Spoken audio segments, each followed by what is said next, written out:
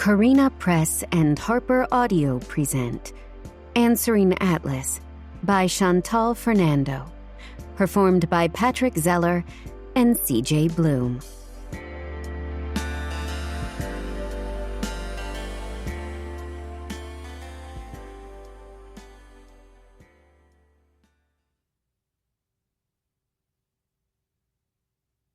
This book includes scenes depicting sexual harassment and a workplace shooting. For Christian, every day with you is an adventure. One day you will kiss a man you can't breathe without, and find that breath is of little consequence. Karen Marie Monning. Chapter 1. Natalie. Letting the amber liquid slide down the back of my throat, I replaced the empty glass down and turned to scan the crowd. After a long day at work at my new job, I definitely needed a drink. Or 3. Ever since I moved from home to be closer to my older sister, Kara, I have been working nonstop. I got a job at Bentley and Channing Law, a well-known law firm with a good reputation, and I'm loving it there. But some of the criminal cases are hard to take home with you at the end of the day. I grew up in a family that liked to straddle the law a bit. It's why I went to law school. As a young girl, I was very aware that my family was part of a motorcycle club and that their businesses and practices were a bit shady. I watched as people were injured or went to jail, and despite loving everyone in my family, in the motorcycle club, I vowed never to be like them. So I kept my nose in a book, studied hard, went to college, went to law school, and passed the bar, but just because I excel as a lawyer doesn't mean I don't get stressed out. It's only been a few months, but already I'm getting buried in paperwork by the DA's office, and my caseload is probably the equivalent of a third-year associate, hence me sitting here alone to clear my head before I go home to my new apartment. I don't keep alcohol at my house, but not because I have a problem. Ever since I moved out of my parents' house, I found coming out to a bar or club if I wanted a drink gives me a reason to be social. I've got to meet people somehow. I can't just rely on my sister and her friends. As I'm pondering whether I want to order another drink, a large man sits next to me, clad in a leather cut. "Can I buy you a drink?" he asks, in a deep, low tone. I turn to study him, my gaze starting at his light blonde hair and green eyes and landing on his full lips. He's handsome enough, and he smells pretty damn good, but he's not my type. I don't date bikers. Call it what you will, but it's just too close to home. I'm not judging anyone, but when you're raised by a group of men and know the ins and outs of their world, it becomes a hard pass. Not only that, but I have no interest in men right now. My career is my focus, and I don't need any handsome distractions. The dating world we live in now just isn't for me.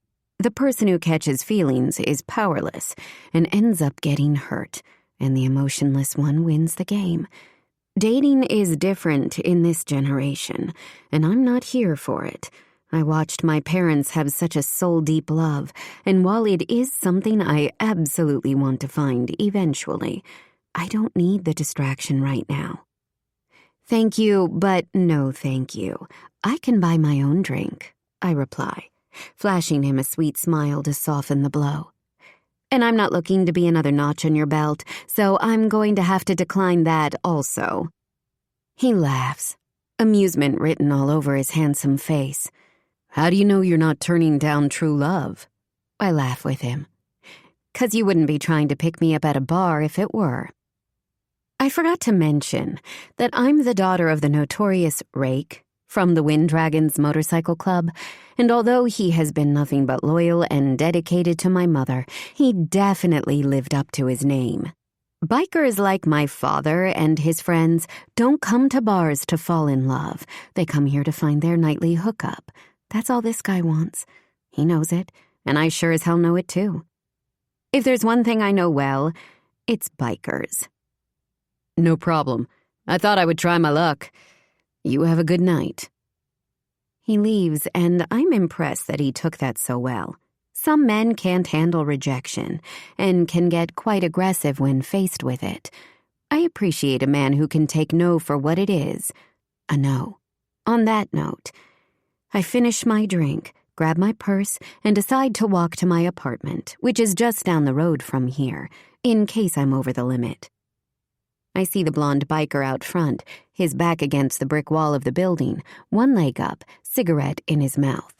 There are two women in front of him, who are obviously interested going by their body language, and I can't help but smirk as I walk by. He sees it and winks back at me. In another life, I might have taken him up on it, but not in this one. On the walk home, I think about the last time I actually had sex. It was about 6 months ago. Not so long for some, I guess, but it feels like a decade for me. I'm a sexual being, but I'm done sleeping with the wrong kind of men.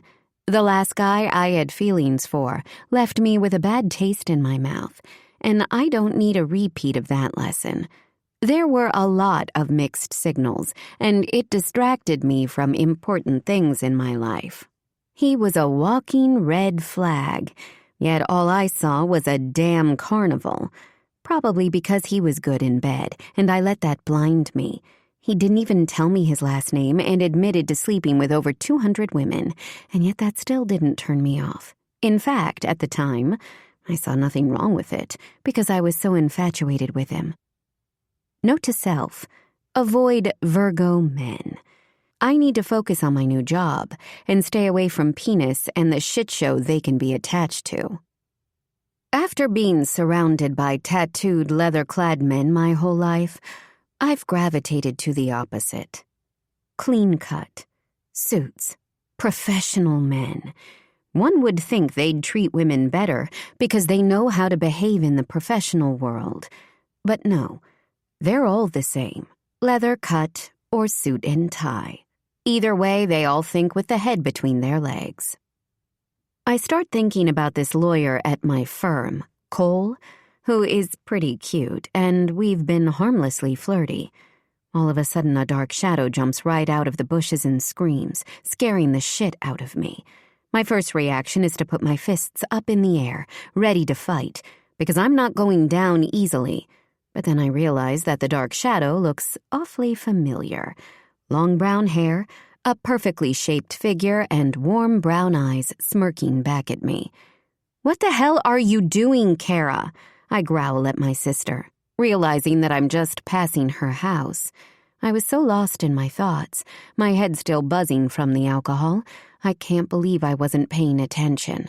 My dad would be very angry at me if he found out I was walking in the dark alone and unaware of my surroundings.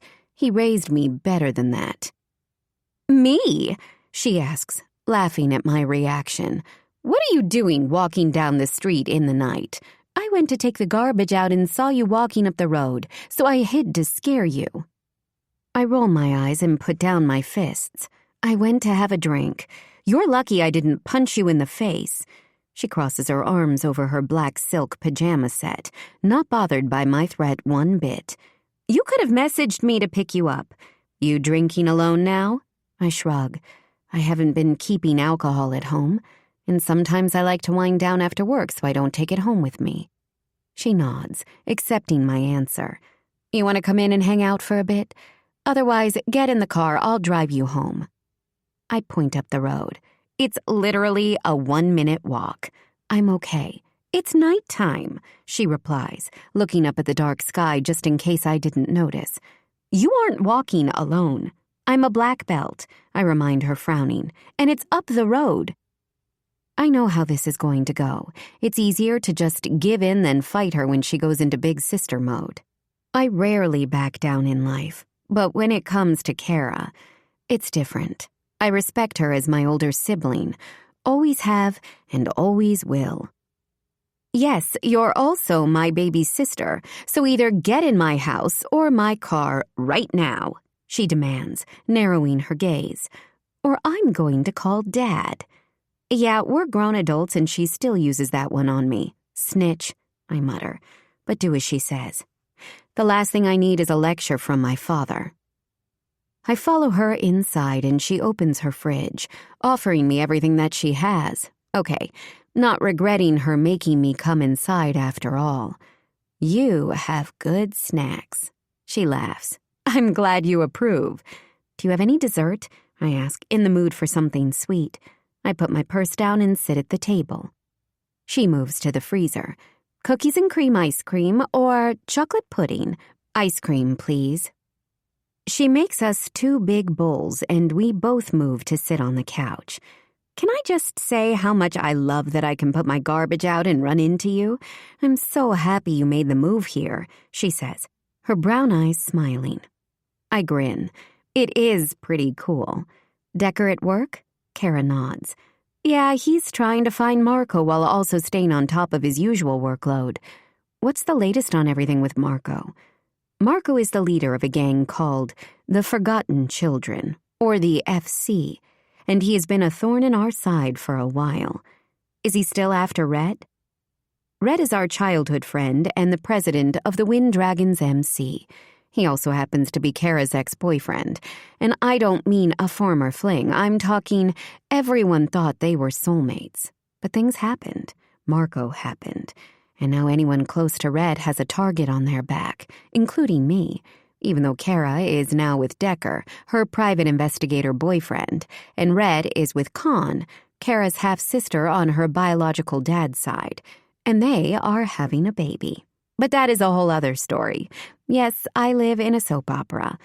Probably a K-drama, whichever is more crazy. Yep, but no one knows where he is. Especially after his baby mama went postal and almost killed Khan and God knows who else.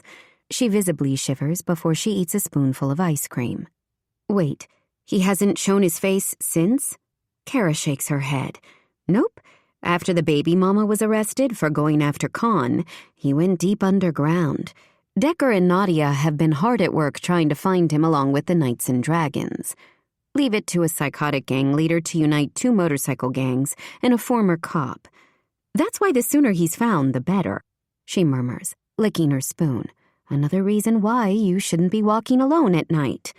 It was down the road, I comment. But I know that she's right. I shouldn't have, but I also don't want to live in fear. Something could happen to me at all times. It could to anyone, but I'm not going to hide and not live my life. Natty, I'm finally away from Dad and now you're going to turn into the overprotective one? I ask her in a dry tone.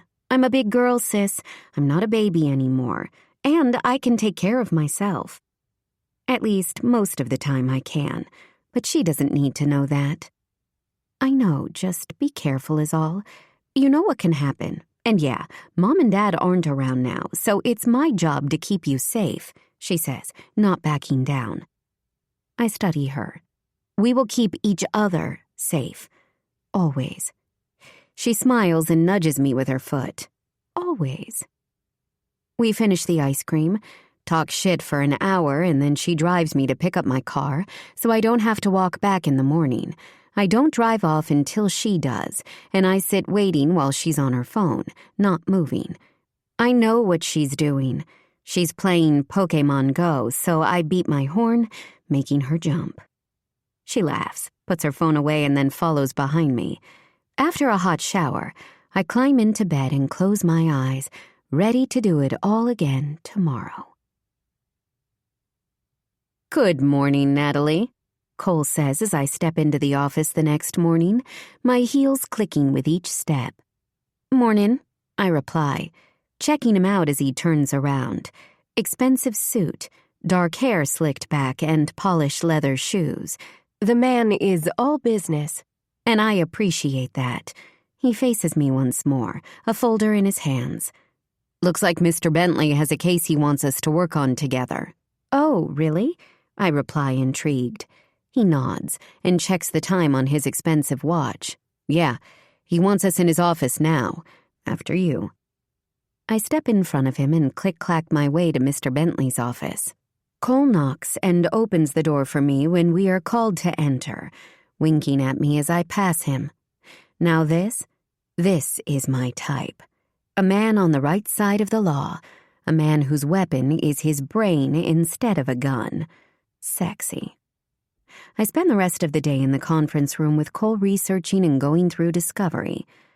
I know I probably shouldn't say this, he says as we're packing up our things, but I don't think it will be long until I'm given a promotion.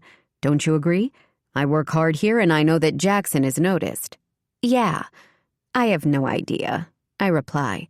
While Cole has a bit more seniority than me, I think he graduated only a year before me. I don't know if that puts him in a position for a promotion. I can't wait until a few years from now. I will eventually open my own firm and I'm going to be rolling in money. We have to put the hard work in first, I say, trying to appreciate the fact that he has goals. They may not be the same goals I have, but at least he has them. He nods slowly. It will pay off in the end, though. Everyone needs a good lawyer, even the morally corrupt, so long as they have enough money to pay. I stay silent. Because although he's right, that's not why I wanted to become a lawyer. Shit, if money was my sole motivator, I would have tried working in one of the Wind Dragon's businesses. They make loads more than what I'm making now. Cole is a puzzle I can't figure out. On one hand, he checks all the boxes of what I look for in a guy. Good job, ambition, dresses well, educated. But there is something that rubs me the wrong way, and I can never put my finger on it. It could be that he comes from money. Maybe this is the way people in his world speak. After work, I head to meet Kara and Decker for dinner and drinks. We do this about twice a week. Decker will join us when he's free. Otherwise, just Kara and I go out. Today was a long day, Kara comments as she sits down at the bar, placing her bag on the counter, while Decker gives me a hug. Kara is a teacher and a damn good one. I had to deal with some really difficult parents.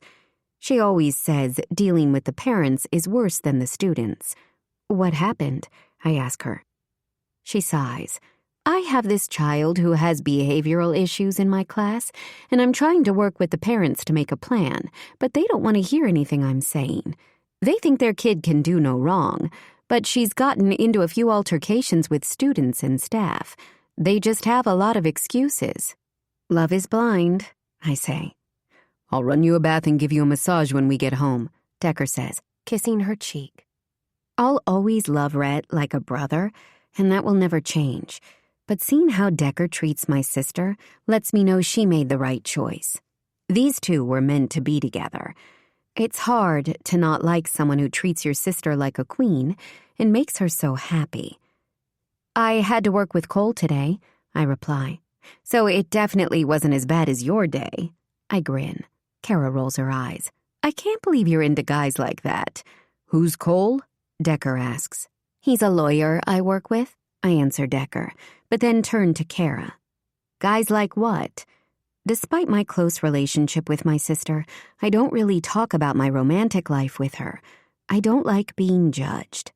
Guys from a whole different world than us, she replies in a dry tone. You know, suits. Pretty, preppy guys, trust fund babies. I'm a bit shocked how well she pegged me. How do you know Cole fits that description? She laughs. I know you better than you think. He's probably rolling in Daddy's money. He is, but how did she know that? You got something against money? I smirk. So tell me more about this Cole guy, Decker asks, without any judgment in his tone, beside the fact that he's rich and works with you. I don't know him that well, just that he's cute and he dresses well, I start, realizing how shallow I sound. We obviously have things in common. Just your job, it sounds like, Kara points out. Is he funny? Decker asks, studying me. I mean, he could be. I shrug. But no, I don't remember him ever making me laugh. I see, Decker replies, dragging the words out. You wouldn't actually date him, would you? He works with you, Kara reminds me. Yeah, don't shit where you eat, Decker adds ever so eloquently. grinning. I did that once, and it ended with my face on flyers throughout the station with the words, "#1 jerk," on it. Don't look so proud there, buddy, Kara says as she nudges him. What did you do to her to deserve this? I ask. He holds his right hand up. I plead the fifth. I shake my head but can't help but laugh. I still wouldn't date someone you work with, Kara says, looking concerned. I'm not going to get myself in any trouble. Don't worry, I tell them, as I get up to go to the bathroom.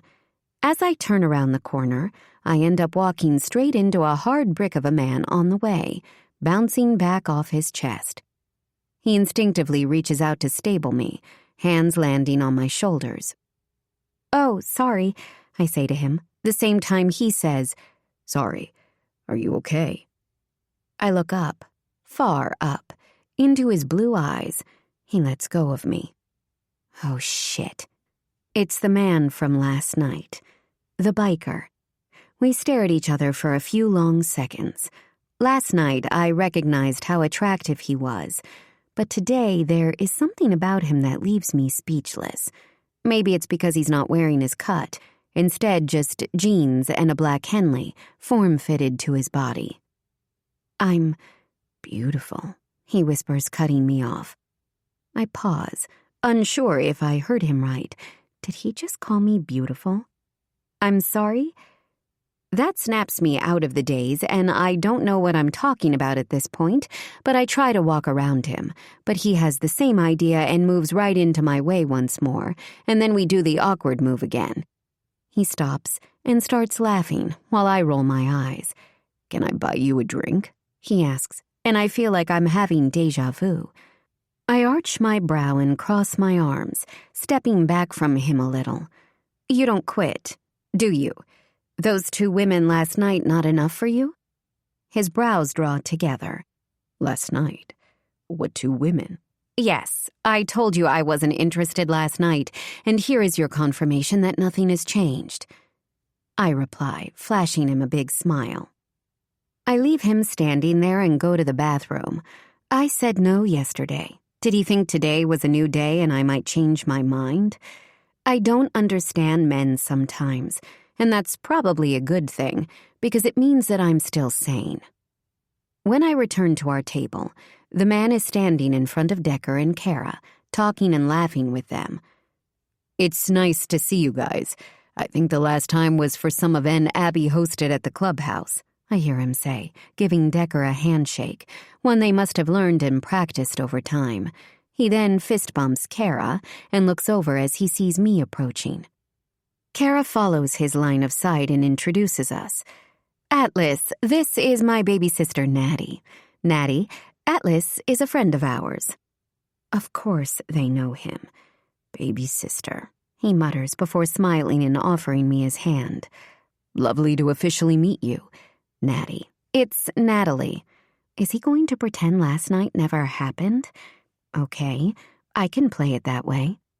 Blue eyes stare into mine, and when I give him my hand, he lifts it to his lips and kisses it instead of shaking it like I suspected. He's wearing a different cologne from last night, but has the same sexy smile. He is not fooling me. Officially? Kara asks, brow furrowing. Yeah, we just bumped into each other, he says at the same time I say, yeah, he tried to hit on me last night. He smirks. I think I would have remembered meeting you last night. This infuriates me. How can he lie like that? Look, Atlas, what kind of name is Atlas anyway? Do you have maps memorized? Can you give me directions anywhere I need? Kara almost spits out her drink. I know you couldn't even fathom that someone could reject you, but guess what? I did, so you can take your ego and kiss my... As I'm about to finish my epic tirade, another man walks up behind him and claps him on the back. A man who looks just like him. Everyone is silent as they watch me process what is happening. Atlas's lip twitches. You must have met my twin brother, Ares, last night. Shit. Chapter 2. Atlas. I can't hide my amusement at Natalie mistaking me for Ares. Not like it's never happened before, but it appears Ares didn't get on her good side, which makes sense as to why she gave me the cold shoulder when I asked her if I could buy her a drink. Ares laughs under his breath. You. I remember you. I bet, she says, looking me straight in the eye, her chin lifted up, showing me that she knows she's made a mistake, but isn't going to be embarrassed about it. She tucks her dark hair back behind her ear. I don't know what it is about this woman, but she instantly has me intrigued. So, you're Rake's other daughter? I ask, watching her lips move. She's so expressive, every emotion she's feeling plainly displayed on her beautiful face. Yes, I'm the other daughter, she replies in a dry tone. She turns to her sister, her long dark lashes hiding her dramatic green eyes. Is this what I'm going to be known as from now on? It's like high school all over again. Carol laughs. There are worse things to be known as, Natty. Natalie groans. Carol rolls her eyes and they start chatting between themselves. Decker suggests we all move to a table to sit down, while I buy everyone another round of drinks. You could see why I tried to take her home last night, my brother says into my ear, and normally I would laugh it off, but for some reason tonight it annoys me. But for the record, yeah, I do. She's an attractive woman. Green eyes, beautiful face. She's classy, and she has an attitude to her. I like that. She turns to me suddenly and clears her throat. I just want to say that I'm sorry about before. I thought you were, well, you know. Damn, man, she knows how to apologize. 1 in a fucking million. I know, I smirk. It happens a lot. Don't worry. She smiles and it hits me right in the chest. Well, now that I've met both of you, I'd definitely be able to tell you both apart. Your eyes are blue. His are green, and his hair is lighter than yours. You also have different auras about you. Aura? I don't believe in all that shit, but I don't care what she's talking about. I'm too distracted by her full lips. What is wrong with me? I'm like a teenage boy all of a sudden. Yeah, she replies, staring at me, but turns back to Kara when she says something. I notice Ares studying me, just a little too closely, and I know he can sense my interest. No one knows me better than my brother does. You going to drink this? He asks, smirking at my untouched beer.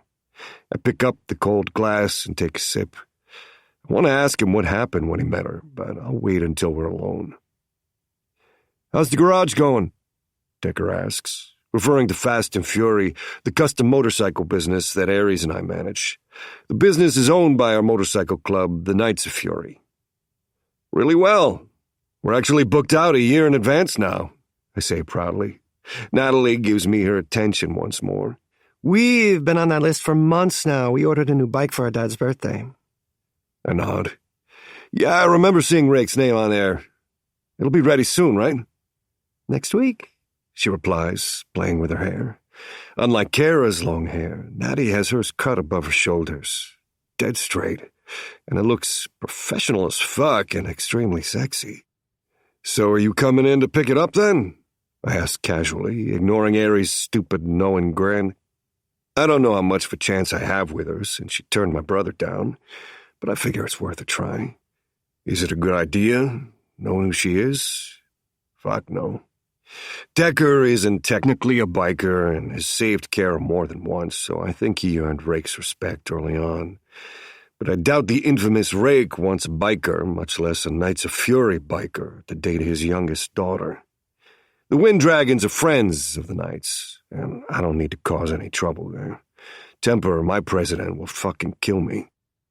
Plus, Kara and Decker are my friends, and I don't want to jeopardize that in any way. But there is something about her. It makes her a bit forbidden, and fuck, I've always loved a good challenge. And we all know that forbidden fruit always tastes better. Yeah, actually I am. I'm going to ride it back to the clubhouse to surprise him with it. She replies, rubbing her hands together in excitement, her green eyes lighting up. My eyes widen in surprise. You're going to ride it?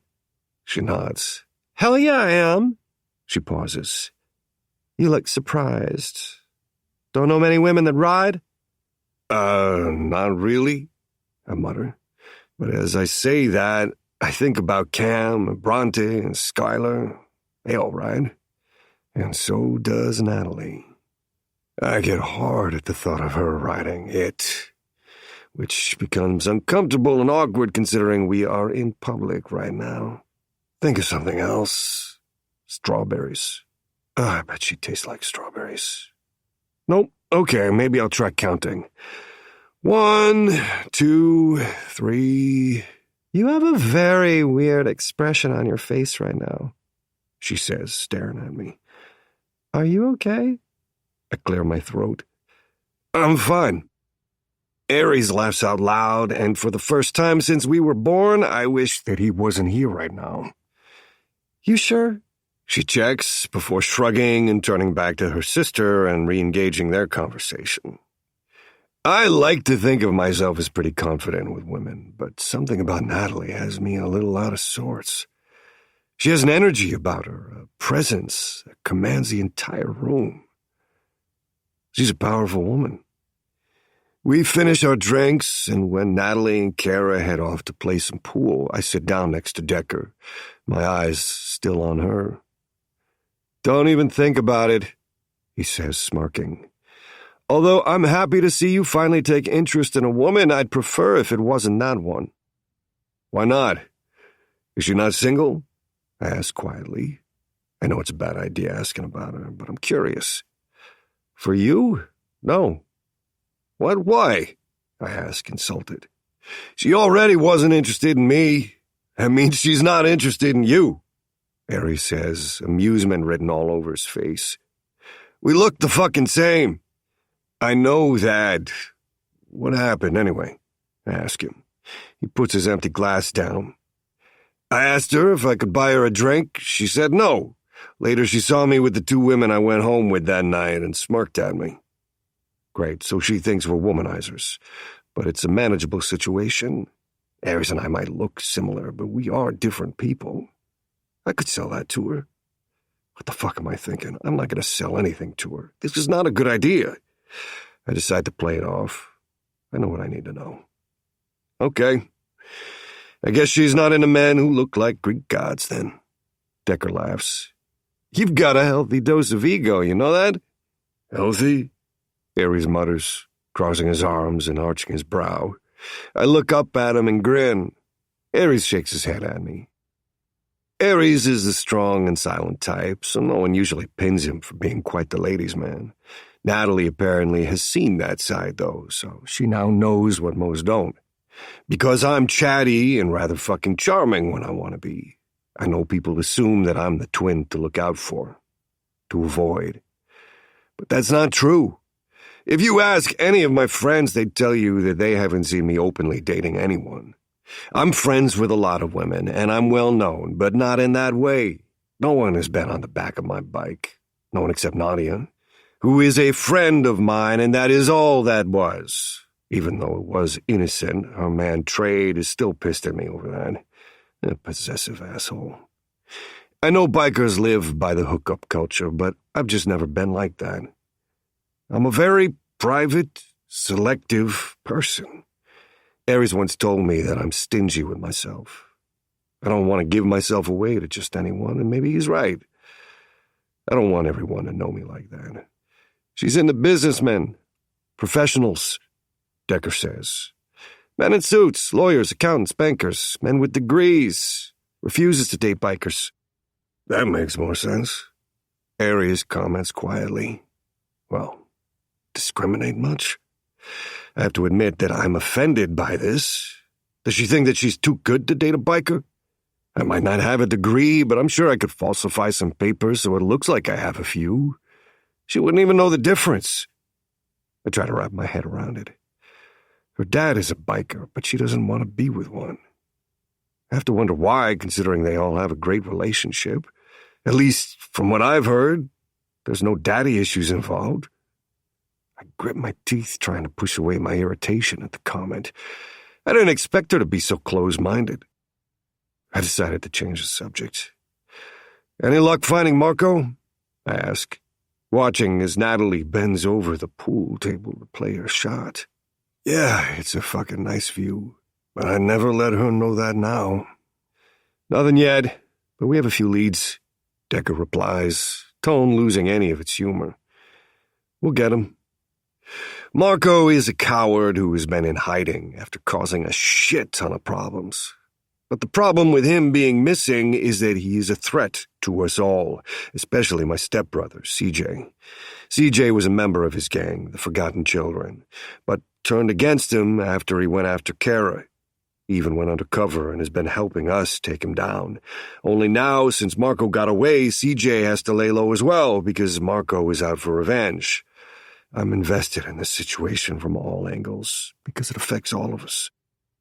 Temper put me in charge of the Marco situation, so I have to work with Red and the Wind Dragons. It's a total shit show for all of us, and we have both MCs and Decker and Nadia, who are private investigators, all working together to find him. We need to band together to make this work. There's also a man that goes by the name of Fox who is helping Marco. Although CJ and I have had a pretty rocky road, I'm still going to be there for him. My mom was married to his dad for a while there, and when we were teenagers, I slept with his girlfriend, Eliza, and he hasn't let me live it down to this day. We were 17. The man knows how to hold on to a grudge. Maybe that's one of the reasons I decided to take relationships a little more seriously. I really fucked up CJ with my actions, and I regret it to this day. We will, I say absently, my eyes darting back to the first woman in a long time to catch my attention. The first woman since, well, Eliza. Look how that ended. I broke my trust with CJ just for her to leave me for someone else anyway. Karma. I seem to always be attracted to the wrong women. But I've learned from my mistakes, and I won't be making them again. Natalie doesn't like bikers? Well, she isn't going to have to worry about this one. Besides, I don't need the fucking distraction. Chapter 3. Natalie. Do you think the twins share women? I ask, studying the two of them across the room at the bar as they laugh at something Decker said. Kara looks up from playing her shot and laughs. You are not the first woman to wonder that, and I'm sure you're not going to be the last. They are both extremely attractive men, but there's something about Atlas, although I can't put my finger on it. They're practically identical, kind of like those Olsen twins. Neither Atlas nor Ares is my type, of course, but I can still appreciate a man, or men in this case, with good looks and style. He keeps looking over at you, my sister says, grinning as she watches me take my shot and sink a ball. How do you know it's me he's looking at? I ask, arching my brow. Because Decker hasn't punched him in the face yet. We both burst out laughing, which has all the men glancing over at us, curious. Men are so easy, I mutter to myself. I look over at Atlas and do find him watching me, except he seems to have a little scowl playing on his lips. What's his deal? You didn't even ask which one was staring at you. She smirks, and she's right. I didn't have to ask. Yeah, Ares hit on me, but he's let that go. Atlas, however, has been watching me all night, and I don't know how to feel about it. He's much better than Cole. I roll my eyes. You'd say that about anyone. And since when are you team biker? You got rid of yours for a cop. Kara's jaw drops. Ex-cop? And I did not get rid of Rhett. It was more the other way around, if we're going to be honest about it. I'm not going to lie. I was devastated when the two of them broke up. They were childhood sweethearts, and I grew up with Rhett as my big brother, but I can now see that it was for the best. Some people you are only meant to love for certain chapters of your life. You know what I mean, I reply, waving her away. Kara and I have always been close, and we always will be, but I sometimes feel like I need to be the natty she expects me to be. I look up to her as my big sister and pretty much idolized her when I was little. I never want to disappoint her, and as a result, I don't share everything with her out of fear that she won't like what she sees. I don't even tell her that I hate being called natty. It makes me feel like a 5-year-old. Don't get me wrong, she's my rock, and has been there for me since the day I was born. I love her unconditionally, and I know she feels the same. As I get older, though, I'm beginning to realize she doesn't know me as well as she thinks she does, and it's my own fault. I am not attracted to bikers. It feels wrong. I shiver just thinking about kissing one of the men I grew up with. Gross. Please, didn't you always have a crush on a prospect? I give her a shove. They were the only men I ever was surrounded by. Who else could I crush on? Besides, I want my life to be about me. I don't want to be consumed by the lifestyle. Your life will be about you and your partner, no matter who you end up with. Yes, but it won't be about who's been shot. Or it won't include me having to walk around with a babysitter because I'm constantly in danger. I grumble. Kara sits down and studies me, ignoring the game. That's your life no matter what, and you know that. We're on high alert right now, and you aren't dating a biker. This is your world, too. I hate that she's right. Yeah, but being an old lady will only amplify that tenfold. I'm already working with Faye as the lawyer for the Wind Dragons, and that is more than enough biker to deal with. Maybe when I go home to a nice businessman on the right side of the law, it will be like a breath of fresh air. The worlds will get mixed, Natty, and you know that. Just look at Decker. He's on the right side of the law, yet he's still doing shit for the MC because that's our family, and family helps family. I know she's right, but that doesn't mean I'm not going to try to find my little slice of peace for myself. I want to come home after work and be able to chill out with my man, have our own little world, and not step into a clubhouse with people everywhere. I love my family, and I had a great childhood, but it wasn't a normal one. Other children weren't told they had to train in self-defense for their own safety. Most other teens weren't shown how to proficiently use guns or how to hide if the cops ever showed up. My life has always been filled with love and loyalty, but it's also always been full of chaos. I'm over the chaos. I want peace, and I don't think I'm going to find that with a biker. I just want a loving, healthy relationship with someone who is obsessed with me and doesn't have a wandering eye. Someone who supports my career and knows how important it is to me. And someone who can pull me out of my shell a little and remind me to have fun. I can be a little uptight sometimes and a bit of a workaholic. I need someone who will balance that out. The men I've known are intense, overbearing, and overprotective. I don't know any bikers who aren't like that. And while I love the Wind Dragons to death, I don't need more of that. I have enough of that in my life already. I need something different. I guess what's meant to be will be, I reply, nodding to her pool cue. Now stop trying to distract me from the fact that you are losing. I know you better than that, she says in a dry tone. Can I play the winner? Atlas asks, taking the empty bar stool next to Kara, eyes on the table. I share a look with Kara, whose own eyes twinkle with amusement, and then reply to one half of the twins we were just discussing. Sure. Winner can buy the next round. I already offered you a round. I believe you turned me down, he says, arching his brow as he takes a sip of his beer. He turns to Kara, and I can tell the two are pretty comfortable with each other by their body language and how relaxed my sister is. It's weird to think she moved here and has had this whole other life I haven't been a part of until now. First with a new half-sister, new friends, and now even a whole new motorcycle club. I feel like I've been missing out on a lot. It is so odd that Kara not only is a part of the Wind Dragons, but now the Knights of Fury. It's like Kara was made for motorcycle club life. How are we related? The Wind Dragons have always had allies and enemies, But with the knights, it's like they are almost a part of the dragons, too. They seem to trust each other and act like friends. I was always raised to only trust your own club, so it's taking me a bit to wrap my head around this. Thanks for the cupcakes you sent Con at work yesterday. They were delicious, I overheard him saying to her. He knows Con?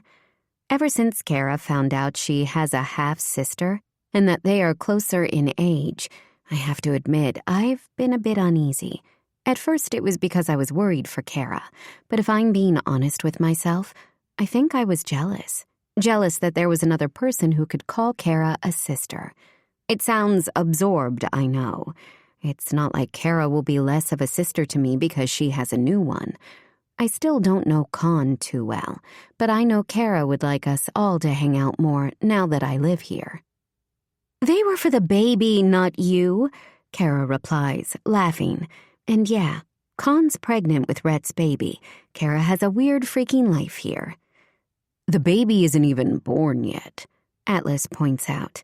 Yes, but she was craving red velvet cupcakes, and that means the baby wanted it. And what the baby wants, he or she will get. Hey, I'm not complaining. Keep sending whatever the baby wants to the garage, in bulk, he replies, playfully nudging her arm. Kara is about to become an auntie. It's a little weird, her having family that isn't mine, but as long as she's happy, that's all I care about. Con is not blood-related to me at all, and while I like her, I don't have that same bond with her that Kara does. She's more like a friend of a friend to me, or something like that, but anyone that loves Kara and makes her happy is okay in my books. I didn't love that she ended up with Rhett, but if Kara can accept that, then so can I. I pick up my drink and finish it off, the motion catching Atlas's attention. Suddenly thirsty at the thought of losing to me. He's playful and cocky, and I'm not going to lie. I find both appealing. I mean, who doesn't enjoy a little banter, right? I love a man who can dish it out and take it right back. But there seems to be a little edge to his tone that I don't like. Is he angry at me about something? I don't even know the guy, but the energy I'm getting from him has slightly changed in the last 20 minutes. I don't lose. I win, or I learn, I reply. I beat Kara, and then she heads back to the bar with Decker and Aries, leaving me alone with Atlas. I guess you're about to learn, then, I hear him say when I'm about to break. You don't always get to win. I pause and look up at him. His blonde hair curls slightly over his forehead, longer on top and shorter at the back. Even with the lighter hair, his blue eyes are framed in thick, darker lashes. His nose is straight, his lips full. He's an attractive man. Shame he's such a pain in the ass. Anyone ever told you that you talk a lot of shit? His lip twitches. No, no one would dare. I grin and take my shot, 2 of the balls sinking. If he wanted competition, he got some. Because I don't like to lose, no matter what line I gave him just before. I was the valedictorian of my high school, top of my class in law school, best in my karate class. I don't do second place. You look a little tense, he comments casually, chalking up his cue. Suddenly realizing that you might have bitten off more than you can chew? I'm pretty sure my eye twitches a little. All I'd like is for you to stop talking and play your shot, I reply, pursing my lips tightly. You think very highly of yourself, don't you? He comments, blue eyes locked on mine. A little too high, if you ask me. My eyes narrow. What is that supposed to mean? He leans over the table to take a shot. You know, you come in here in your fancy business suit. You make judgments about people based on the people they associate with, without getting to know them. You, Natty, are a snob. With that, he sinks another ball.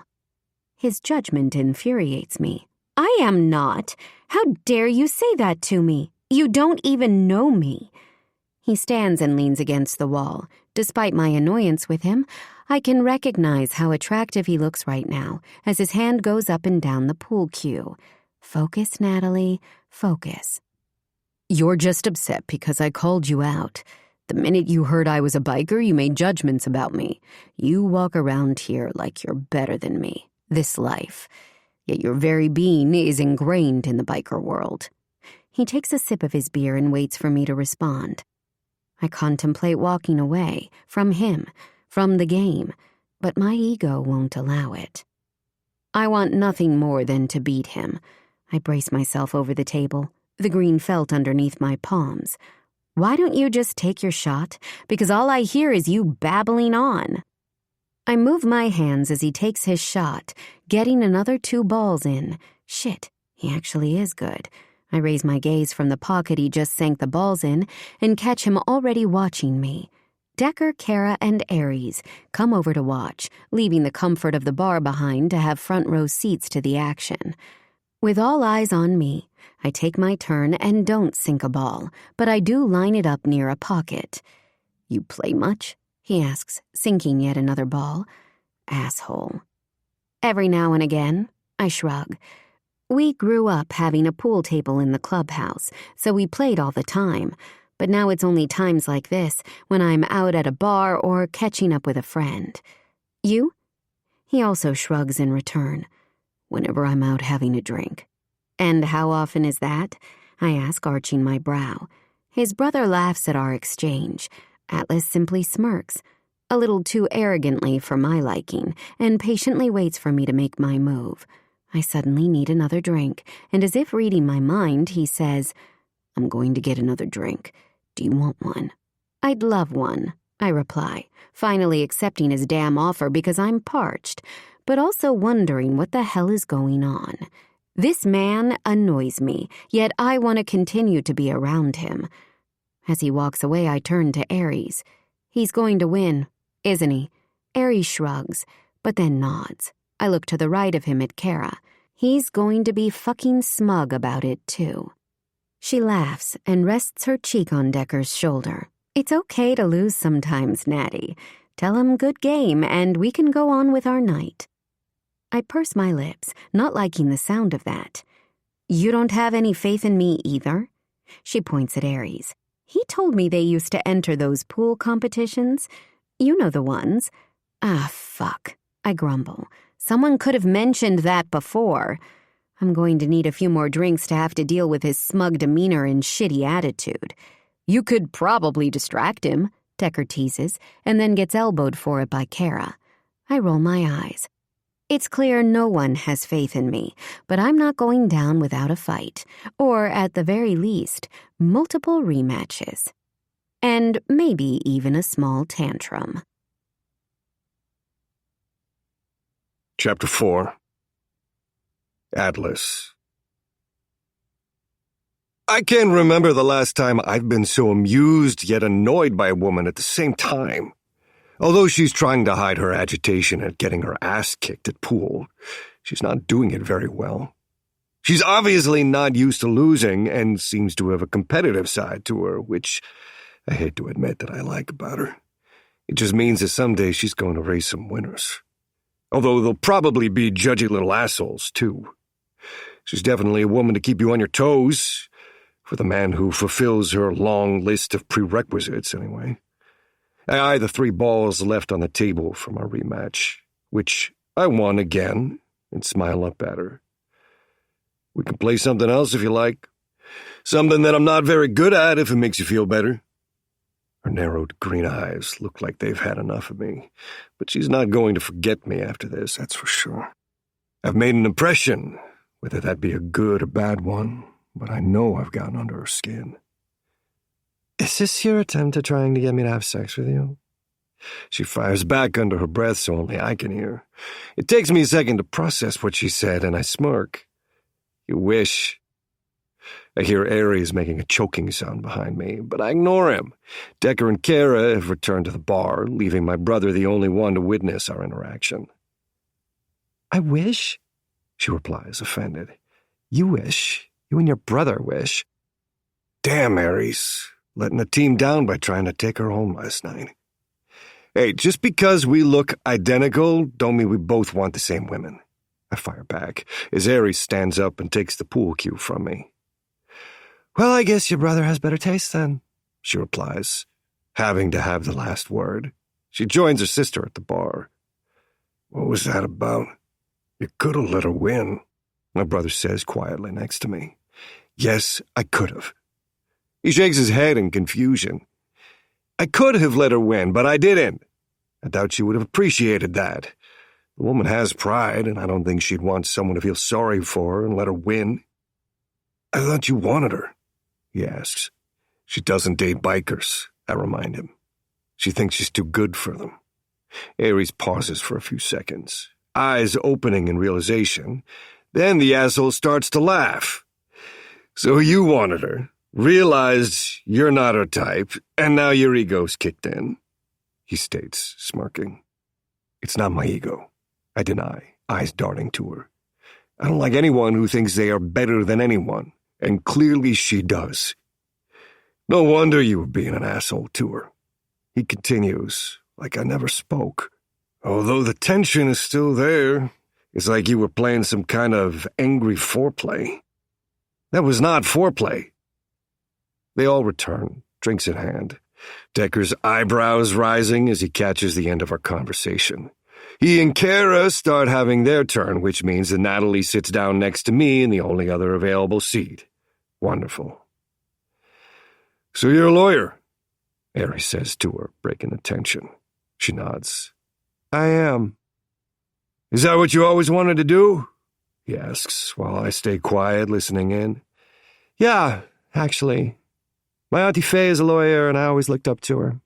And I guess it's a way I can be of help to my family, because let's face it, they're all going to need me to save their asses at some point or another. That's very loyal of you, Aries replies, apparently impressed with her explanation. I'm not easily dazzled. I think it's her way of proving she's better than bikers. You can disguise a rat, but at the end of the day, it's still a rat. Do you get many lawyer jokes? I ask her, unable to help myself. She turns to me and looks me in the eye. What? Yeah. You haven't heard any? People have a lot to say about lawyers. I guess no one has dared to say anything like that to my face. I ignore a warning. How many lawyer jokes do you think are in existence? I ask. I don't know. Only a few. The rest are all true stories. She studies me for a few seconds and then expels a deep sigh. You've been single a long time, haven't you? What's the difference between a mosquito and a lawyer? I don't even wait for her to respond. One is a blood-sucking parasite, and the other is an insect. Did I tell you that I'm a black belt? I ignore Harry's laughter. She didn't tell me that, but I'm not surprised in the least. I hate that I find that attractive, too. I suppose you need to fight since you only date businessmen, I reply, casually stretching my neck from side to side. You'd be the one protecting them, I guess. She makes a sound of annoyance, almost a growl. That's what's up your ass? You're going to be angry because I have a preference? I lift my chin, staying calm. I'm not angry about anything. I just didn't peg you for someone so judgmental, considering you grew up in a clubhouse. I am not judgmental, she fires back, scowling. Aries' head tilts between us, back and forth like he's watching a tennis match. Really? Because that's not what it looks like from over here. She glares at me like she wants to show me her black belt moves firsthand. You don't even know me. And you know what? At the start of the night, I thought you were pretty nice and kind of sexy. But now I think you're an asshole. Don't act like you know me because you don't. Kara turns to us as Natalie's voice gets louder, likely wondering what her sister is getting so worked up over. Aries, the peacemaker, steps in. Can I get you another drink, Natty? I love one, she replies, eyes on me. The two of them head to the bar together while Decker comes over and eyes me with sympathy. You're in deep shit, is all he says to me with a pat on the back, but in a cheerful tone, filled with amusement. Am I? Because to me, it looks like I'm avoiding it. Well, I mutter as I notice Natalie enter the Fast and Fury custom garage.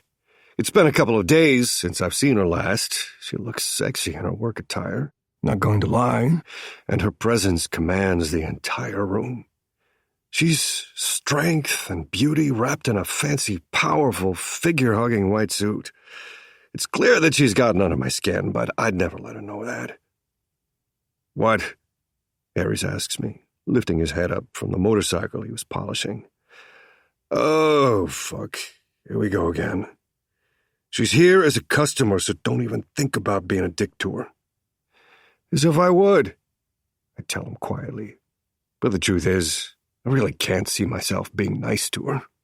I don't know what it is about her, but all I want to do is push her buttons, in every meaning of the word. She infuriates me. She's out of our league. I love how he says our. No one is out of our league, I reply, smirking. But don't worry, I wouldn't want to be with someone who has their fucking nose up in the air. That's not my type. Fucking hell. He mutters under his breath. You're an idiot, you know that? I grin, ignoring him, and head in Natalie's direction. Khan comes out of nowhere and blocks me, standing in my way. What are you doing? I'm going to offer my exceptional customer service skills to that customer over there. Why? I ask, not even looking at her as I keep my gaze firmly locked on my target. She doesn't need your help. Hell, she doesn't, I mutter. Natty is here to pick up a bike, Khan replies, crossing her arms over her chest with a surprised smirk on her face. Kim is on it. I know, she's here to pick up Rake's bike. The red and black Harley Cam just finished yesterday, right? Yeah. Khan trails off as I walk by her. Well, look who jumped off her high horse to be here with us today, I say to Natalie. She turns at my voice and sighs, green eyes narrowing. Funny, I was hoping that you wouldn't be here today, she replies, pursing her lips together. I'm always here, I reply, flashing my teeth. That's unfortunate. But luckily, there are plenty of other wonderful people here to help me today, she replies, tucking her hair back behind her ear. So you can carry on being an asshole someplace else. She makes a shooing motion with her hands. There are others here to help you, but none of them have a degree. Sorry, but maybe you should go somewhere else. You're such a jerk. And you are a pretentious little... Cam comes over, eyeing the two of us, paperwork in her hands. Here is your receipt. Thanks, Cam, Natalie says to her, demeanor changing as she ignores me. Dad is going to lose his shit when he sees it. Kara said she's meeting you at the clubhouse to give Rick the bike. Are you going to record his reaction? Khan asks as she joins us. Natalie nods. Yeah, I will. Mom doesn't even know we got it for him. I don't know how we're going to top this for his next birthday. I don't know either. Cam laughs. I designed a bike for Orion last year, and now I think he expects one every year. Now, you said you were riding the bike back to the clubhouse. Did you want one of us to drive the car back to your house for you? I speak before thinking. I can drive the car for her. I can drive to the clubhouse so she has a ride home. I've been meaning to catch up with Red anyway. What? Natty asks, brow furrowing. You want to drive all the way to the Wind Dragon's clubhouse? I shrug. What can I say? We offer exceptional customer service here. Are you feeling okay? Cam asks me, brow furrowing. Never better. Have you two met before? She asks nosily. I was wondering the same thing. Khan mutters. Yeah, we met a few nights ago, actually. I update. We are friends. Okay, not exactly. Natalie looks like she doesn't know if she wants to laugh or slap me. I realize it's a regular expression she has around me. Friends is a very strong word. I see, Khan murmurs, hiding her smile. Okay. Cam turns back to Natalie. You ready to see her? She asks, bouncing in excitement. Natalie nods, and we all walk over to the center of the warehouse, where Cam moved the bike. She pulls the white sheet off the first one, revealing a matte black bike with touches of red that has to be some of Cam's best work.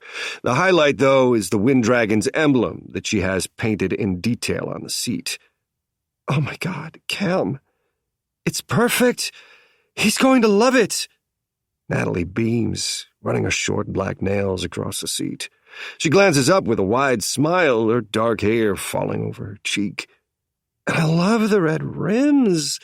I'm glad we went with those. I'm going to take a photo to send to Kara. Aries comes and stands next to me. What did I miss? Princess over here is here to pick up her father's bike, and I offered to drive her car back to the clubhouse for her. Aries looks at me, confused. Why would you do that? I thought you said she was judgmental and you didn't want anything to do with her. I don't know, I admit, rubbing the back of my neck. Why did I offer? I have no answer. Maybe it's for Fast and Fury. All the Wind Dragons will want a custom bike after seeing this one. Maybe I'm just drawn to this evil woman and want to be around her for some reason.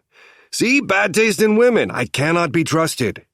We help her get the bike out the front, and I watch as she gets a leather jacket and helmet out of her black RAV4. She was serious. She's going to ride the motorcycle back to the Wind Dragons clubhouse, which is a 2-hour ride. And so am I. So am I driving your car for you? I offer up. Like I don't have any managerial responsibilities here. I mean, Aries can hold down the fort. Pros of having your twin brother as a co-manager.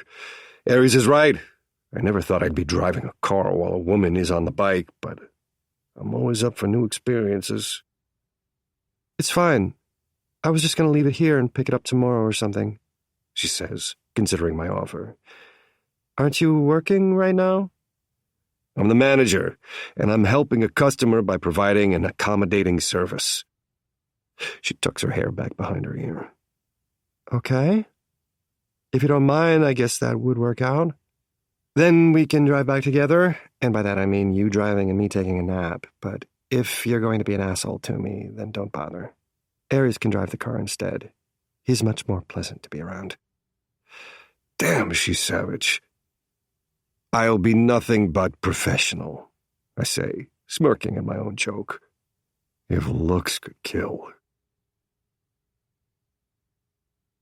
Chapter 5. Natalie. I don't know why I accept his offer, other than it does make sense and makes my life much easier. With Kara at work today and her being unable to ride anyway, I told her I'd get the bike to Dad so that he can have it today, which is his actual birthday. Then Kara would drive down after work tonight with Decker for Dad's birthday dinner. I could have gotten a lift back with Kara and Decker. In fact, that was the original plan. But this way I don't have to come back here to pick up my car either late tonight or tomorrow morning, so it's more convenient, right? Okay, I don't know why I agreed to this. It's definitely not because I want to be around Atlas. Nope, definitely not. He's a biker and a jerk, and I know he just wants to get me into his bed. He can pretend to dislike me all he wants, but I see how he looks at me, and you know what? It's tempting. I said that I didn't want to end up with a biker, but that doesn't mean I couldn't sleep with one if I wanted to. And angry sex? Fuck yes, I could go for a little of that. But do I want to give him that satisfaction? No, I do not. If I wanted to sleep with a biker, I would have slept with Aries. But after meeting them both, I know that I'm physically more attracted to Atlas. Yes, I know they're twins, but I can tell the difference between them and my body. The traitor prefers Atlas. Stupid hormones. He likes to win, and I don't want him to. Besides, I'm focusing on myself. No guys as a distraction. I hand him my keys. You sure you want to do this? I could always get a ride back with my sister and pick up my car tomorrow. I'm sure, he replies confidently, taking the keys from me, our fingers touching in the process. I ignore the instant spark at our touch. Are you sure you don't want me to ride the bike and you take the car? He sounds hopeful. Poor guy. I'm sure, I smirk. I've been waiting to ride this bad boy ever since we ordered it. I switch my white suit jacket for the leather one and put on my helmet. I can feel Atlas's eyes on me as I straddle the sexy new motorcycle, running my fingers along the shiny handlebars. I'm riding a piece of art right now, and I need to get it to my dad safely. Aries comes out, and the brothers speak to each other while I get ready for the long ride ahead. When I'm ready, I turn to Atlas and give him the thumbs up, and he nods and gets into my car. I don't miss the unhappy expression on his face, and it gives me a little bit of satisfaction. Okay, it gives me a lot. Not only do I ride the bike, but I lead the way. The ride there is long, but I love every second of it. I look over at Atlas at the traffic lights and give him a little wave. He gives me the finger in return, and I can't stop the laughter that spills out of me. A group of bikers pull up on the other side of me, a few of them calling out to me. "Hey, sexy," one yells. "Never seen a woman so hot ride like that," another adds. Smirking, I look back over at Atlas, who looks pissed, his jaw clenched and his eyes narrowed. I ignore the men but fail to hide my amusement. 2 hours later, when we get to the clubhouse, he parks next to the bike and gets out of the car with a big sigh. "I don't think I've ever been so jealous in my life." "You wanted to drive the car." "I did offer," he grumbles, eyeing the bike. "She looks so sexy on the road." I arch my brow in amusement. "I know. Did you notice the bikers checking me out?" He grits his teeth. "No, I did not. What bikers?" I grin widely, knowing that he's lying. He saw them all right. "I need to buy my own bike. I think it's time. Or you can just get on the back of mine." I think I hear him mutter. "What did you say?" I ask, just as Rhett walks outside to greet me. "Hey, Dad's not here yet, right?" "Nope," he replies, hugging me and then admiring the bike. "Fuck, he's going to love it." "I know." I beam. He looks over at Atlas, his brow furrowing. "Atlas, what the fuck are you doing here?" "Nice to see you too," Atlas replies, unbothered. He nods toward the bike. "Came to make sure our product arrived in a good condition." Rhett smirks and greets him with a handshake. "Well, if you're here, you might as well come in and have a drink. I've been meaning to talk with you anyway." The two of them walk ahead of me, chatting and laughing, and suddenly I feel like the third wheel here. How are they so close?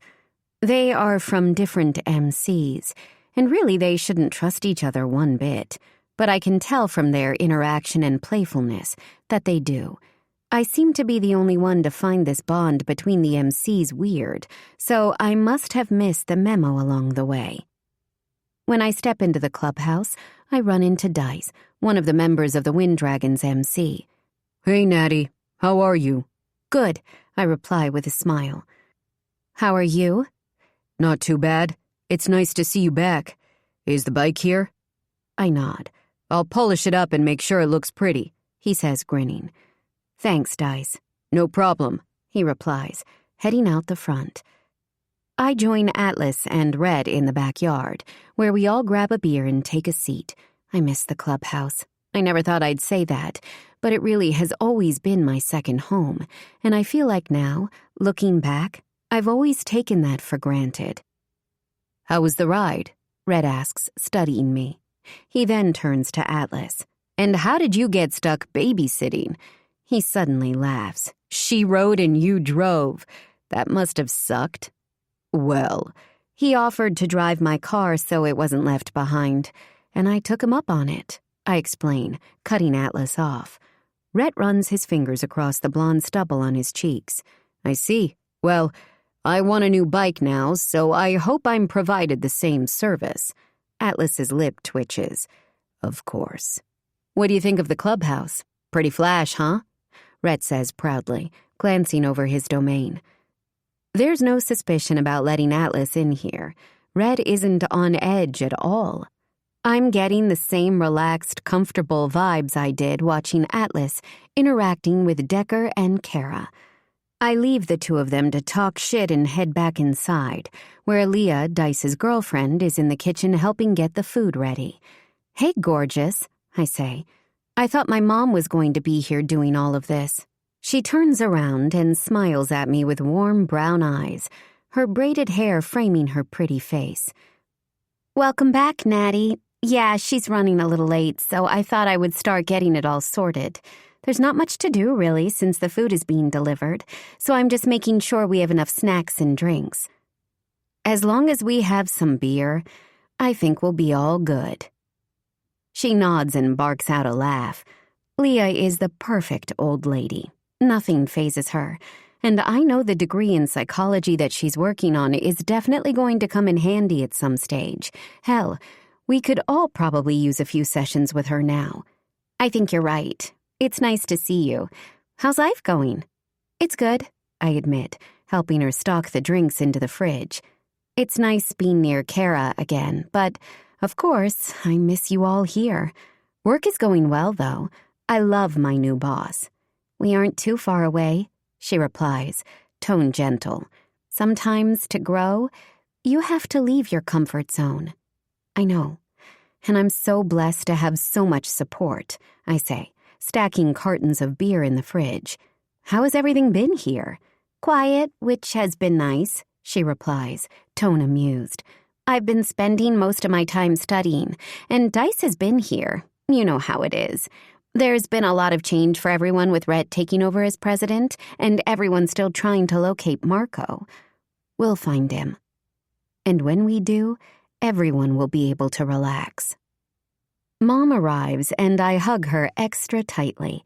I miss her and Dad a lot, and even though I'm grown, it's been a hard adjustment being away from them. We both blow up the balloons and hang up the happy birthday sign for Dad. "When are you going to tell me what you girls got him?" she asks, stepping down from the ladder and staring up at her handiwork, the beautiful balloon garland spreading from one side of the room to the other. "You can see it when he does," I reply, pulling out a chair and taking a seat. "What did you get him?" Her cheeks go a little red and I wince. "Never mind, I don't want to know." She tells me anyway. "I bought some sexy lingerie and I booked a little weekend away for the two of us." My parents' sex life is known to be a bit kinky. It's gross that people know that, but the one thing I love about them is that they don't hide who they are. They are unabashedly themselves. It is definitely a trait that I did not inherit. I'm sure he will love that, and the two of them can ride away on his new bike. "I'm happy you and Kara are close by each other," she says, studying me. "All I ever wanted were my girls to be close and look after each other, and I got that. Now, if something were to ever happen to me, I know that you both would be okay because you have each other." That got dark fast. I reply in a dry tone. "Nothing is happening to you, Mom, and yes, we will always be there for each other." She smiles. "I must have done something well to raise two beautiful, strong women. Yes, you are one yourself, so we just followed in your footsteps." She hugs me and kisses the top of my head. "Your father and I are very proud parents." "I know, Mom," I grin. "And you both set the standard very high for who we end up with. I want the love that you both have, and I'm never going to settle. You'll find the perfect person for you. It wasn't all butterflies and rainbows for us, though. We had to fight for what we have." "I'm not afraid of a little fight," she laughs. "Don't I know it?" "There you are," Atlas says, smiling when he notices my mom. "Hello, I'm Atlas." He smoothly offers her his hand, laying on the charm, a completely different version of himself. "Bailey," she says, shaking it. "Nice to meet you, Atlas." She glances over at me, confused. "He drove me here," I explain, shrugging. "I should tell everyone how he's been judging me, but I don't need anyone to handle my battles, and if I'm going to be honest with myself, because I refuse to admit this out loud to anyone else, what he said to me actually hit a nerve. From the outside, he's right. I did judge him because he's a biker, and for nothing more. I'd be really upset if anyone judged my father or Rhett or any of the men because of that. I like him even less now that he has me shining a magnifying glass on myself. I will deal with Atlas." "I see," she replies, an amused glint in her eyes. "I hope you'll be staying for my husband's birthday dinner, Atlas." He kind of has to, because we're driving back home together, too. "I'd love to if I'm welcome," Atlas says to her, tone respectful. I can now see where Natalie got her beauty and grace from. My jaw drops, and I shake my head at him. So what? Now he thinks nicely of me because my mom is here? Mom laughs, hand on her chest, as I roll my eyes. Thank you, Atlas. You are so sweet. Now, why don't you tell me how you got stuck driving my daughter here, and how you both know each other? I'm glad that she didn't have to do the trip all alone, and I'm sure it's a story I'd love to hear. Wow, she is so easily won over. A few compliments and that's all it takes. Flattery will get men everywhere. Don't be fooled, Mom, I say. This one thinks I'm judgmental because I wouldn't sleep with him.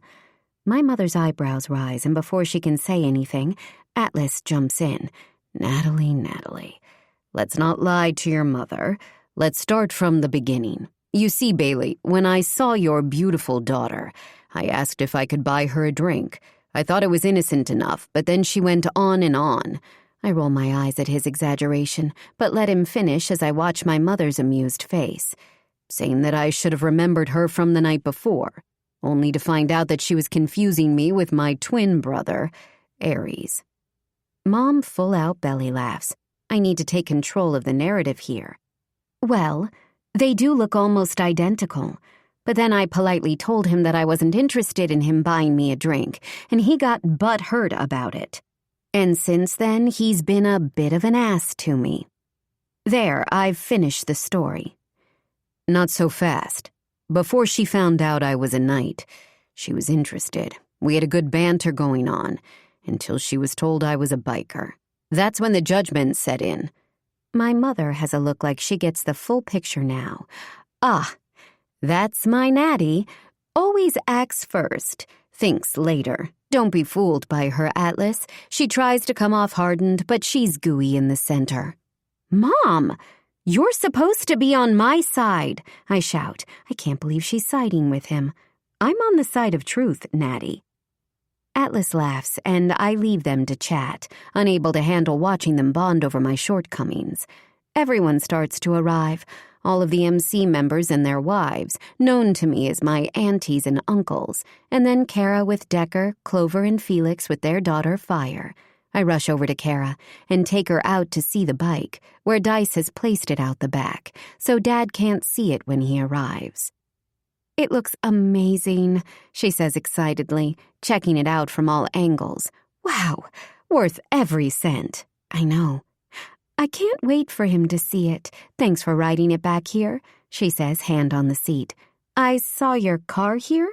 Yeah, Atlas offered to drive it here for me, I tell her, knowing what her reaction is about to be.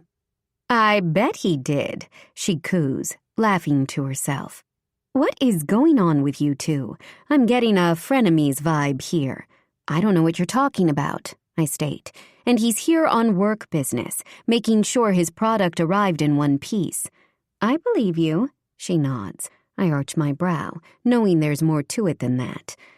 Except the bike isn't the product he's making sure got here safely, she adds, just loud enough for me to hear. You know, Con was telling me that she's never seen Atlas openly date or pursue anyone. Ever. Yeah, that's because he can't get anyone to date him, I declare.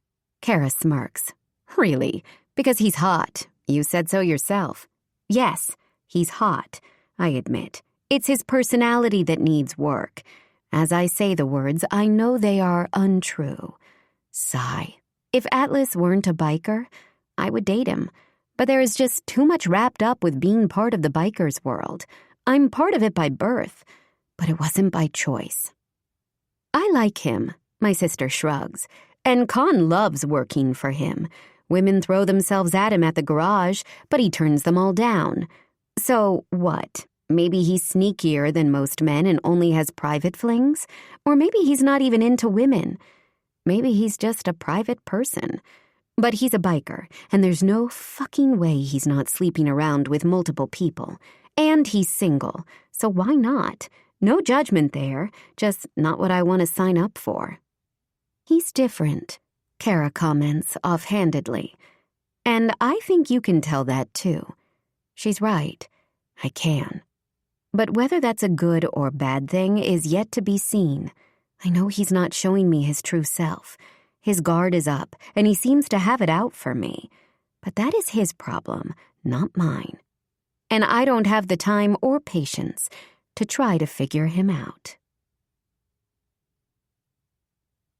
Chapter 6. Atlas. I didn't think I'd end up at a Wind Dragons MC party tonight, but here I am. The MC's been nothing but friendly, and it probably helps that I already know a lot of people here.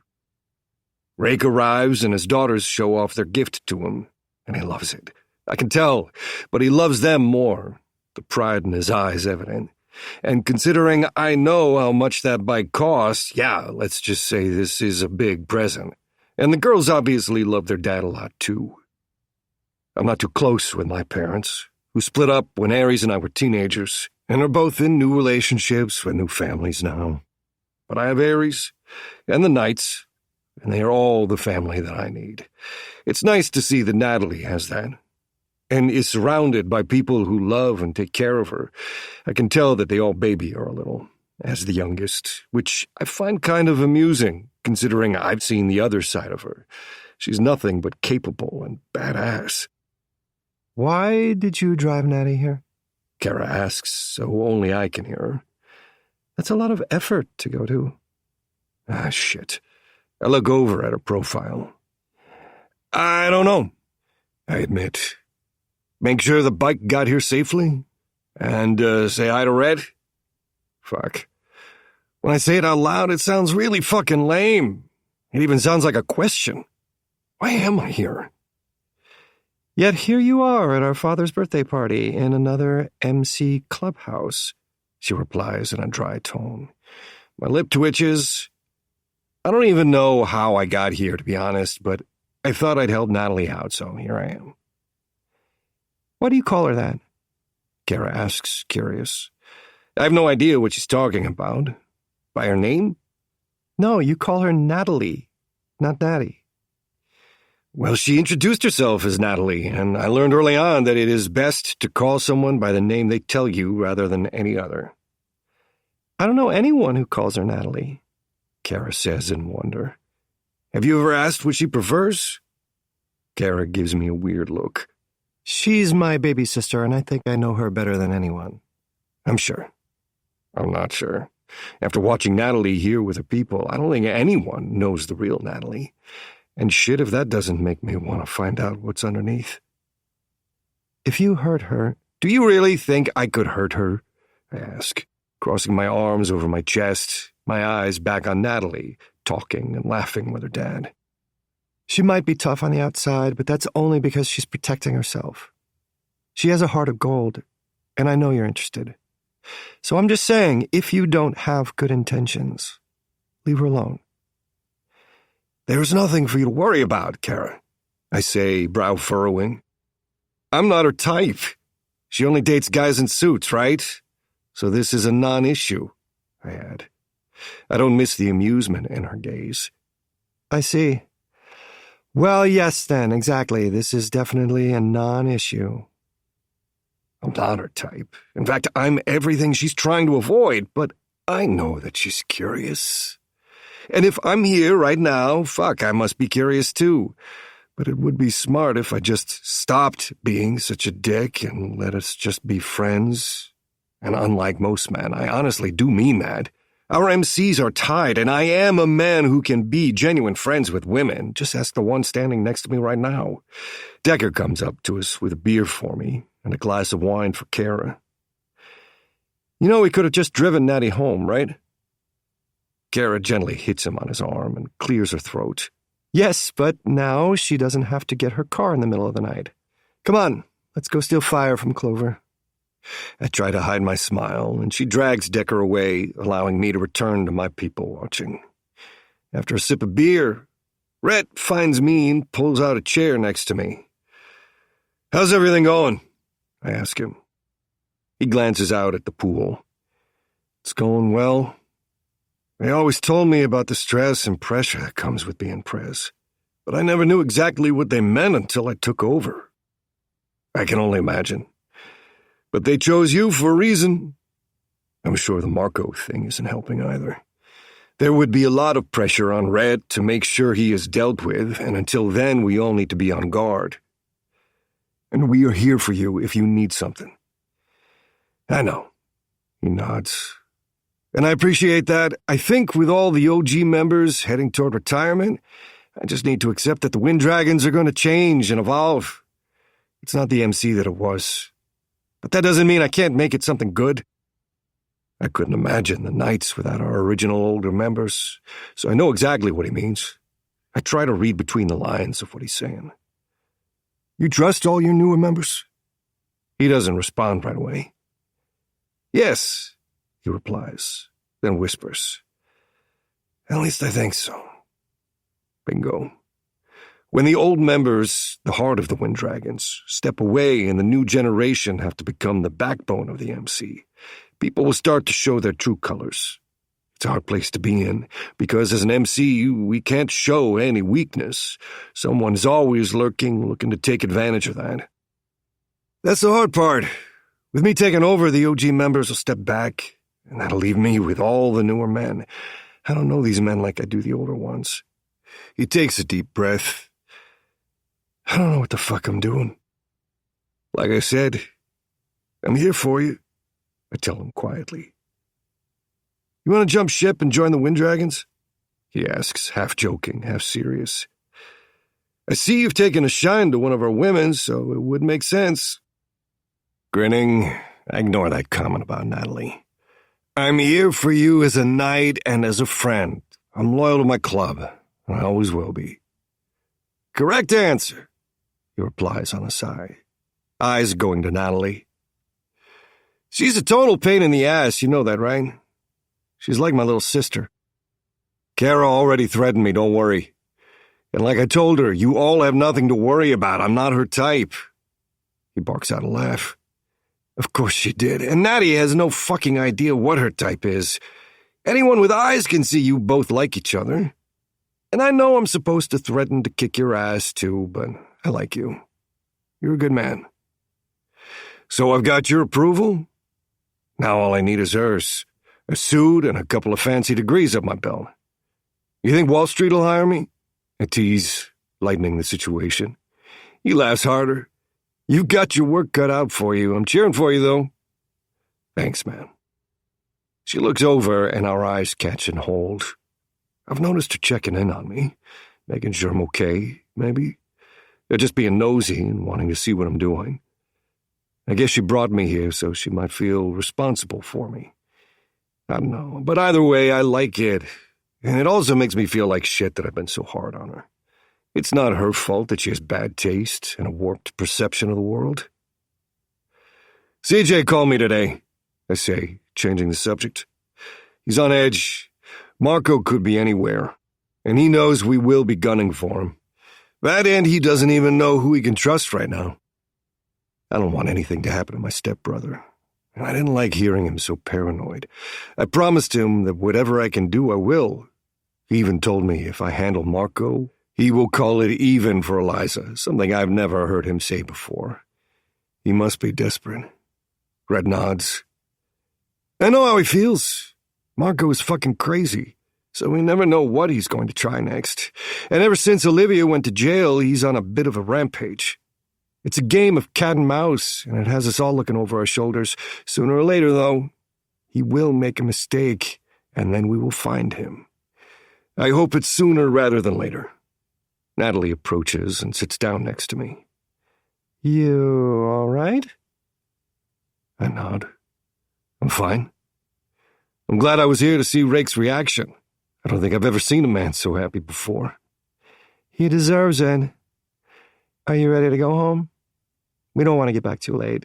We both have work in the morning, she says, tucking her dark hair back behind her ear. She lowers her voice. And I don't mind leaving before everyone gets too drunk. I'm ready when you are. I'll start saying bye to everyone, she murmurs, getting up, bracing herself on my shoulder, and then walking toward her parents. Red, who was watching our interactions, smiles to himself. I knew she wouldn't end up with a fucking suit. You are getting way too ahead of yourself, I laugh, slapping him on the shoulder. Thanks for welcoming me into your clubhouse. Thanks for getting Natty home safely, he replies. I get up and do the rounds, saying my goodbyes to everyone, especially to Rake and Bailey, needing to make a good impression with her parents. I wasn't born yesterday. I know how important that is. You make sure she gets inside her house safely, Rake orders, staring me down. Of course, I reply. He bends down and lowers his tone. And if you hurt her, no one will find your body. Do you understand me? I don't care who you are. She is my baby girl, and I'll stop at nothing. No one will be able to protect you. I clear my throat. Yes, loud and clear. Happy birthday. I don't bother explaining that nothing is going on between us because I don't think anyone would believe that. And even though I took a lot of heat for a woman I'm not even fucking, I still had a good time. I mean, it could have gone worse. We walk out of the clubhouse together, and I open the passenger side door for her before getting into the driver's seat. I can drive, she says, but she even sounds tired to my ears. No, I've got this. You relax. Besides, you already told me I was driving us back. Remember? She smiles. That's right. I knew there was a reason I let you tag along. You could hurt a weaker man's ego, you know that? She shrugs. I don't want a weaker man, so saves me the trouble. I shake my head. She is confident, sassy, and kind of harsh. Why am I into that?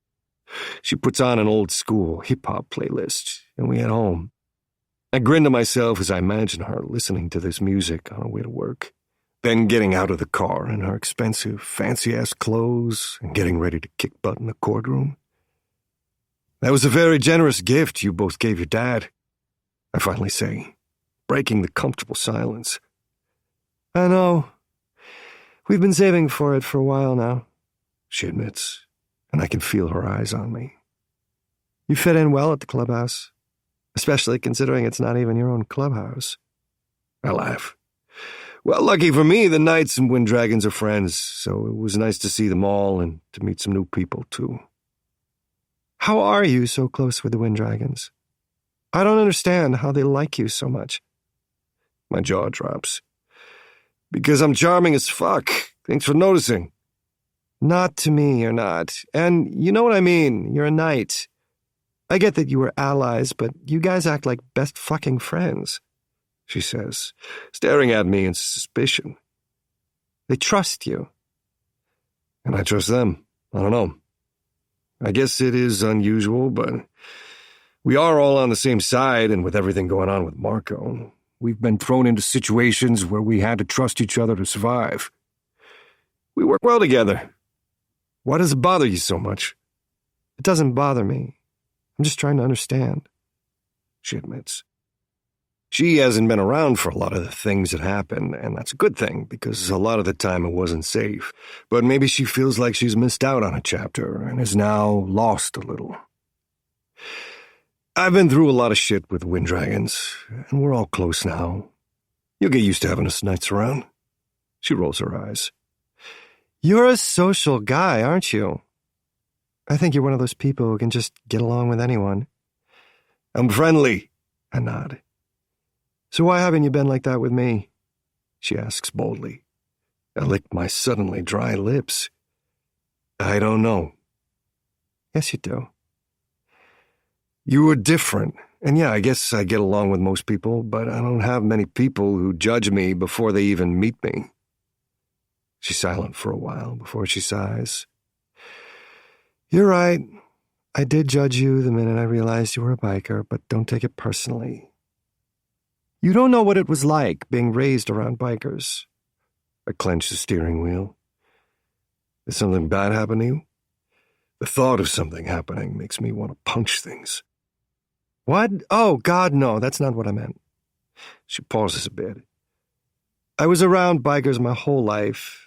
It is all that I knew, so when I moved out and got to meet people outside the MC, it just opened my eyes to the fact there are so many other people in the world. I'm beginning to understand a bit more where she's coming from. So you don't date bikers to, what, play the field? She shrugs. to see what I like.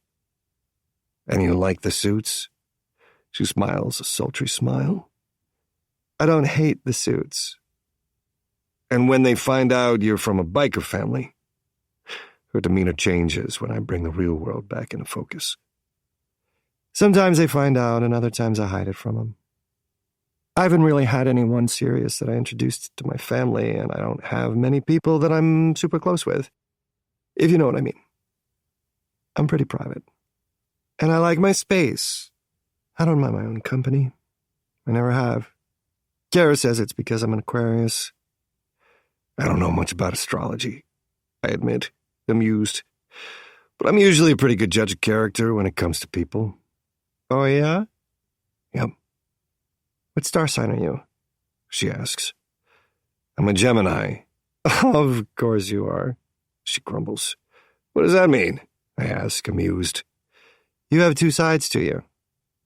Are you calling me two-faced? I reply, eyebrows rising. Yes, and you're a twin. It all makes sense. I laugh. Are Aquarius and Gemini a match? She nods slowly. Yes, they are. We both go quiet for a few seconds. Thanks for coming today. And for driving, she finally says. Anytime. She smiles and looks out the window. Chapter 7. Natalie. I'm aware of how comfortable I feel with Atlas in the car. Even the silence is comfortable. And I don't think he knows how much I appreciate that. He doesn't keep talking, so I can hear myself think, and I feel safe. I saw him tonight, and how friendly and welcoming he is to everyone he meets. People like him. He just has something about him that makes you want to open up and tell him everything. Why did you offer to drive me? I decide to ask him. If he's surprised by my bluntness, he doesn't show it. Your sister asked me that tonight, and to be honest, I don't know. I said it's for the bike, but I guess I just wanted to spend some time with you. Because you want to fuck me? I ask bluntly. He licks his lips. Way to put a man on the spot. Answer the question, I demand. I mean, I wouldn't say no, he says with a wolfish smile. I purse my lips. I'm sure you wouldn't say no to most women. That's a lot of effort you're putting in if that's all you want. Not to mention that you haven't actually physically made any advances at me. In fact, you've been nothing but rude to me. Is this one of those treat them mean, keep them keen type of things? Because it's not working. He sighs. Why do we have to analyze everything? Whatever happens will happen naturally, whether that be us being friends, enemies, or otherwise. I can agree with that to some extent. You are friends with my family, so let's just do the same. Let's be friends, and not make this awkward. Okay, how about we talk about something else? I was watching you ride. You're obviously very confident on a motorcycle. Yeah, I got my license as soon as I could, I tell him. My dad had no sons, and Kara wasn't interested in learning how to ride. She was happy being on the back of a bike. But not you. I smile at him. I never planned on being on the back of any bike, so I learned to ride my own damn bike. He laughs, and it's a deep, melodic sound. It makes me want to laugh with him. I like that, but I'm never riding on the back of your bike. I didn't think you would, I reply, amused. What led you to join the Knights? I watch his hands on the steering wheel. I've heard women say how sexy it is when men steer in a certain way, one hand resting on the top, but I've never understood what they meant until right now. I guess Aries and I were kind of lost and heading down the wrong path. We've always loved motorcycles, and we already rode. One night we met the MC and Temper at a bar. They ended up getting into a fight, and we had their backs. They welcomed us, and we found the family we'd always wanted. They are good men, and they are loyal. I'd do anything for any of them. I've met men from other MCs before, but when you talk about the Knights, it sounds like you guys are so similar to the Wind Dragons. That's probably why you all get along so well.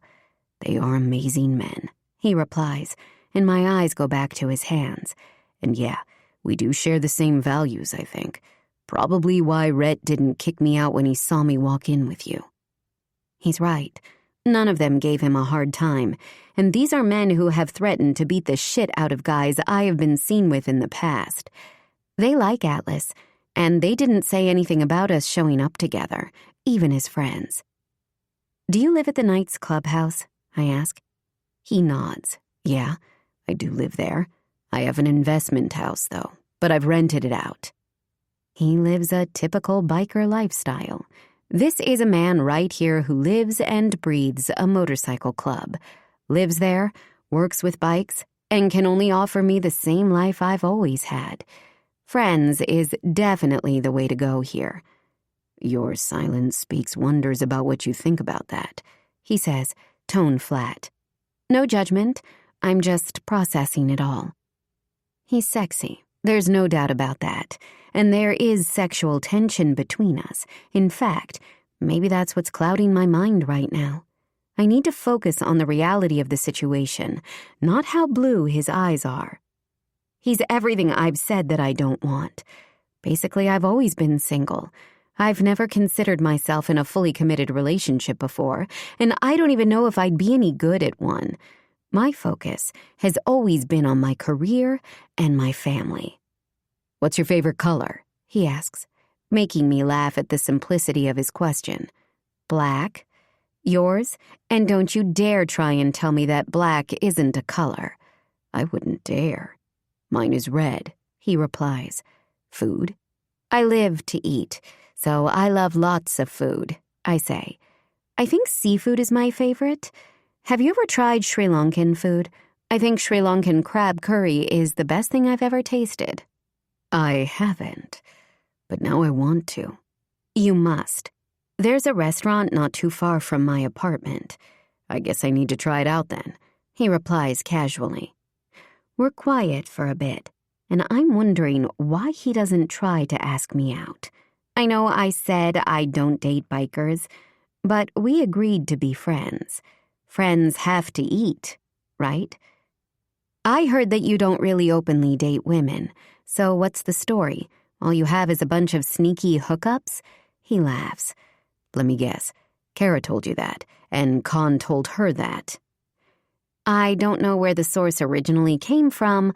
I've never been one to date around just to pass the time. I don't want just anyone on the back of my bike, so yeah. I don't bring women around, and I won't until I'm with someone who is right for me, he explains, shrugging his broad shoulders. So they're all sneaky links, I surmise. This time he stays quiet, so I know that I'm right. There's no way in hell a man who looks like that isn't having sex. A man who looks like what? He asks, in a smug tone, and it's then I realize that I said that out loud. Fuck. Nothing, I say a little too quickly. You like how I look? Well, that's good to know. Fucking wonderful, even. I decide to just own it. I think you're a good-looking man, yes. But don't let it get to your head. Looks aren't everything. Nope, just being a businessman is. I roll my eyes. You're never going to let that go, are you? We are all allowed to have our own preferences. Men do all the time. But when women do, suddenly it's a problem. He opens his mouth, then closes it. Smart man. Women can have whatever preferences they like, but I do think yours is unusual, considering all the men you love are bikers, he says after a few moments. He says it in a gentle tone, not judgmental, and I realize I like the way he communicates. He doesn't make me feel defensive. I know, but that's the reason why. I grew up in the clubhouse, so I know what goes on. I saw it all. The women, the parties. Your parents seem to have a beautiful relationship, he points out. They do, I agree. My dad is loyal to my mom and treats her like a queen, but she's the exception, because before that, he was a notorious player. So you'll date a biker as long as you are the exception? He asks, amusement in his tone. Anyone who loves you would treat you like that. It doesn't matter who or what they are. He's right, and I know it. Well, if you fall in love with someone, nothing else would matter, would it? And besides, preferences change, I reply, throwing my hands in the air. Which would make them an exception to the rule. Exactly, he replies quietly. You know, I do own a few suits. I laugh. And I suppose I can get on the back of a bike now and again? He smiles widely. Look at us. Fucking compromising already. He's cute, and I can't help but be drawn to him. I duck my head, feeling shy all of a sudden. I never let anyone see this side of me. I'm known as being a ball breaker, a woman filled with sarcasm and my guard up. Somehow he just knows how to get around me. I love this song, he says, turning the volume up and singing along to the words of Heat Waves by Glass Animals. Fuck it. I join him and sing along too, just letting go and being in the moment with him. Atlas seems to balance me out and to soften me. He also infuriates me beyond all comparison. He brings it all out of me. And it's fucking terrifying, because I don't know what to do with that. Chapter 8. Atlas. We can drop you off first, and then I'll drive myself home. She offers. It's late, and we both have to wake up early to get to work. I don't want you to drive tired. It's not too far. Do you want to just stay at the clubhouse? You can have your own room, I suggest, not wanting the night to end. She shakes her head. No, thank you. I want to sleep in my own bed tonight. And no offense, but sleeping in a clubhouse doesn't sound that appealing. Okay, well, I'll drop you home and then call an Uber. Problem solved. Atlas. I promised your dad and Rhett I would make sure you got home safe, so I'm going to do that. Hell, I would have done it anyway, even if they hadn't said anything. Okay. She agrees, and I ignore the annoyance in her tone as we head straight to her apartment. I park in her allocated spot and turn to her. Why are you looking at me like that? She asks, clasping the door handle, but she doesn't open it. Like what? I ask her. Like you want to kiss me. She whispers, tilting her head to the side. Tension starts to fill the car because she's right, I do want to kiss her. As a matter of fact, I want to do much more than that. Natalie. Before I can get my reply out, she lets go of the door, leans over and kisses me. And then it's like a switch is flicked, and all of a sudden we are all over each other. She moves to straddle me in my seat, and my hands are on her ass, rubbing her against me as we passionately kiss. When she tries to undo my jeans, I open the car door, go around to her side, and carry her out, closing the car door behind me. My bag, she pants, and I carry her to the other side of the car to grab her bag. She fumbles with her keys before finally getting us inside her apartment. We don't make it to her bed. I lay her back on the carpet of her living room. We rip each other's clothes off, and I fuck her right there. It's like a tennis match as we touch on each other back and forth, biting and scratching and kisses and strokes. It was probably the hottest spontaneous sex I've ever had. She isn't shy in the least, pushing me back and taking my cock into her mouth, sucking with just the right pressure. Sit on my face, I tell her, and she moves, so we're in a 69 position. She comes in my mouth, and then I flip her over and fuck her from behind until she comes again, and I do the same. We lie there, side by side, naked and breathing heavily after. Fuck. That wasn't supposed to happen. Do you just want to stay here tonight? She asks, clearing her throat. In the guest room. Are you sure? I ask, not wanting her to feel pressured to invite me to stay, and recognizing that she didn't invite me into her bed. She nods. It's easier, don't you think? Yeah, okay. I stand up and pull her up, too. She covers her beautiful body, redressing herself, while I look around. Her apartment is mostly monotone, extremely modern, with not an item out of place. She obviously prides herself on keeping a beautiful home, without much clutter. It's a peaceful space and suits her perfectly. I'm going to have a shower, she says. Here is the guest room, which has its own bathroom. There's fresh towels in the cupboard there. She points to the room across from mine. And this is my room. Thanks, Natalie. The fridge is stocked, so help yourself, she says, lip twitching. Let me know if you need anything. I nod. Good night. She smiles sleepily and disappears into her room, and I do the same. I have a quick shower and jump into bed butt naked, pulling the soft mustard-colored sheets up to my waist. This was a booty call if there ever was one, and I don't know how I feel about that. I can hear her walking and moving around her room, and then it all goes quiet. Only when she's asleep do I allow myself to close my eyes and do the same. Her alarm goes off at the ass crack of dawn, and it's loud even through two closed doors. I grab my phone and check the time. It's 5:30 a.m. Why are you getting up so early? I mumble to myself. She must have heard me because she opens the door, then gasps. I glance up at her on alert. What?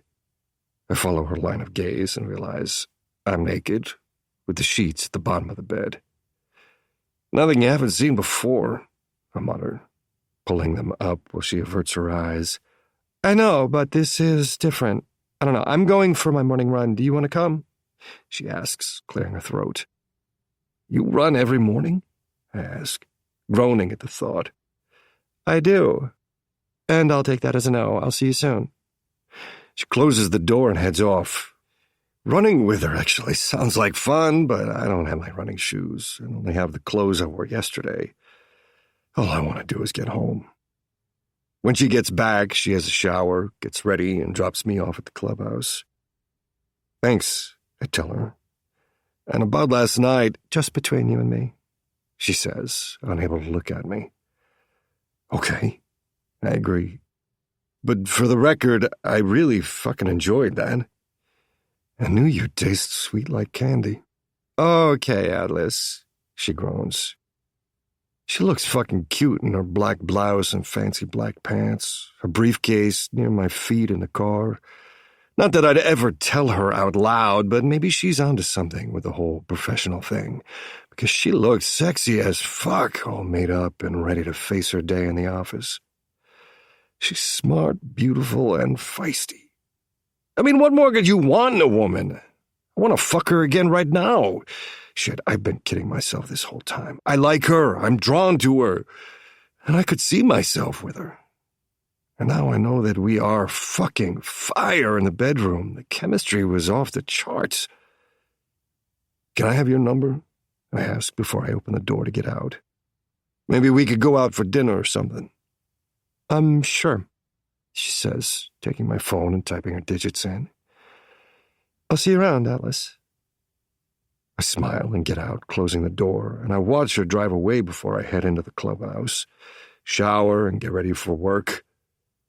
She might not like it or even realize it, but she likes me too. I'd love to see where this could lead. Where were you? Harris asks me, coming into my room. You stayed out last night? I was at Natalie's house, I reply, ignoring his wide-eyed reaction. It was just late when we got back, so I crashed there. You ready to go? He nods, and we get into our car and drive to the garage. You gonna give me a rundown on your antics yesterday? My brother asks on the way. I'm still processing what happened yesterday. Thanks for picking up my slack while I was gone. No problem. I know you like this girl, but fuck. I've never seen you pull any of the shit you pulled yesterday before. You literally walked out of work under the guise of helping a customer just so you could, what? Spend time with her? Work your way in? I know, and I'm sorry. I shouldn't have left like that. I don't even know why I did it. and I only just realized that I must like her. He blinks. You only just realized? Are you kidding me? I know. I thought I just wanted to sleep with her. You're an idiot. I've never seen you be such an asshole to a woman before, and I knew it was because you were disappointed when she said she wouldn't date a biker, he replies in a dry tone. And then you literally drove her 2 hours away, there and back, just to spend more time with her. I know, I reply without any shame. My mind is all fucked up. I don't know what is going on. That makes two of us, he grumbles. Hey, it's cool though, right? I realize that Aries did meet her first and hit on her. And I'm into her? He gives me a what the fuck are you talking about look. Since when do you have to ask my permission to date someone? You did see her first. With that, Aries swats the air. Forget about that. Yeah, I wanted to take her home for the night, but I did not want to put her on the back of my bike. Don't worry about me, bro. And thank fuck for that. Everything about Natalie spells trouble. I should walk away now. But I know I can't. And won't. Chapter 9. Natalie. You look lovely today, Natalie, Cole says as he enters my office, breaking me from my flashbacks with Atlas last night. Fuck. The man knows what he's doing. His tongue, his hands, his cock.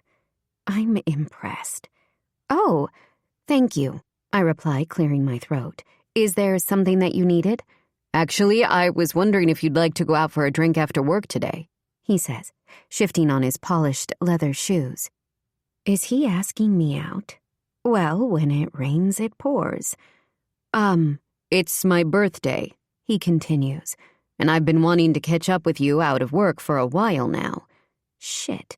I was going to say no, but with words like birthday and ketchup, it sounds innocent enough, right? Happy birthday, I say, smiling. And sure, I could have a drink with you. That sounds nice. Wonderful, he beams. Before I spent time with Atlas, I would have loved for him to ask me out, and his folded-up sleeves on his expensive white Hugo Boss shirt would have normally turned me on a little, but now I feel nothing. Fucking Atlas. He has broken me. In one night. How the fuck did he manage that? While I ponder that for the rest of the day, I finish up all my admin work and meet with a new client. I have a meeting with Jackson about a few of our upcoming cases, and soon enough, it's time for me to leave with Cole. We walk down to our local bar and both order drinks. Cole talks about work the whole way there, telling me about a fraud case he was working on today. I notice that he doesn't really ask me any personal questions, just keeps talking about himself. What would you like to drink? He asks, as we get to the bar. I take off my black blazer and set it down on the empty chair next to me. I'll have a margarita, please, I tell the bartender. Cole orders a beer. I pull my purse out. I'll pay. It's your birthday, I offer. And he lets me. Thanks for coming to celebrate with me, he says, as we wait for our drinks. I'm really glad that you've joined the firm. Thank you. I love working there, I reply, being honest with him. That's good. Nice to have some eye candy in the office, too, he adds, smiling at the bartender, who slides him his beer. He tilts his head back and takes a mouthful. My internal alarm sounds. Eye candy? I'm an educated woman and I'm not here to be eye candy. One sip of beer and he's getting bold. I tell myself that maybe this is just his way of flirting. I shouldn't have said yes to him, but I can just finish this one drink and then get out of here. I really have bad taste in men. Natalie, comes a deep voice from next to me. Fancy seeing you here. I turn around to come face to face with Atlas and Aries. Fuck. What are the chances that out of every bar in the city, Atlas happens to walk into this one? Hey! What are you doing here? I ask. He's not following me, is he? I grew up in a clubhouse, and I've seen some shit. These bikers have no boundaries when they want something. I could ask you the same thing. He bends his head forward to see Cole. And who is this? I narrow my eyes. This is my work colleague. I say, my tone telling him he better not make a fucking scene right now. I have no reason to be feeling guilty right now. None. Okay, well, maybe I do feel guilty. We did have sex last night, and I don't want him to think I'm the type of woman who sleeps with different men every day of the week. Not that there is anything wrong with a woman doing that. I'm just not that type of woman, and I don't even know what last night was. I thought it was just me scratching an itch. And yes, it looks like I'm on a date with the type of man Atlas was giving me shit about. Atlas and I clearly have some blurred lines. I don't know what we are, but it's acquaintance friends who sometimes hook up at most. He did ask me out to dinner, and I did say yes, but I'm doing nothing wrong right now by having an after-work drink with Cole. I see, he replies, and I know exactly what he's thinking without him saying it. Oh, a motherfucking lawyer. We own this bar, Aries says, a smirk playing on his lips. That's why we're here. Seriously? I mutter. Yeah, seriously. Atlas replies. Before walking off, Aries offers me a small smile. Have a nice night. Yeah, like that's going to happen now. It looks like I'm on a fucking date when that's not the case. I'm glad that Atlas walked away, though. It could have ended completely differently. Who was that? Cole asks me, judgment in his tone. The owners, apparently, I reply, turning back to him. Now, where were we? Right. He called me eye candy, and I was starting to feel a little uncomfortable. I down the rest of my margarita and place the glass on the bar. I realize I'd rather be sitting here with Atlas, even if we're bickering, but he left, unimpressed with me, and now I just want to go home. Do you want another? Cole asks. No, thank you. I have to drive, so I think one is enough. Do you have any other plans for your birthday? I ask, making casual conversation. Well, he murmurs, leaning closer to me.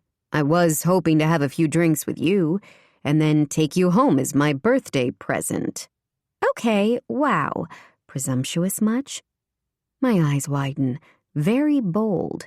And the assumption that I was going to sleep with him tonight frankly pisses me off. I'm sorry, but I came out to have a drink with you as a colleague and a friend. Nothing more.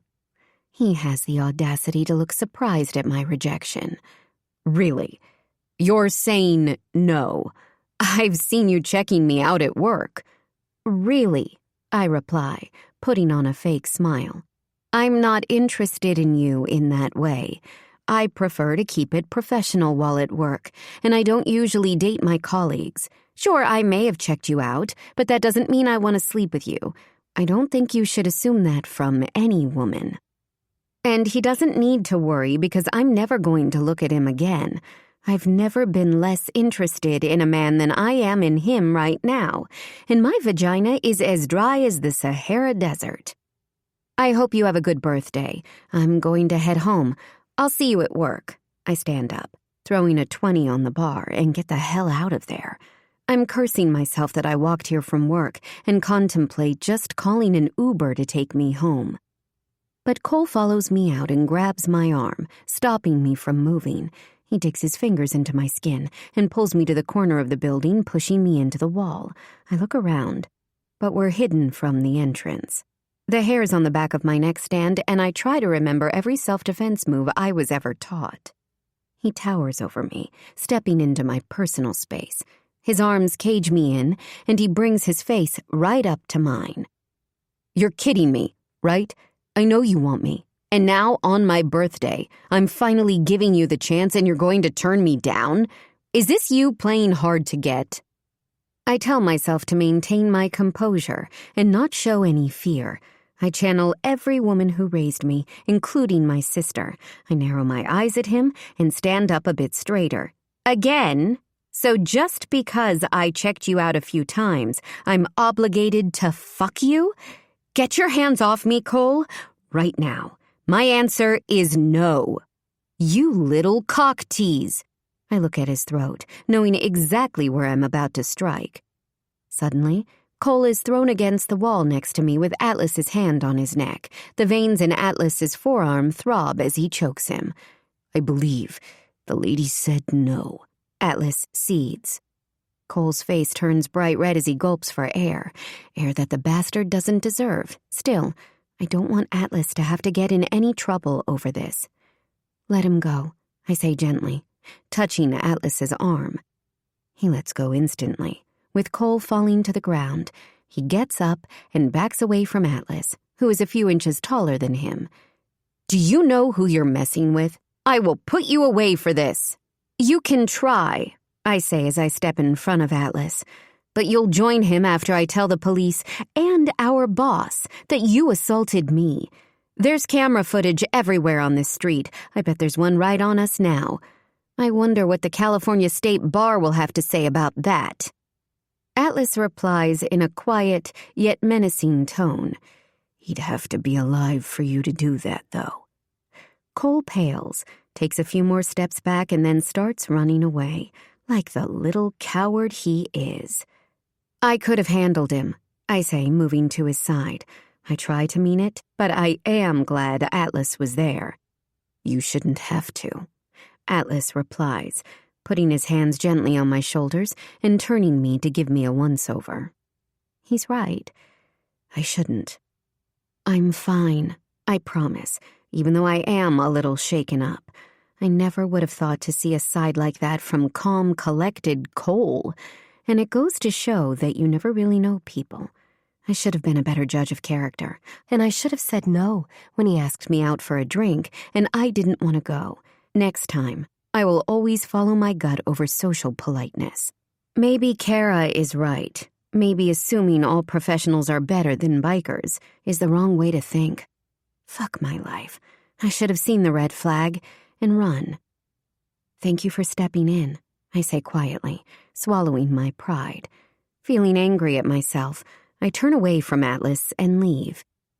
I'm speed walking to work, where my car still is, when Atlas catches up with me, walking beside me but saying nothing. I know he's probably thinking that I'm an idiot. I stop and face him. What are you doing? Walking you to your car, he replies, his tone curt. He's obviously pissed at me, but he's still being a gentleman and walking me to my car. That's sweet. But his body language screams anything but sweet. Why don't you say what you're thinking? I blurt out, feeling frustrated.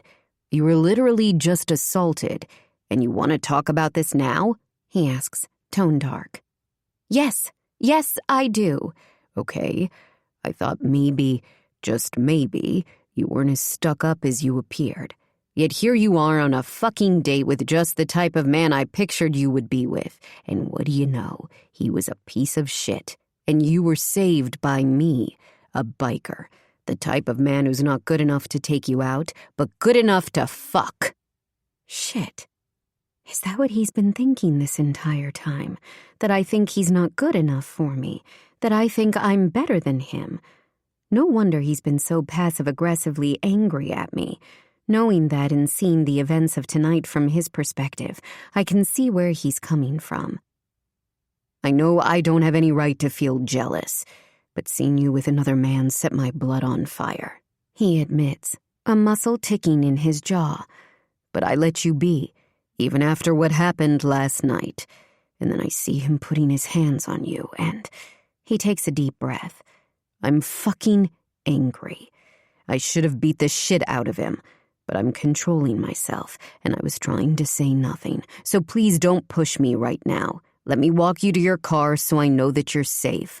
I grab his face and kiss him, cutting off his rant. He's surprised at first, and so am I. But then he takes over, pulling me closer and kissing me deeply. The kiss is passionate, fueled by anger, want, and need. It's different from last night. Last night could have been a one-night stand. This is me admitting to us both that it wasn't. That it wasn't a mistake. Neither of us are thinking right now. We are just doing what our bodies are telling us. Adrenaline pumping through my veins, anger through his. He tastes like sin, and the kiss feels so intense, but so right. I can tell myself that we're going to be just friends until I'm blue in the face, but I think that the truth is obvious. I like him. I have since I laid my eyes on him, and after last night, I can finally admit he's ruined me for anyone else. We pull away and stare into each other's eyes, both of us breathing heavily. I don't know what's happening here, but it's happening so fast, and I'm barely holding on. It wasn't a date. It was his birthday, and he asked if we could have a drink after work, and you're right. You and I aren't together, and I owe you nothing. I could sleep with anyone if I wanted, Natalie. But I didn't want to, and I was leaving. Atlas comes in for another scorching kiss, but after a while I break free. I have more I have to say. I have never once thought that you weren't good enough for me. I don't think I'm better than you or anyone. The whole white-collar thing was something I got in my head. It was a way to have my own identity beyond the MC. If anything, I was interested when I first met you until you started being a jerk to me. And I was, even if I didn't admit that to myself. He laughs and takes my hand. We continue walking to my car. I'm sorry for being rude to you. You drive me crazy, you know that? I've never felt like this before. He pauses and then adds, and I'm not sure if I like it. Why, because you can't control this? I ask, knowing exactly how he feels. I watched Kara and Clover, my sister's best friend, fall in love. It always confused me how these two strong, independent people could go gaga over someone else. But I think I'm starting to get it. Wait, is this what falling in love feels like? It's been like 3 days. I don't believe in insta-love or love at first sight. I'm the practical one. What has this man done to me? He chuckles. Yeah, I guess. I'm the calm one, the guy who is chill and mellow, the one who doesn't do drama. It's why I don't do relationships. It takes a lot of trust to give someone else the power to hurt you. All of that, he admits quietly. I don't know how this is going to play out. I know you wanted to just be friends. None of that matters anymore. Like you said, whatever happens needs to happen naturally, and it has. We need to be honest with ourselves and each other. We aren't just friends, and those kisses weren't ones friends would share. His jealousy isn't either. And the fact that I don't even want to leave him right now? The farce is over. I tried to convince myself that last night was a fluke, but it's time to admit I'm wrong. When we get to my car, he opens the door for me. Before I get in, he kisses me again, slowly and gently this time, then pulls back and kisses me on the forehead, both of our eyes closing. The moment intimate. What are you doing tomorrow? He asks, blue eyes hooded. Can I take you out for dinner after work? Okay, I agree. I'd like that. He smiles widely then, and my heart skips a beat. Okay, I'll see you then. Text me when you get home safely. I will. And you call me if that asshole says or does anything to you. You hear me? I nod. I get into my car and he watches me drive away. Fucking hell. I'm going on a date tomorrow. With a biker. And I'm excited about it. I drop by Kara's on the way home, using my own key, which she gave me, to let myself in. Kara? In the kitchen, she calls out, and I find her chopping up some vegetables and making a salad. Do you want to stay for dinner? Sure, I reply, pulling a bar stool out and taking a seat. I take a deep breath and then blurt out what I want to tell her. I made out with Atlas last night, and then he asked me out tomorrow night, and I said yes. She stops stirring the salad and lets the spoon fall into the bowl. You did what now? I thought you didn't like him. I put my hand up. I never said I didn't like him, just that he wasn't my type, and that I wasn't looking for a relationship of any kind because I'm focusing on my career. She arches her brow, then starts laughing. I knew this would happen. You two kept looking at each other at the bar, and when you were playing pool, we could all tell there was tension there. What I'm surprised about, though, is how little time it took you to give in. I thought you'd fight it a lot longer. Okay, that's enough out of you. I went out for a drink with Cole, and Atlas showed up, and it just went from there. Okay, tell me everything from the beginning. I don't tell her everything. I'm not ready to share that I've slept with Atlas just yet. But I give her a rundown, skipping that part, and after she goes on a rant about Cole, she calms and focuses on Atlas, during which she can't stop smiling. I like him, and I think you two would be so cute together. Everyone likes him. Rhett and Dad didn't even threaten him. Maybe they're all hoping someone will take me off their hands. I reply in a dry tone. We're not little anymore, and I think everyone knows you can handle yourself, she replies, smirking, although I might have said a few words to him anyway. But that's the thing about bikers, right? They don't scare easily. Chapter 10. Atlas. How the hell did you get her to go on a date with you? Khan asks me, and I'm slightly offended by the surprise in her tone. And it all happened in a span of, a few days? A week? Damn, Atlas, I underestimated you. Ares is quiet next to me, but I can literally feel the amusement coming off him in waves. We're all sitting in the back office area, fast and fury. Well, don't make the mistake of underestimating me again, I tease. I'm serious, Natty is tough as nails, Khan mutters, brown eyes widening. She sits down on her desk and crosses her arms. I know I was a little intimidated when I met her. Being a lawyer is the perfect job for her, because she's a savage. From what I've noticed about Natalie, there's a whole different side to her that apparently not many people get to see.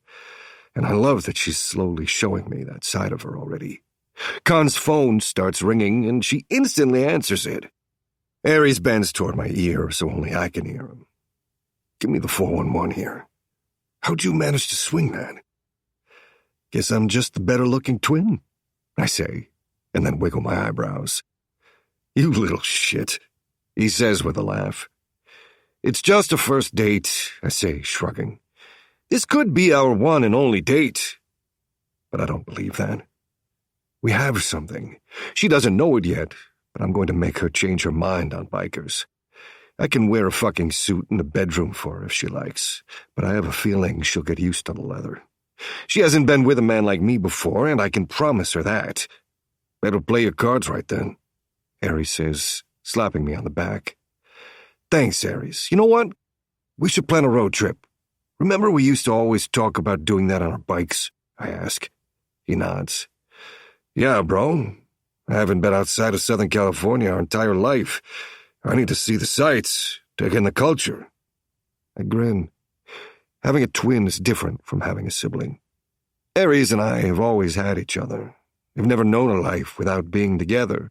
Right from the womb to now. We're womb mates. But we're also brothers and best friends. The bond we have is a strong one, and he knows me like no other. Sometimes I don't even have to say what I'm thinking, because he knows. He knows everything. So he's basically an extension of me. And it would be important to me that he and Natalie get along and like each other. Because if this works out, they will be seeing a lot of each other. Khan rubs her pregnant belly and joins us again. That was Red. He was just checking in on us. I don't know why he's so paranoid. Ares raises an eyebrow.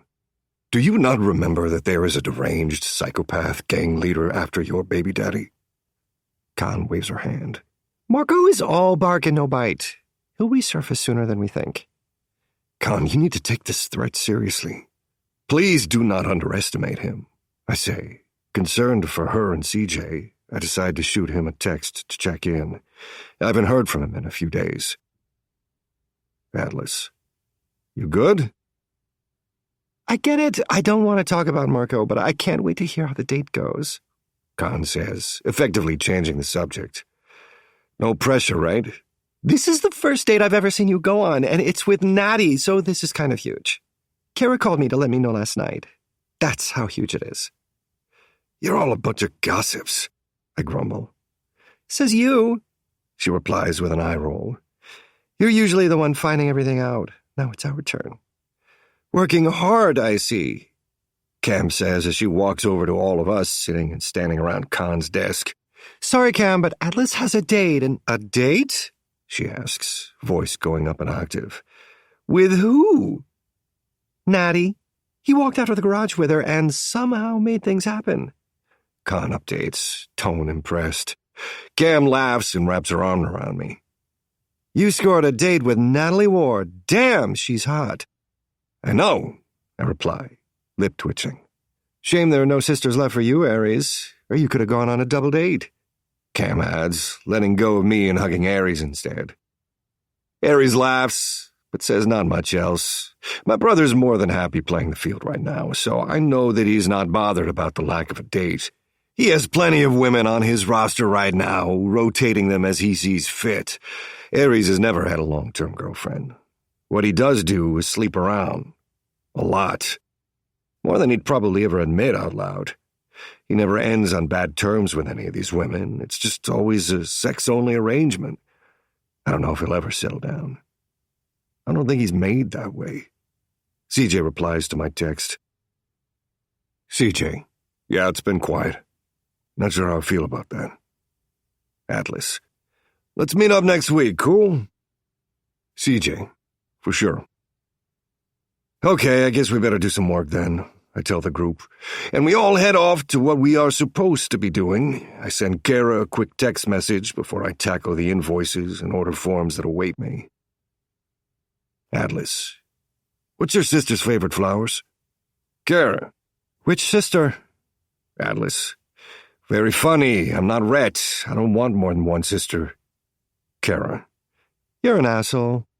Atlas. Sorry, but come on. It was funny. Kara. Chrysanthemums, or any white flowers. Atlas. Thank you. Chris, what now? I Googled to see what they look like, and then check where I can find some. I haven't met anyone who loves white flowers before, which are traditionally funeral flowers. The chrysanthemums are pretty, though, classy and elegant, just like Natalie herself. I can't wait to give them to her. After work, Aries and I drive back to the clubhouse, where I shower, get dressed in jeans and a black shirt, and get all ready to pick Natalie up. I looked into that Sri Lankan restaurant she was going on about, since she said it was her favorite, and I stop and get the funeral flowers on the way. She opens her door in a tight mid-length skirt, leather boots, and a black top that shows just a little hint of her stomach. She looks stunning. Wow, I whisper. You are so beautiful. These are for you. I hand her the flowers. Red lips kick up at the corners. Thank you. I love them. She brings them to her nose to smell. They are my favorite. How did you know? I have my ways. She grins. Come on in. I'll put these in a vase real quick, and then we can go. I follow her inside and watch as she pulls out a vase from her cupboard and fills it with water. Then arranges the flowers in it until they are perfect. Kara told you, didn't she? I appreciate you doing the research. My lip twitches. I didn't want to show up with any old flowers. How was work? Did that guy say anything? Cole was conveniently sick today and didn't come in, she explains, drying her hands and leaving the kitchen, which worked perfectly for me. It's going to be so awkward when I see him. But I do love working there, so I hope he doesn't ruin it for me. He will lose his job there if he makes you feel uncomfortable again, I assure her. How? It doesn't matter. I lie, cheat, and steal to make it happen. Please don't get involved. I sigh. Look, I appreciate and am so grateful you were there for me. Thinking back, I don't know what I would have done if you weren't there. I'd like to think I would have handled it, but I'm not sure, so thank you. She comes and grabs my hand. I bring her hand to my mouth and give it a kiss. But I need you to promise me you will not interfere with my job. I think about what she's saying before speaking. Natalie, you are precious, and no one should ever make you, much less any woman, feel like the way Cole made you feel. I will honor your wishes. Thank you. She leans in for a kiss, but I pull back, and she gives me a WTF look. But if I feel that you are in danger, I will do everything in my power to protect you. And if that involves your job, so be it. Natalie sets her mouth in a grim line and studies me. We stand like this for a bit before she leans in and gives me a kiss on the cheek. I guess we won't agree on this subject, but I appreciate your honesty. Now, where are we eating? She asks as she heads to the front door. It's a surprise, I reply. But I hope you're hungry. I'm always hungry, she says, as I open the passenger door to my black Ford Mustang, letting her in. As I drive to the restaurant, she tells me all about the case she's working on right now. So you only do criminal law? I ask. In my last firm, I was kind of doing everything, but now I'm just doing criminal, yes, she explains. I mean, not only does it make sense for when I need to help the Winddragons, but it's what I'm most interested in. Some days are harder than others, but it's never boring. Like the new case I got yesterday. I can't really tell you any specifics, but it's a domestic violence case. She pauses and adds, You'd be surprised how many of those walk into the office. Did he do it? I ask. It's not my job to know whether he or she did it. It's my job to make sure they get effective counsel and their rights are upheld. Guilt or innocence is irrelevant. You mean you would defend a serial killer? Some Ted Bundy-type murderer? I ask, intrigued by her outlook. Yes, she says without hesitation. What? How could you say that? Do you know how many women he killed? Natalie turns toward me. Yes, I know how many women he is presumed to have killed. And even if he did kill those women, he had the legal right to counsel. Although you know Ted Bundy defended himself. Your eyes light up when you talk about your work. I notice. It's so cute. Even when you're talking about defending serial killers. She smiles and shrugs. It's what I'm passionate about. No matter how many lawyer jokes you try to throw my way. I laugh out loud. I have plenty. I bet you do. I park out front of the restaurant, and she smiles widely when she sees where we are. I think I'm on a date with the only man in the world who actually listens. I laugh again and get out to open her door, offering her my hand. I'm ready to try your favorite meal. How much spice can you handle? She asks as we walk hand in hand to the entrance. A fair bit. Good. The waiter sits us down and we order drinks while browsing the menu. I still can't believe you brought me here, she says, the menu covering her mouth as she looks at it. Why? Anything you like, of course you're going to get. She puts the menu down and looks me in the eye, a small smile playing on her lips. Do those lines work on all women? That depends. Are they working on you? She smiles. Only if they don't sound so cheesy. I mean everything I say. And I do. I don't think she knows the hold she has over me. Maybe it's best that she doesn't. Chapter 11. Natalie. I'm trying not to give away how damn impressed I am at this man, because it will show how many losers I have been going on dates with prior to this. He set the standard high, that's for sure. Men have brought me flowers before, but they've never bothered to find out or ask what my favorite ones are, and no one has brought me to my favorite restaurant. He doesn't even know if he will like the food here, but because I do, he's here. It's very sweet and thoughtful. The food arrives, the giant bowl of crab curry, steamed rice, and dal to go with it. We both thank the waiter and then look at each other and the food. How do we eat this? He asks, serving some crab on my plate and then some for himself. With our hands, I reply, picking up a crab and showing him how it's done. See, you have to break it open like this. It's going to be messy. I don't mind messy, he says, digging in. He moans at his first mouthful, swallowing and moaning again. Okay, that is spicy, but seriously good. I told you. We eat and we laugh, and I'm surprised by how comfortable he makes me feel. Can I ask you something? he says before he licks his fingers clean. I nod as I wipe my mouth with a napkin. Why don't you tell anyone that you don't like being called Natty? I'm speechless. How does he know that? I've never told anyone that, hence why everyone in my life except the people I work with call me Natty. Why do you think that's true? He shrugs. You introduce yourself to people as Natalie, which usually means that is the name you'd like to be called. What an observant, infuriating man. I might as well tell him the truth.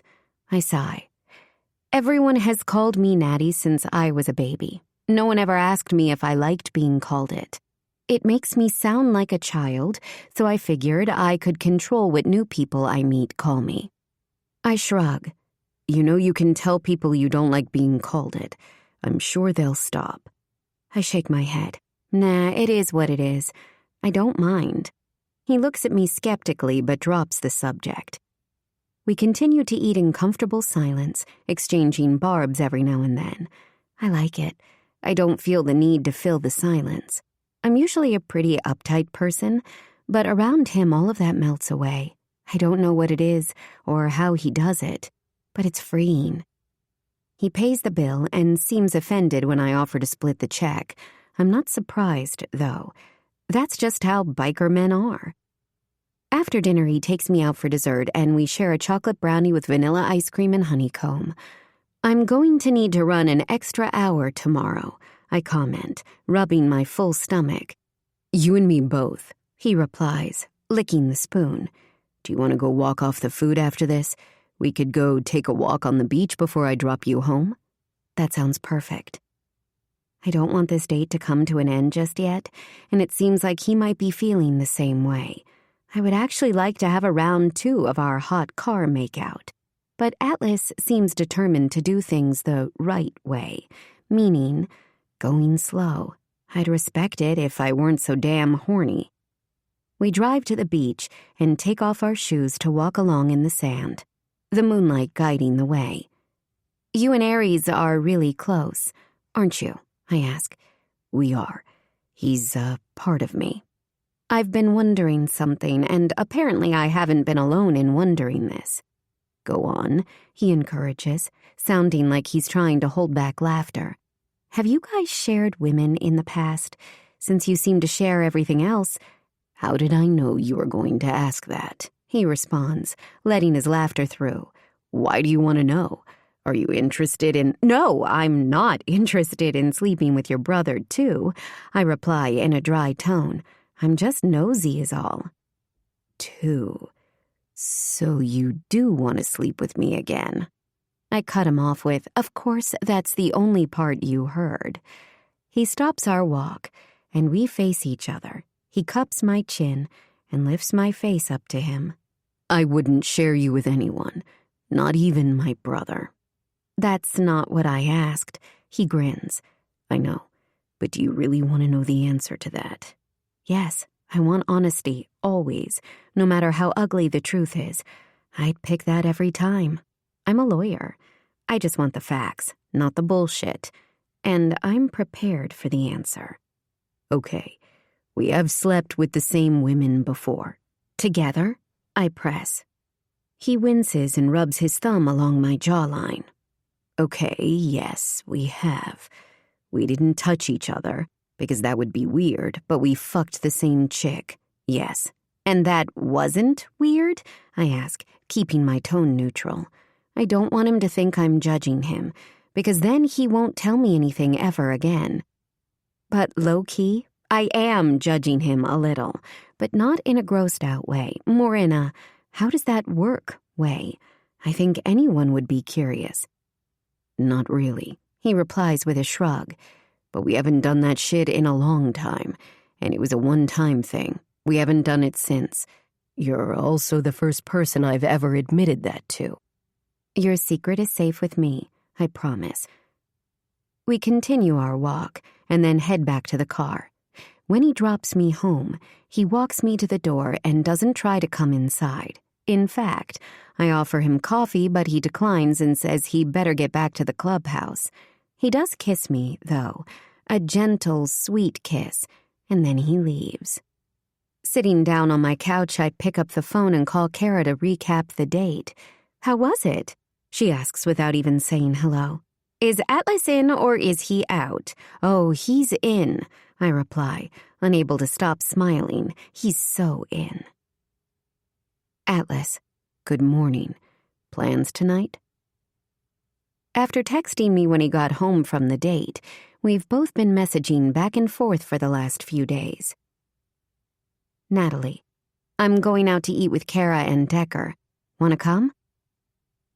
Normally, that would be a big step, but we've already all hung out together and everyone knows everyone. Atlas, tell me when and where and I'll be there. Can Aries and CJ come too? Natalie, of course they can.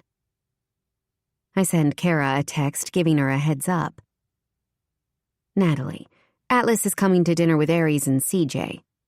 Kara, my, already coming to the family events. Natalie, only because he already knows you all. Any other man, and it would have been kept very separate from my family until we have been seeing each other for a few months at least, and until we decided to be official with each other. But Atlas is different, and that seems to be the theme here. Cole comes into the office and avoids me completely, which works for me.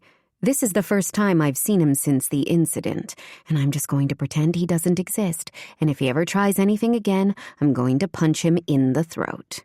I don't miss the irony of the lawyer being an asshole and the biker coming to save me. Even snakes wear suits. At work, Jackson calls me into his office, and I sit down opposite him. Jackson Bentley is one of the top criminal defense lawyers in Southern California. When I moved away from my parents, Auntie Faye put in a word for me with him. She told me that he was the best of the best, and if I had to learn from anyone that wasn't her, it had to be Jackson. And she wasn't wrong. Normally, named partners have nothing to do with new associates, but Jackson is very hands-on, doesn't micromanage, and welcomes other people's thoughts. That being said, he will put you in your place if you screw up, and he'll do it in front of everyone. What do you need? I ask him. I wonder if I should tell him about Cole, and about how uncomfortable I now feel around him, or if I should just pretend the whole thing never happened. I don't want to make waves, since I've only been here a few months, and I can certainly be professional. I decide to not say anything unless I absolutely have to. I have a new client for you. He's currently at the police station, so you're going to have to head there right now, he explains, handing me a file. I don't really know much about him, but he was referred by his previous attorney who is out of state at the moment. I'm doing this as a favor. What are the charges? I ask as I open the file. I think the easier question would be, what aren't the charges? Jackson says in a dry tone. He was arrested for breaking and entering. He was found staying in a home of a couple who were in another country. And he also has drugs on him and a slew of outstanding arrest warrants. See if you can get him out on bail. Okay, I'm on it. Thanks, Natalie, he says with warmth in his tone. He's a good boss, wonderful even, and I'd hate to have to leave this place because of Cole. Call me if you need anything. Will do. I get in my car and drive to the police station, squaring my shoulders before I step inside. I go to the front desk and ask to speak to my client, and they take me to a holding room. When they bring me out, I freeze, because I know who this man is. I quickly open the file and double-check his name. Marcus Reddington. It didn't register until I saw his face. My new client is Marco. The same Marco the Wind Dragons and Knights of Fury have been hunting for. The same one who wants to kill Rhett. I inhale and compose myself. I don't know what the fuck I'm going to do, but I need to be cool and play the part accordingly. I am a professional. I am an attorney. What would Auntie Faye do? I hear her voice in my head. I'd bite my tongue and do my damn job and do it well, while also figuring out a way to turn this fucker in. Hi, Mr. Reddington. My name is Natalie Ward, and I've been assigned as your lawyer from Bentley and Channing Law. Can you get me out of here? He asks, oblivious to who I am. Thank God. Money isn't an issue. I can pay whatever the bail is set at. I'm going to do my best, I say, running through the motions. Are you willing to surrender your passport? Sure, he says. Hey, you look familiar. Do I know you? I glance up at him in confusion. Please do not recognize me. I doubt it. Now, can you tell me if you have a place to stay if you get out on bail? He gives me another look, but answers. I ask all the appropriate questions, and then I tell him I will talk to the district attorney to see if I can get them to agree to bail before his arraignment, which is scheduled for tomorrow. I don't know what to do. I don't think he recognized me, thank God. I should tell Rhett. It's not just him. Atlas, Decker, everyone I care about has been looking for this man. He has put us all in danger before, including my own sister. He cannot be free to torment my family again. But I also have my ethical obligation to maintain client-attorney privilege. Is telling them that I know where he is a violation? Yes. More importantly, do I care if it is? Yes. Fuck. I spend the rest of the day internally battling my moral dilemma. I put in a call to the DA that is handling Marco's case and decide to go talk to Jackson about this. I knock on his door and see that he's talking to Cole. Great. Just what I needed, a cherry on top of my shit sundae. Cole opens the door and barely glances at me before Jackson invites me in. Cole exits, and I shut the door behind me. Everything okay at the police station? Were you able to get him out on bail? He asks, as he's scrolling through his computer. Yes, I'm waiting to hear back from the DA about agreeing to let him out on bail, but I wanted to talk to you about this case. I start to fidget and wring my fingers together. He glances up at me, giving me his full attention. What's up?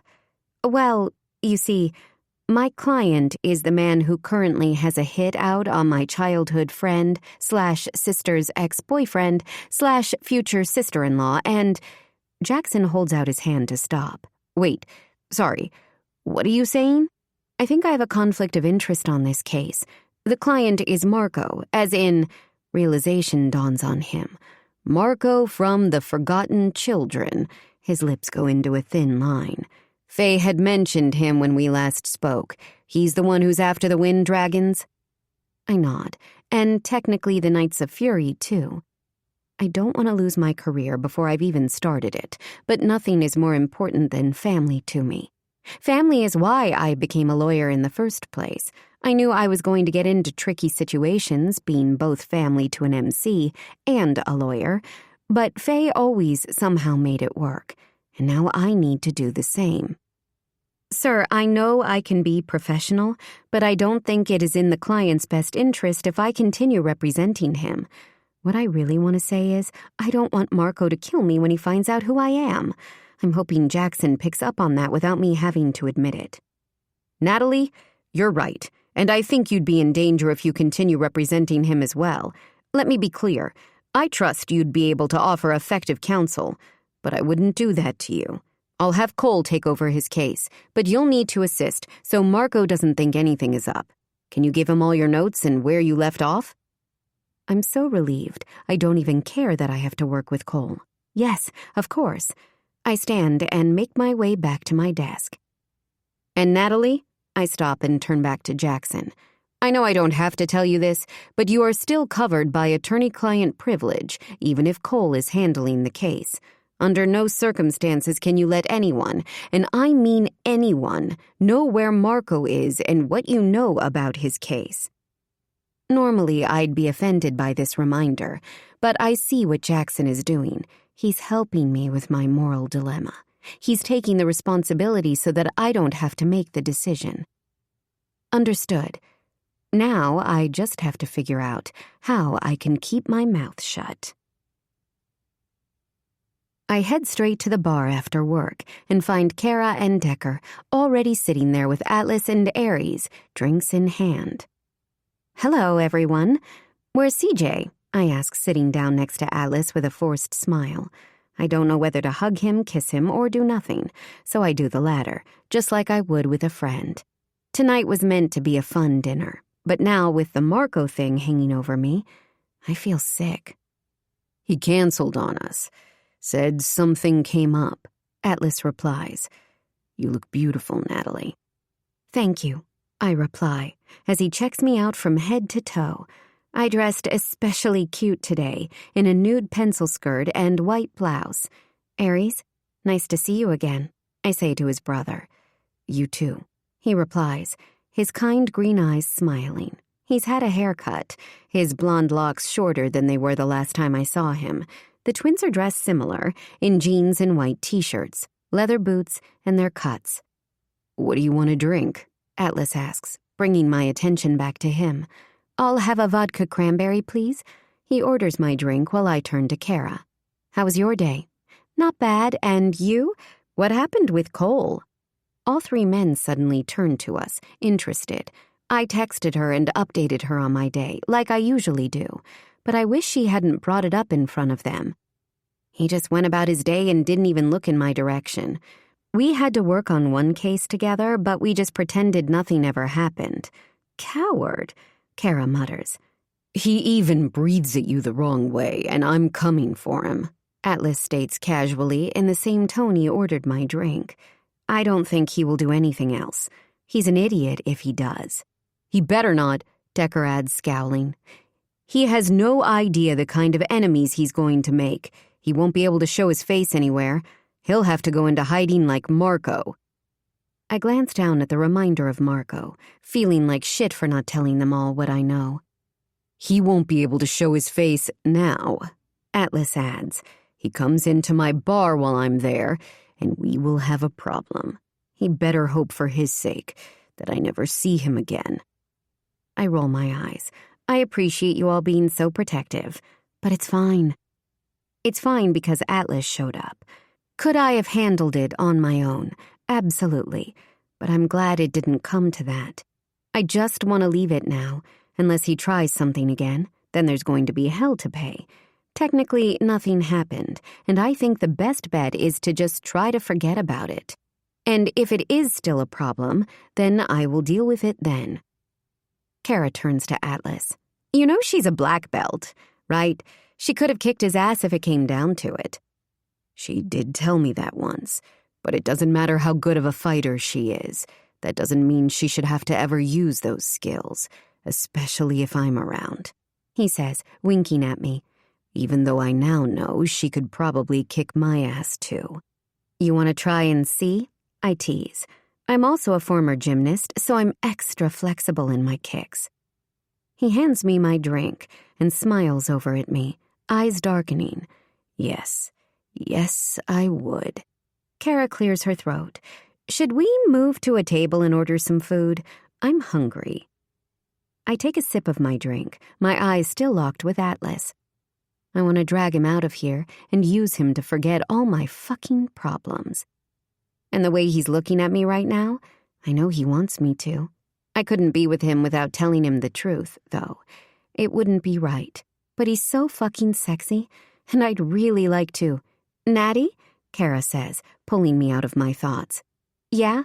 What were you thinking about? I called your name 3 times. Nothing, I lie. He's just so fucking hot, and he does this thing with his tongue that drives me insane.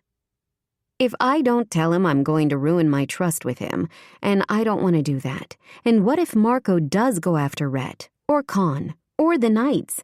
I couldn't live with that on my conscience. I just need a little time to think about it all. But time is the one thing that I don't have. Chapter 12. Atlas.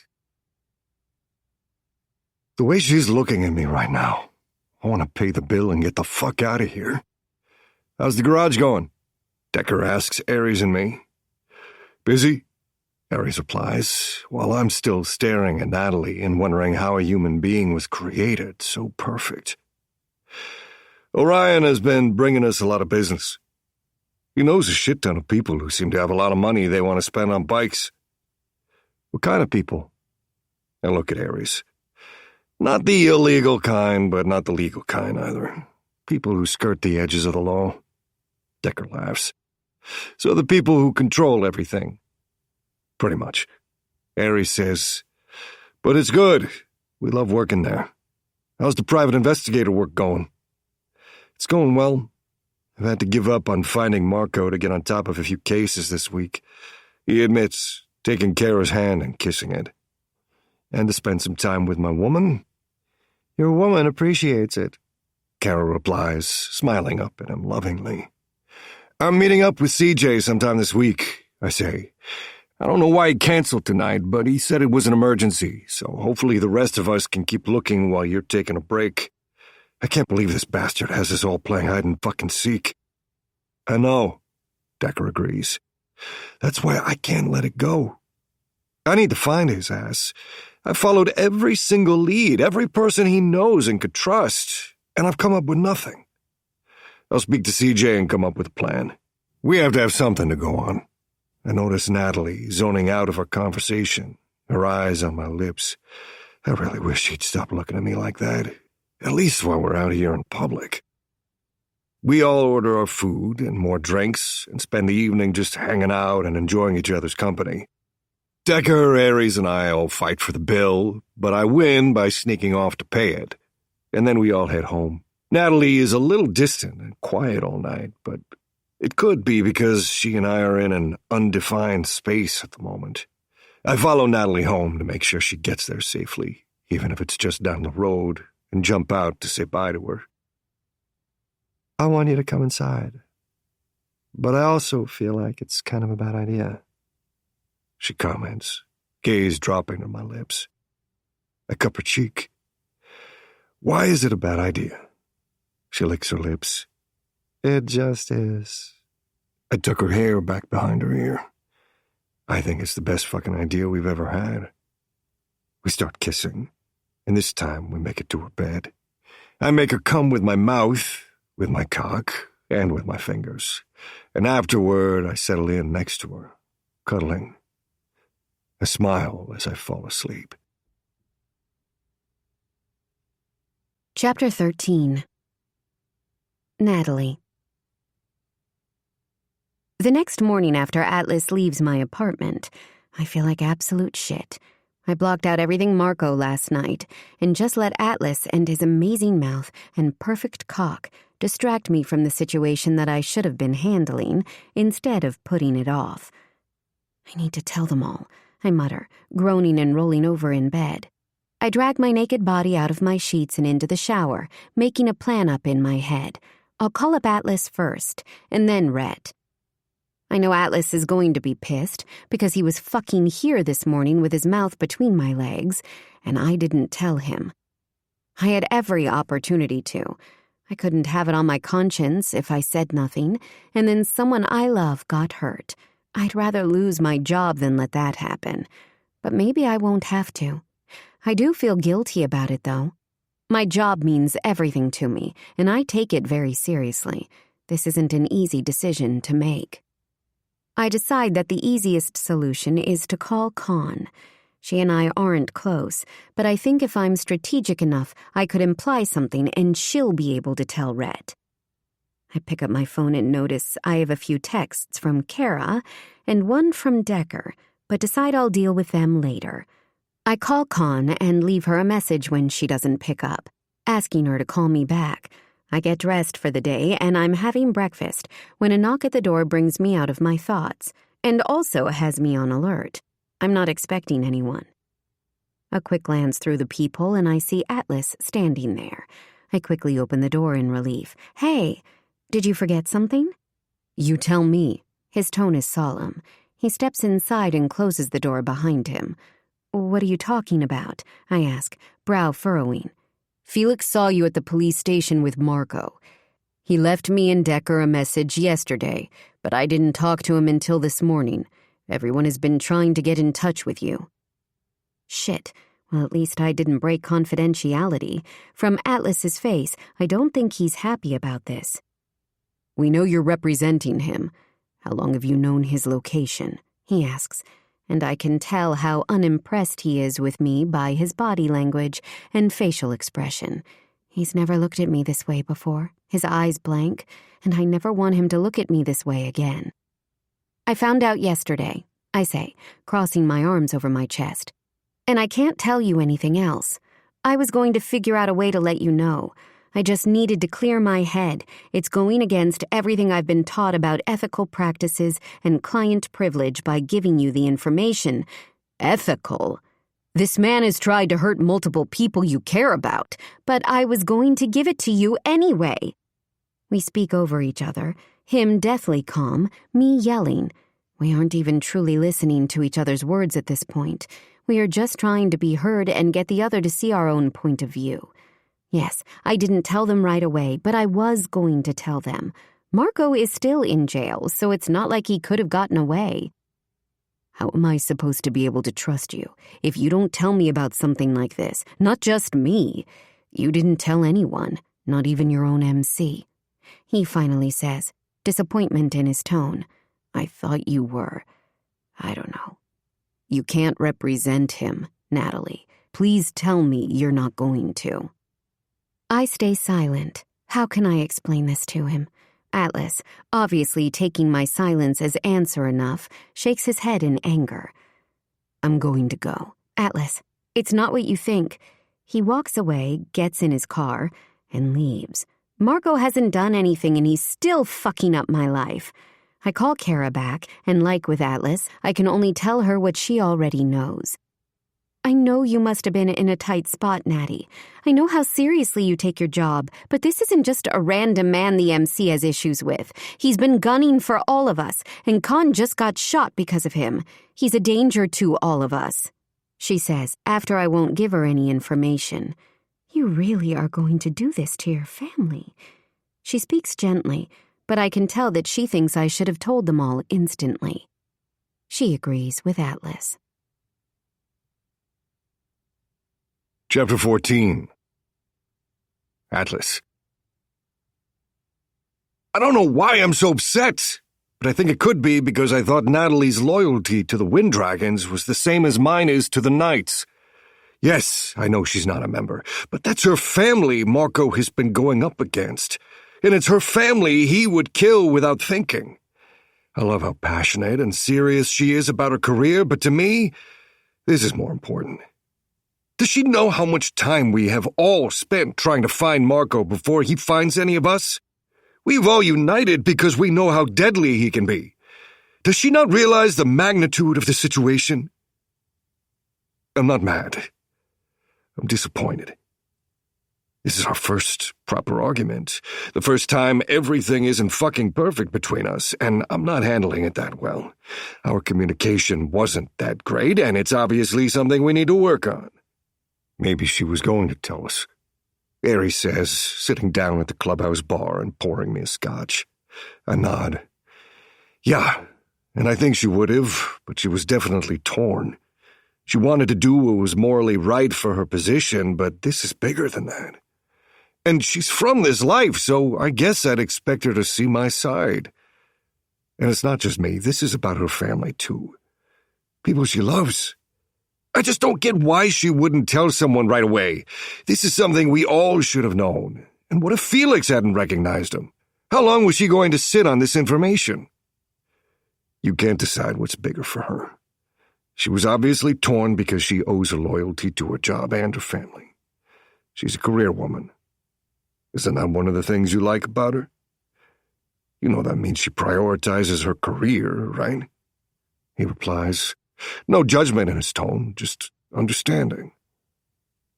So you would be okay with this? With hearing about it from Felix, who clearly has more loyalty to their family? He wasn't even born into it. He married into it. And he's a cop! Well, no. I would be pissed. But I could see her side. A little. Isn't confidentiality a big thing with lawyers? Couldn't she have been fired?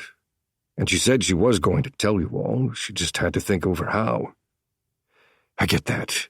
But this wasn't a think-about-it situation. Marco is number one on everyone's list right now, and for good reason. I don't know, I feel surprised by what she did, and yeah, disappointed.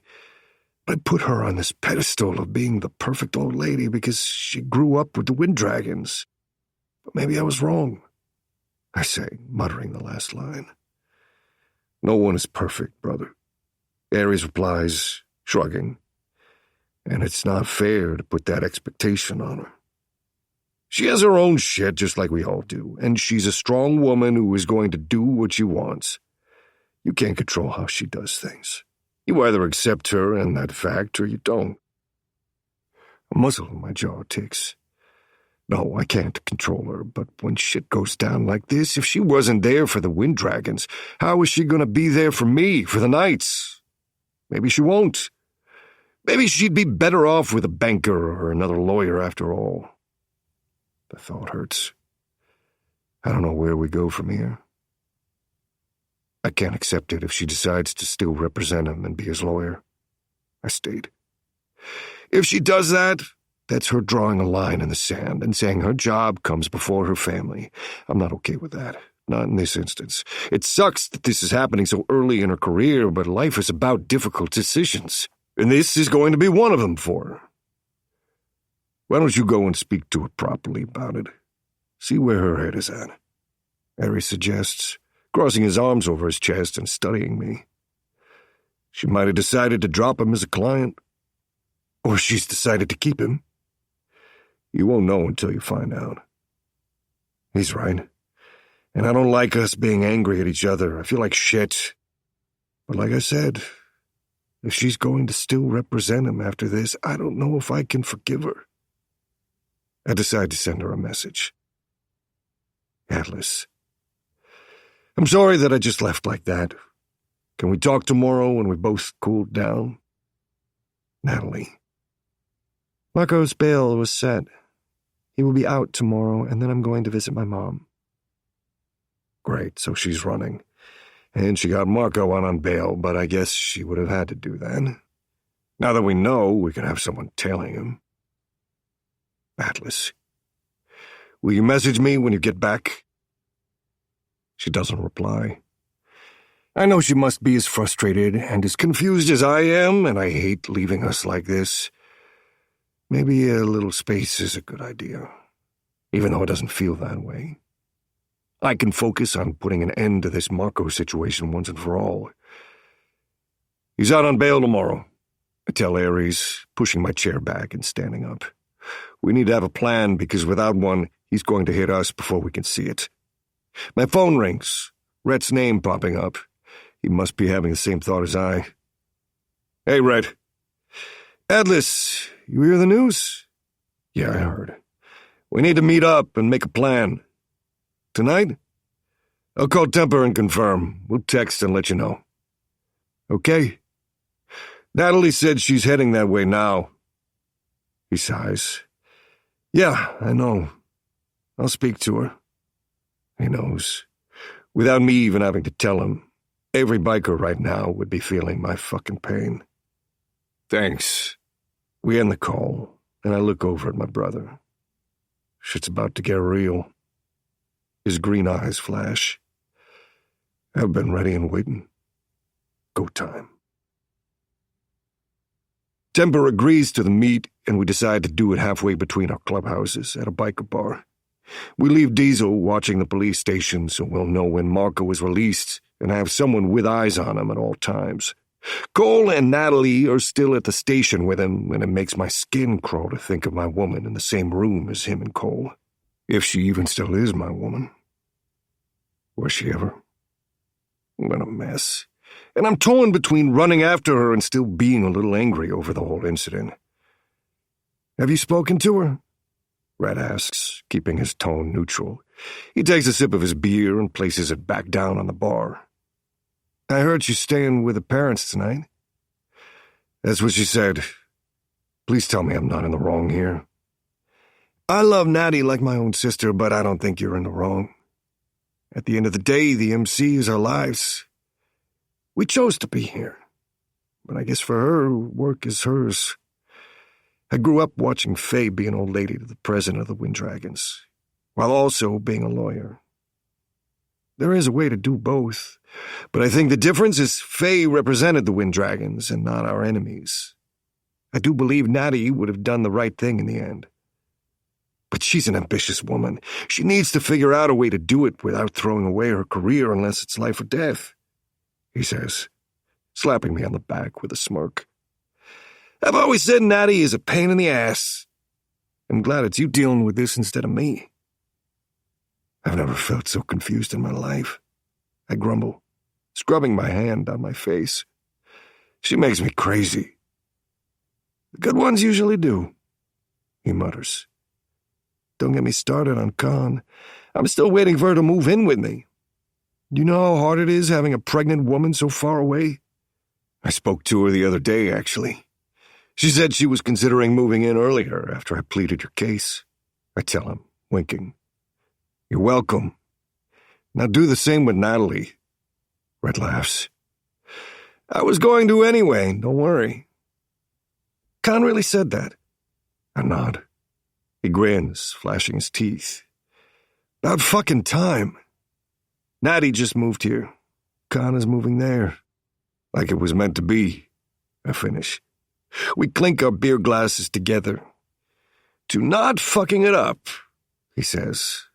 Grinning, I repeat his words. To not fucking it up. After everyone arrives, we all sit around a table. Rhett and Temper at the head, and they decide on what to do. I notice quickly that Temper and Rhett have different ideas on how to handle Marco in the FC. And with two presidents in tow, both fighting for dominance, we should have known it wasn't going to be a good idea. Temper wants to hold off, wait and watch, and see what Marco's next move is. Red wants to go in guns blazing. But if we are all to work together, they're going to have to come up with a compromise. I shoot CJ a text warning him Marco's getting out, but I don't hear back from him. I hope he's lying low. Aries and I share a look, but stay quiet. Sometimes you just need to sit back silently and observe. Chapter 15. Natalie. Sitting on my mom's couch, blanket over me, I sigh for the second time. She knows something is wrong, but I haven't told her yet. I've just been sitting here since I arrived, feeling sorry for myself. I've turned my phone on silent and am just avoiding the world. When my Auntie Faye comes over, though, and asks me what I'm doing here, I open up to them both. I just needed to get away, I say with a shrug. Something happened, and I don't think I reacted in the right way, and now everyone is unhappy with me. What happened? Mom asks, brow furrowing with worry. She shares a look with Faye. Are you okay? I'm fine. Do we need wine for this? Faye asks, glancing toward the kitchen. I nod. I definitely would like some wine. Hold that thought, she says, finger in the air before she rushes to the kitchen and comes back with a bottle of red and 3 glasses. I smile in amusement at how comfortable she is at my parents' house. Mom holds the glass while she pours, then passes it over to me. I wait until both of their glasses are filled up before I start my story. So I don't know how much you both know already, I say, glancing between the two. The MC loves to gossip, so I doubt they are going to be shocked by my update. But I started seeing a guy. Atlas. Yes, we know, Mom interrupts, a small smile playing on her lips. I mean, we all knew that was going to happen when you brought him to the clubhouse for Dad's birthday. He's a hottie, Faye adds, nodding in approval. And I hear you get 2 for the price of 1. I open my mouth, then close it, laughing at her comment. I don't get 2. Right now, I'm not sure if I even have 1. If you're having trouble already, that's a bit of a red flag, Faye says, drinking some wine. Start from the beginning. So you know I'm loving my new job and working for Jackson is a big deal. Faye nods to my mom. He is the best at what he does. So I had to go to the station to get a new client of mine out of prison. And it just so happened to be Marco. Faye stops drinking and Mom's eyes widen. Okay, so they knew about Atlas, but not about Marco. Interesting. Marco? As in, Mom trails off. Yes, that Marco.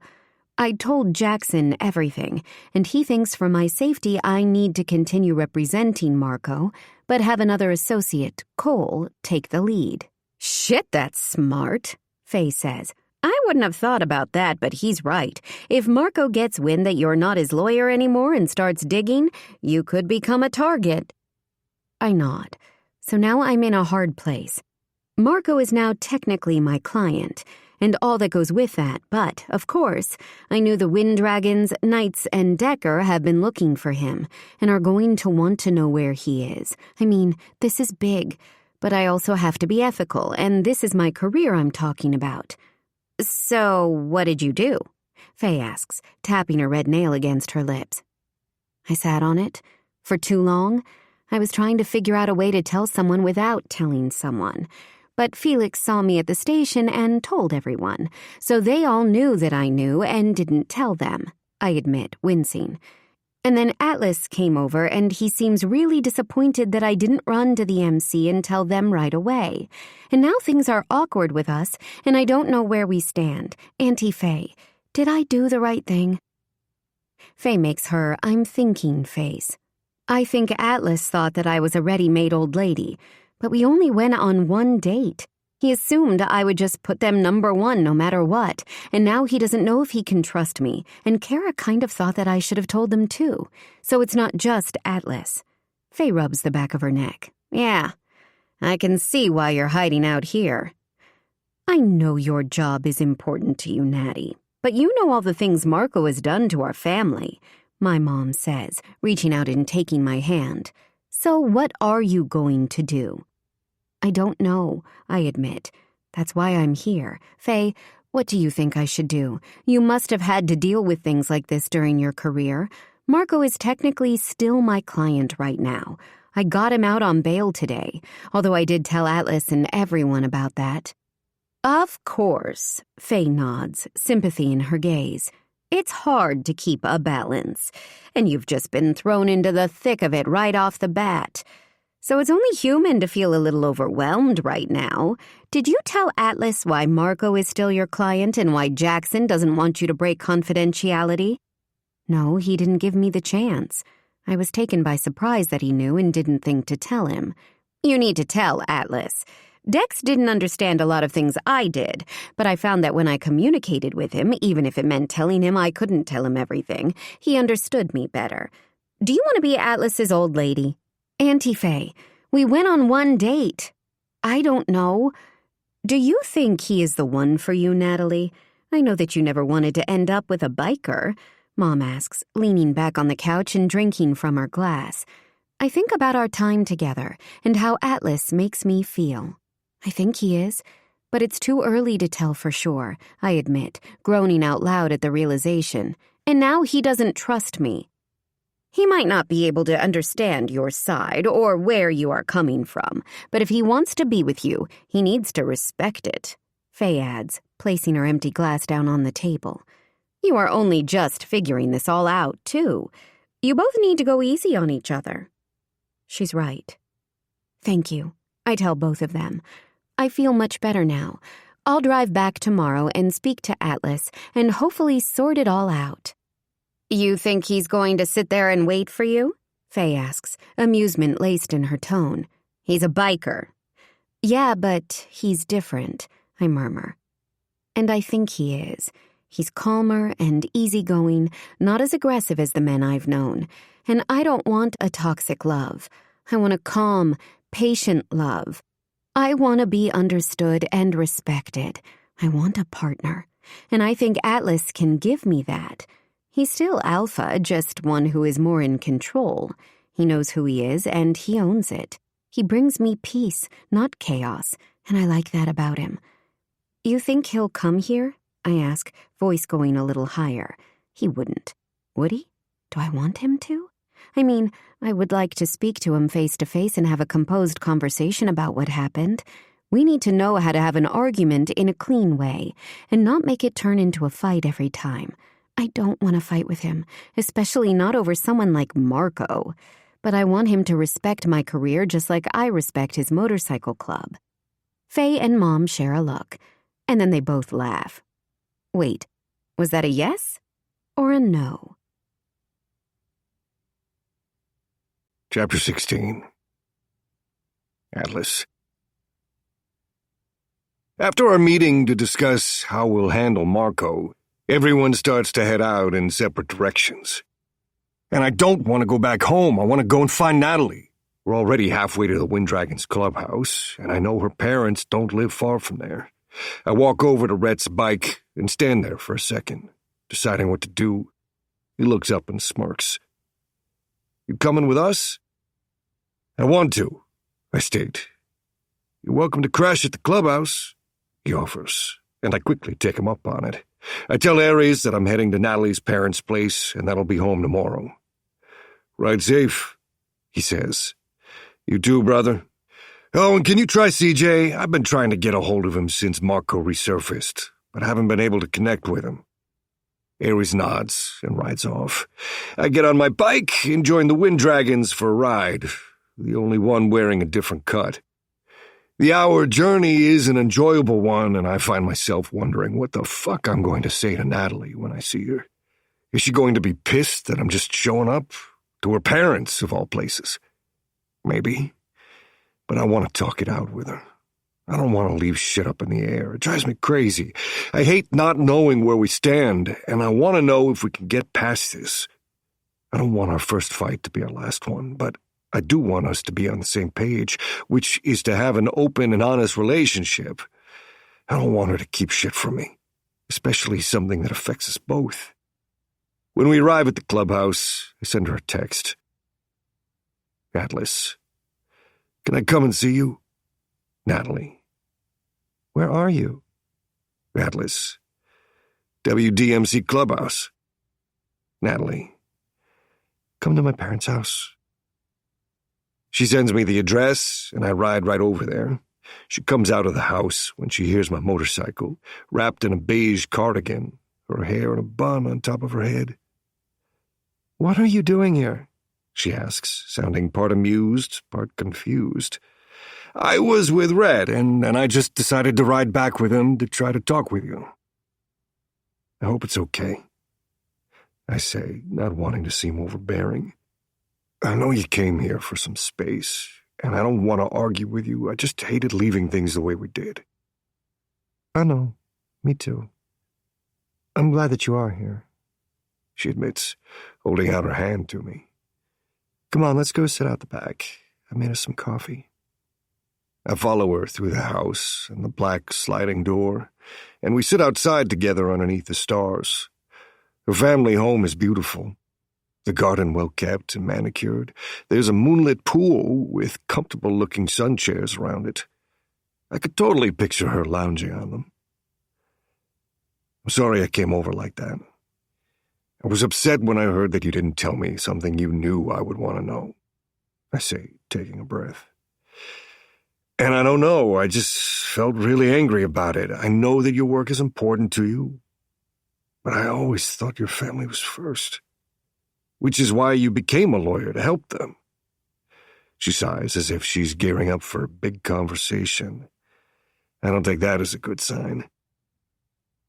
"That is one of the reasons," she replies, crossing her legs on the chair. "But I also have my own ambitions. I love my family, but I also have my own separate life and goals. I love what I do, and I take it seriously, and I took an oath, one that society takes very seriously." She grabs my hand. "Atlas, you have to understand that I will not compromise my job or my career, no matter the reason." "But," I start, but she keeps going. "My family is very important to me, and I will always be loyal to them and to the people I love. But I've only just started navigating this balance between my job and my family. I'm still learning and figuring out the boundaries and how far I can push them. And I should have handled the Marco situation better. But it's not like I had made a decision to hide it. I was just thinking about the best way to handle it all." I nod, trying to understand her side of it. "Okay, I can see that. I just had wished you'd told me right away. I don't want there to be any secrets between us. If we're in, we're all in." "Are you going to tell me everything that goes on with your MC?" she asks, pursing those pretty lips of hers. I grit my teeth because she's right. There will be times where I can't tell her things, usually to keep her safe or because it's on Temper's orders not to, especially if Red and Temper butt heads, and Temper doesn't want the Wind Dragons to know something.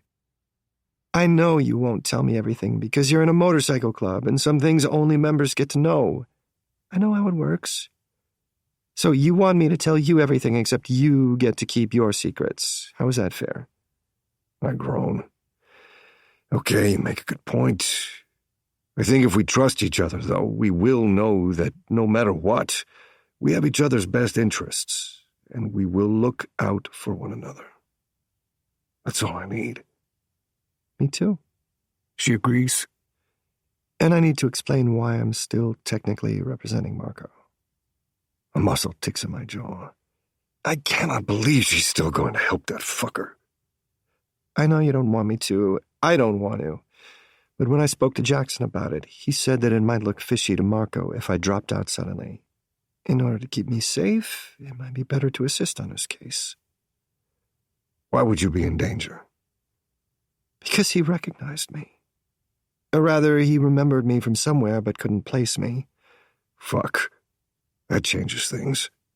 Yeah, I didn't get a chance to tell you that, and I think Jackson made a good point.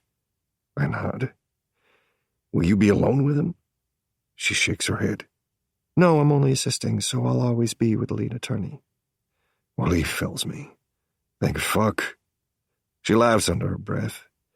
You know, my mom and Auntie Faye told me you would come here tonight. I didn't believe them. They did? I asked, surprised. And how did they know that? I guess they know bikers. But I think they thought you would just ride in here without even messaging me first, make some demands and drag me back to your place or something. She adds, turning to me with a smile. I'm glad that you didn't do that. I wouldn't dare. I reply, lip twitching. She leaves her chair to sit on my lap, wrapping her arms around my neck. We survived our first fight, she muses, kissing my jawline. I grab her face and kiss her on the lips. I didn't enjoy it. Although I'm going to enjoy the makeup sex when I get you back home. She moans as my lips move across her neck. You better be quiet or maybe I will drag you back home. She smiles and arches her neck even more. Little tease. Daddy? I hear Rake's voice call out, and she jumps off my lap faster than I've ever seen her move. Out here, she calls back, clearing her throat. I grab a cushion and use it to cover my obvious hard-on. He steps out and eyes us both. What are you both doing out here? Talking, I reply. I'm about to head back to the clubhouse now. Mine or yours? He asks in a dry tone. Yours, he nods. All right, then. Good night. Night, Dad, she replies, then turns back to me. I get up and pull her up with me. I better go.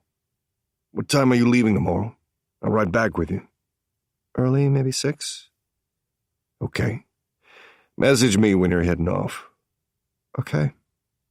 She smiles and leans in for a kiss. I kiss her deeply, sensually, and then walk away, leaving her breathless. I'm glad I followed my gut and came here to speak with her. She's worth the drive, and more.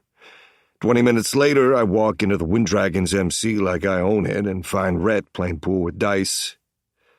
How did it go? Rhett asks, offering me a beer. It went well. I think we are more on the same page now, I admit. Good. I like you for her, he replies with a grin. I ordered us some pizza. Thanks. We eat, play pool, and talk shit for a few hours, and then I head to bed. I notice that the vibe in the Wind Dragons clubhouse is different from ours. It's very quiet, and there's no warmth there, other than Red. The other members don't come out to drink or play pool, and I wonder if it's always like this, or if I just caught them on an off night. It feels weird sleeping here, but I lock the door and seem to find sleep easier than I thought. When the sun rises, I get up, shower, and get ready for the ride home. When Natalie messages me, I meet her at Rake's house, and then we head back. I wish she was riding with me. But I still like having her car near me and knowing she's there. Never thought I'd ever be saying that. What the fuck has she done to me? Is this how Crow feels about Bronte? How Trade feels about Nadia?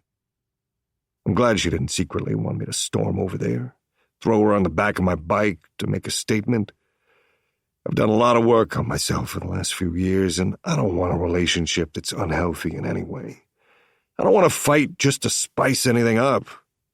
I just want us to be happy and successful, together and alone. And I think she wants the same. So it looks like I've found my match. Checkmate. Chapter 17. Natalie. After the drive home with Atlas, I feel much better about everything. I get into work and avoid Cole and the Marco case as much as I can. I just want to forget everything that has happened and move on. Kara comes over for dinner that night, and we drink wine and discuss everything going on in our lives, although she seems to be mostly focused on mine. I can't believe he rode to Mom's house just to have a chat with you. That's kind of cute, she says, her cheek resting on her chin. She spins on the stool she's sitting on, lost in thought. So are you both dating now or what? Surely it's now time to make it official. We haven't had that discussion yet, I admit, shrugging. I don't know. This is my first proper relationship. How does it all work? You've done only long-term relationships, so you should be a pro by now. She laughs. I've done two, and I'm definitely not a pro. More pro than me, I grumble. You don't talk to me about your dating life, she replies, picking up a grape from the platter I made for us to nibble on and popping it into her mouth. How come? She noticed. I don't know. It's the same reason why I thought I didn't want to date a biker. I shrug. Why won't you open up to me about your personal life? You've always been so guarded with me. I decide to go with the truth. Atlas was the first person to notice how guarded I am with my family. I am the baby of the group. It was always you, Clover, and Rhett. Yes, there were kids younger than me, but I am closest to your ages. But it was constantly the three of you, and I was forever left out, she finishes, and I nod. Oh, Natty, I'm sorry. Why didn't you ever say anything? I just assumed you wanted to do your own thing. You know, I don't like being called Natty, I admit, realizing that truth is the way to go. You can't expect people to know how you feel if you never tell them. What? Yeah, I hate being called that. It makes me feel like I'm 5. Is that why Atlas always calls you Natalie? He figured it out right after we met. Kara laughs. He really is meant for you. I'll keep him. I smile. You'll be an old lady yet. I arch my brow. My career says hell no to that. Sometimes these things just happen.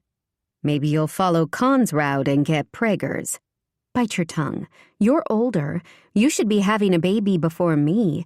I'd like to test the waters of being an auntie first before I commit to being a mother, I say, smiling when my phone beeps with a text. Atlas. Miss you. Can I come over tonight?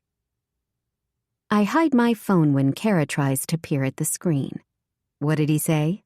He misses me and wants to come over later, I say, placing my phone back down and looking up at my sister. Do you think Aries likes me? I don't want him to feel like I'm stealing his brother from him. I know they still spend time together at work and stuff, but I think they used to be around each other 24/7. I don't know. Has Atlas said anything? I never thought about that, she mutters, brow furrowing. Those two are very close.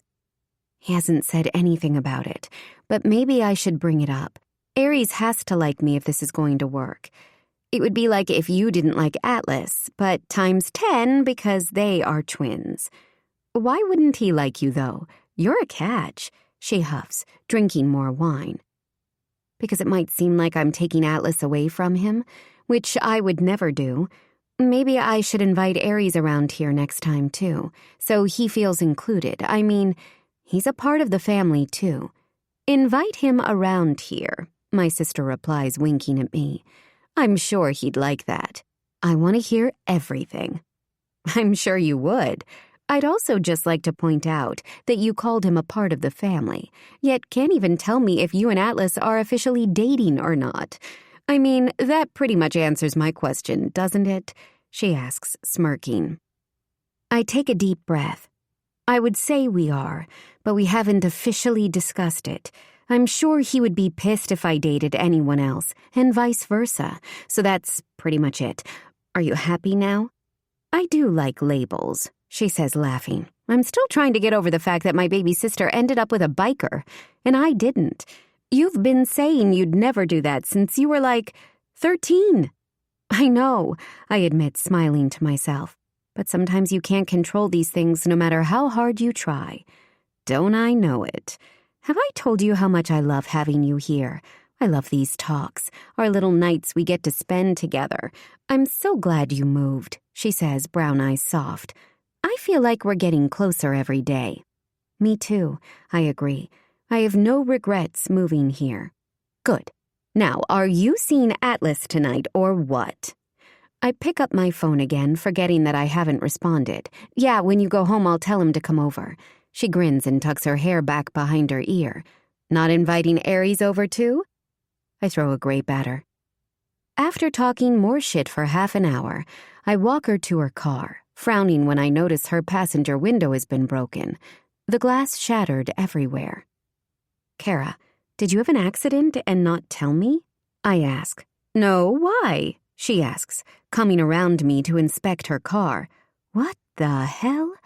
It looks like someone threw something at the window, I say, frowning.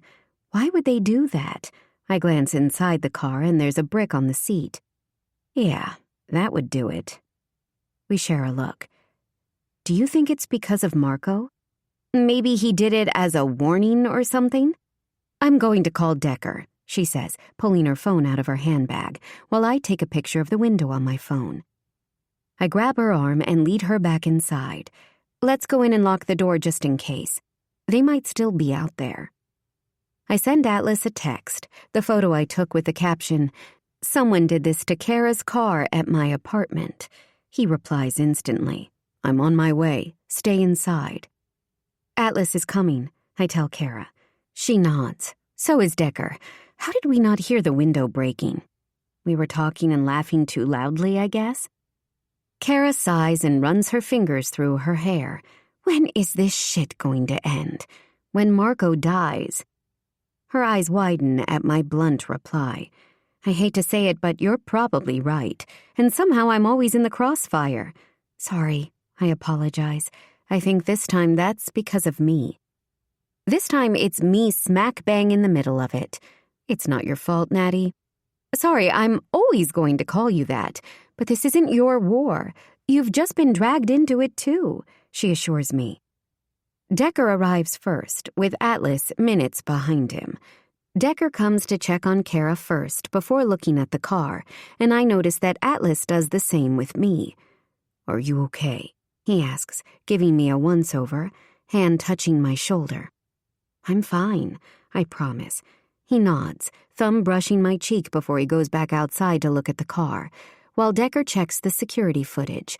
All we can see is someone running up, wearing all black, including a ski mask, and throwing a brick at the window and then leaving.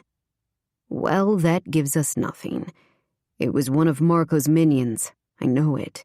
He's sending a message. Atlas pulls me against his hard body to comfort me. It's going to be okay. You going to stay with her tonight? Decker asks, and Atlas nods. Yeah, I will. I guess the fact that he's sleeping here is now public information. It doesn't bother me, though. I don't care who knows. When Kara and Decker both go home, I have a long shower and get into my pajamas. Atlas is in the living room watching a movie, and I sit on his lap, straddling him. Make me forget, I whisper. I don't want to talk. I just want the makeup sex I've been waiting for. And with his lips on mine and hard cock inside me, I get just that. Chapter 18. Atlas. Does Aries like me? Natalie asks over breakfast. We spent the morning talking about everything that has happened recently. With the car situation last night, I just wanted to make sure that she was okay. Surprised by her question, I put down the slice of avocado toast. Of course he does. Why would you ask that? Well, he's your twin, and you usually spend more time with him. But now you're spending it with me. Do you think he feels left out? I don't want him to feel like you've just ditched him and maybe resent me for it. No, I'm not sure where you got that. I don't know. I'm probably overthinking it, but I remember when Kara and Khan reconnected. I did feel left out and jealous. I know it's not the same thing, but maybe you should check in with him and make sure he's okay. She suggests. And although she's right, I get distracted by her licking some mango juice off her fingers. He does like you. He would have told me if he didn't, but I'll check in with him and make sure he's all good, I say, smiling at her. And thank you for thinking of him. He's a part of you, she replies with a shrug. I want him to be happy too. Maybe we could do something with him. He could bring one of his women or come alone, whatever he's comfortable with. One of his women, I snicker. You know what I mean, she says, waving a hand in the air. She comes closer and kisses me. I had fun last night. Thank you for coming. I grin against her lips and kiss her again. Thank you for being my dessert. She laughs and goes back to finishing her breakfast and getting ready for work. I do the same, and then we share a deep, long kiss and say goodbye. I follow her to make sure she gets to work safely and then head off. Aries is already at work when I get there, and I walk up to him and give him a hug. Hello to you, too, he murmurs, amused. Natalie asked me if you liked her, I start, and she asked how you were feeling with her being in the picture now, and it made me realize that I haven't asked you. I know we haven't been spending as much time together. Stop being weird. We still see each other more than most siblings do. I know, but I just wanted to check. Why don't you come and hang out with me and Natalie? She said you can bring one of your women. I use air quotes for emphasis. He laughs. Okay, I'd like that. I suppose I should be getting to know her better since she doesn't seem to be going anywhere anytime soon. I'd really like that, I reply with a nod, slapping him on the shoulder. You know I love you. Always. I know, and right back at you. Now come on and stop being a baby. We need to get some work done. Have you texted CJ about the brick? When he confirms he hasn't, I start a group text with CJ to let him know what happened. Atlas. Someone threw a brick at Kara's car window last night. We think it's a warning to Natalie because Marco figured out she's connected. CJ. Fuck. I've been lying low ever since I heard he got out. But I know he's looking for me. Atlas. We need to find him. For all our sakes. CJ. Who's Natalie? Aries. It's his woman. Pussy whipped. I type a crude emoji, even though Aries is right next to me. CJ. When the fuck did you get a woman? Aries. When he finally grew a pair. Atlas. Ha ha, very funny, dickheads. Seriously, though, CJ, man, I think you need to leave town. CJ. Where the fuck am I supposed to go? Aries. Tell me where you are and I'll come bring you some things. I think you should head to Mexico for a bit. I nod and look at Aries. CJ and I have our issues, and while he's not blood, I still consider him my brother. I'm in this because of CJ, wanting to protect him, but now that Natalie's involved, the game has changed. There's nothing I wouldn't do to keep her safe. Nothing. After work, Aries and I ride to the beach, hang out there, grab some food and talk shit. And it feels nice. Growing up, it was always just me and him. Others came and went, but we were always each other's rocks. People ask if we have twin telepathy. And there have been a few instances that make me think that may be true. Once, when we were teens, I forgot what I was doing, probably just dicking around, but I felt a sharp pain in my arm. A few minutes later, and I find out Aries broke his arm, the same one I was clutching in pain. We're connected, and always will be. We're about to head home when Temper calls. Yeah, Prez. We lost eyes on Marco, and then someone shut the windows out at the bar, he says. Fuck, we're on our way. I end the call and tell Aries what's up, and then we get on our bikes and ride back to the clubhouse. When we get there, we find Temper at the head of our big wooden table, members sitting around. Sledge was watching Marco, but someone managed to get behind him and knock him out, so we know someone is helping him. Temper says, what we don't know is how anyone knew we were watching him. Sledge is a member of the Wind Dragons, but since we have all been working together on this one, I hope he's all right. We usually kept 2 men on Marco, but since he wasn't leaving his apartment, we changed it to 1 until we decided what we were going to do with him. In my opinion, there is only one option on how to handle Marco. I just don't know how we go about it, or who should do it. No one wants to do time, but Temper and Rhett need to make the call on what happens, and right now they can't agree. Rhett wants to take an offensive line, while Temper wants to take a defensive line. And normally, I'd be on Rhett's side. I don't like waiting for something to happen. But I've seen his men, and I don't necessarily trust all of them. Call it a sixth sense, but I don't want to be running into battle with them. I'll stick to my knights. I hope this hasn't ruined our chances. We should have grabbed him right away and held him somewhere, I say, frustrated that we were once again in the same place. We knew his lawyer would be looking for him, and we didn't want to raise any suspicion and make him become a missing person with his face plastered everywhere, Crow says. Everyone turns to look at me. I guess they all know I'm with Natalie, who is his lawyer. Dude, Atlas, your woman is working for the enemy. Someone mutters, but I can't tell who it is. Coward. Hey! Aries stands. Cut that shit out. I hold a hand out to stop my brother from continuing. Natalie's boss thinks it's safer for her if she stays on his case, so not to raise any red flags as to who she is and who she is connected to. And as much as I hate it, he's right. I know Jackson Bentley, Temper says. He's a smart man, and he would never put his staff, especially Natalie, in danger. He was right on this one, so give Atlas a rest. Well, can she at least tell us some information? Renegade asks. I shake my head. Not if she ever wants to practice law again. I won't ask her to rat on Marco and become his prime target. We need to handle him without her help. Where is CJ on all this? Temper turns to Aries and me. CJ said there is a man called Fox who is still loyal to Marco. It could be Fox who knocked out Sledge, I suggest.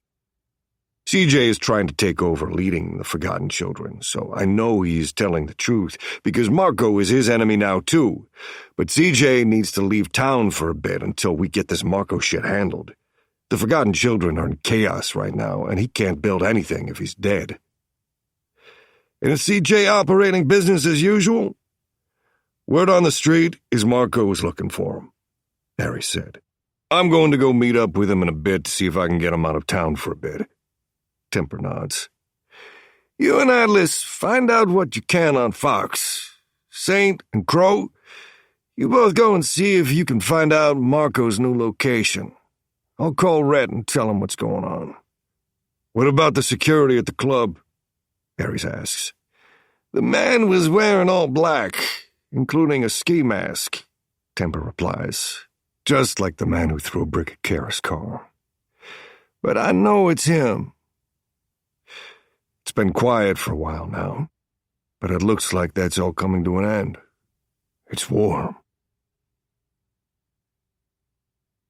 Chapter 19. Natalie. I'm sitting in my office a few days after Marco threw a brick at Kara's window, eating lunch and minding my own business, when our receptionist, Melinda, comes up to my desk. Someone sent you flowers. Really? I ask, lighting up. I put down my sushi and turned to face a big, fresh bouquet of white chrysanthemums, smiling widely. Thank you. I take them from her and smell them, then read the note. Just because. Love, Atlas. You're a lucky girl. I can't remember the last time my husband got me flowers, she says with an eye roll. By the way, did you hear what happened? Apparently, Joan went on a date with Cole and he got a little aggressive. I still and put the flowers down on my desk. No, I didn't. What happened? She lowers her tone. He was kind of pressuring her into sex, but she said no and left. Luckily, there were people around, and she ran up to a woman and pretended to know her. Thank God the woman played along and made sure she got away safely. She told you this? I ask. Melinda shakes her head. Nope, a friend of a friend told me. I don't think she has told anyone here, especially if you haven't heard about it from her. Just like I never told anyone. If I did tell, though, maybe Cole would have been fired, or at least scared enough to not try it again. Fuck. Should I speak up now?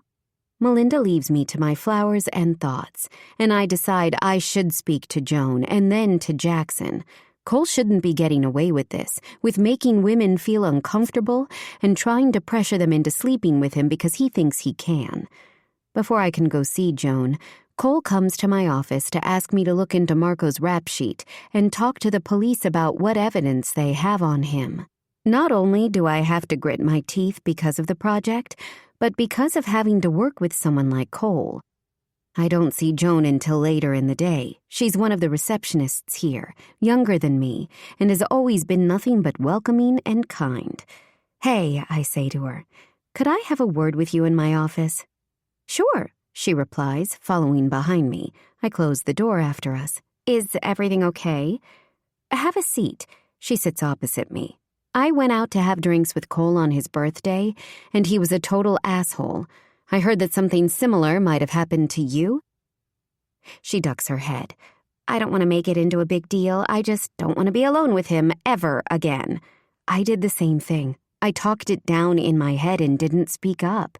But if I had, then maybe he wouldn't have tried anything with you.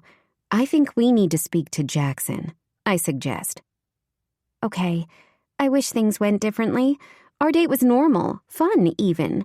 But when we went outside, he pulled me around to the side of the building to kiss me. I kissed him back, but when he tried putting his hand up my skirt, I slapped him away and told him I wanted to leave.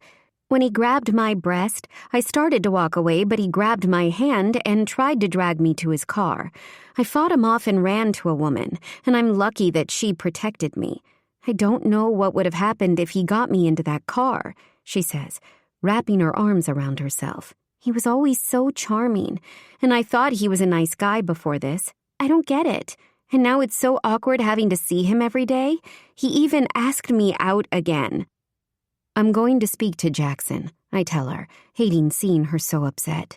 You don't have to be there, but he might want to speak to you after. She nods.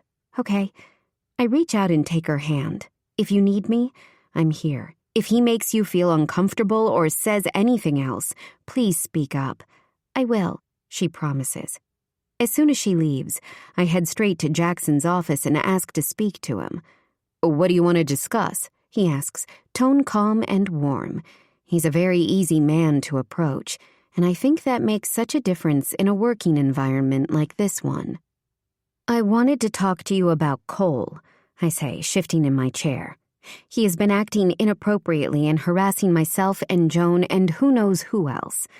I can't just sit and say nothing anymore. Something has to be done, because it doesn't make for a safe working environment.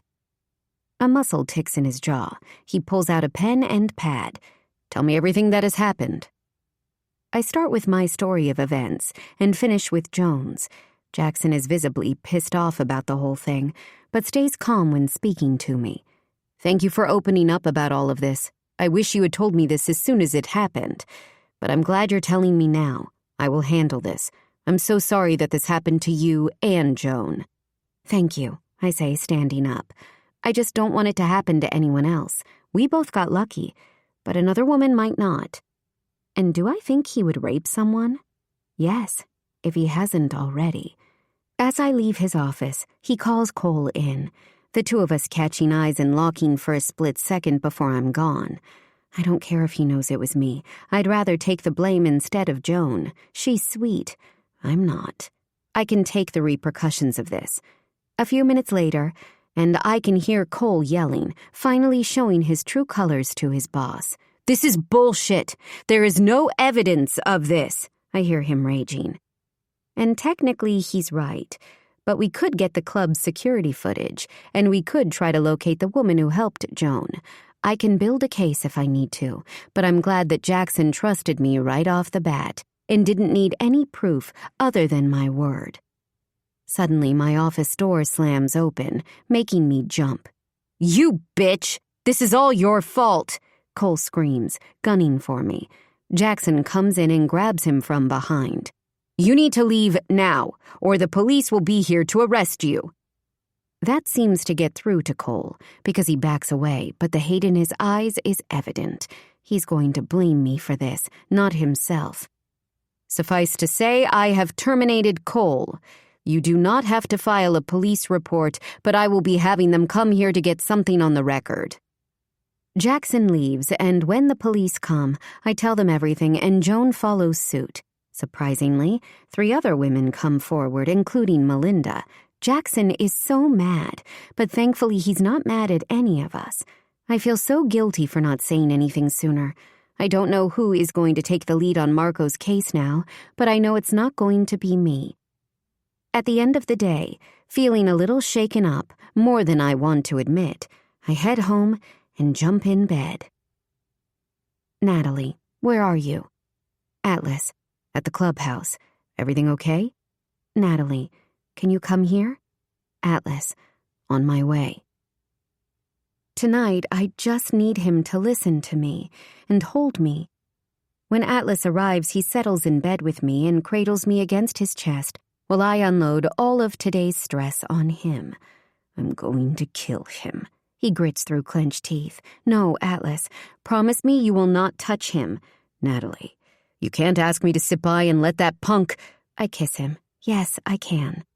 This is a battle I need to fight on my own. I promise I will let you know if I need protecting." He sighs but hugs me closer. "I'm glad you told your boss, and that you don't have to work with that asshole anymore." "Me too."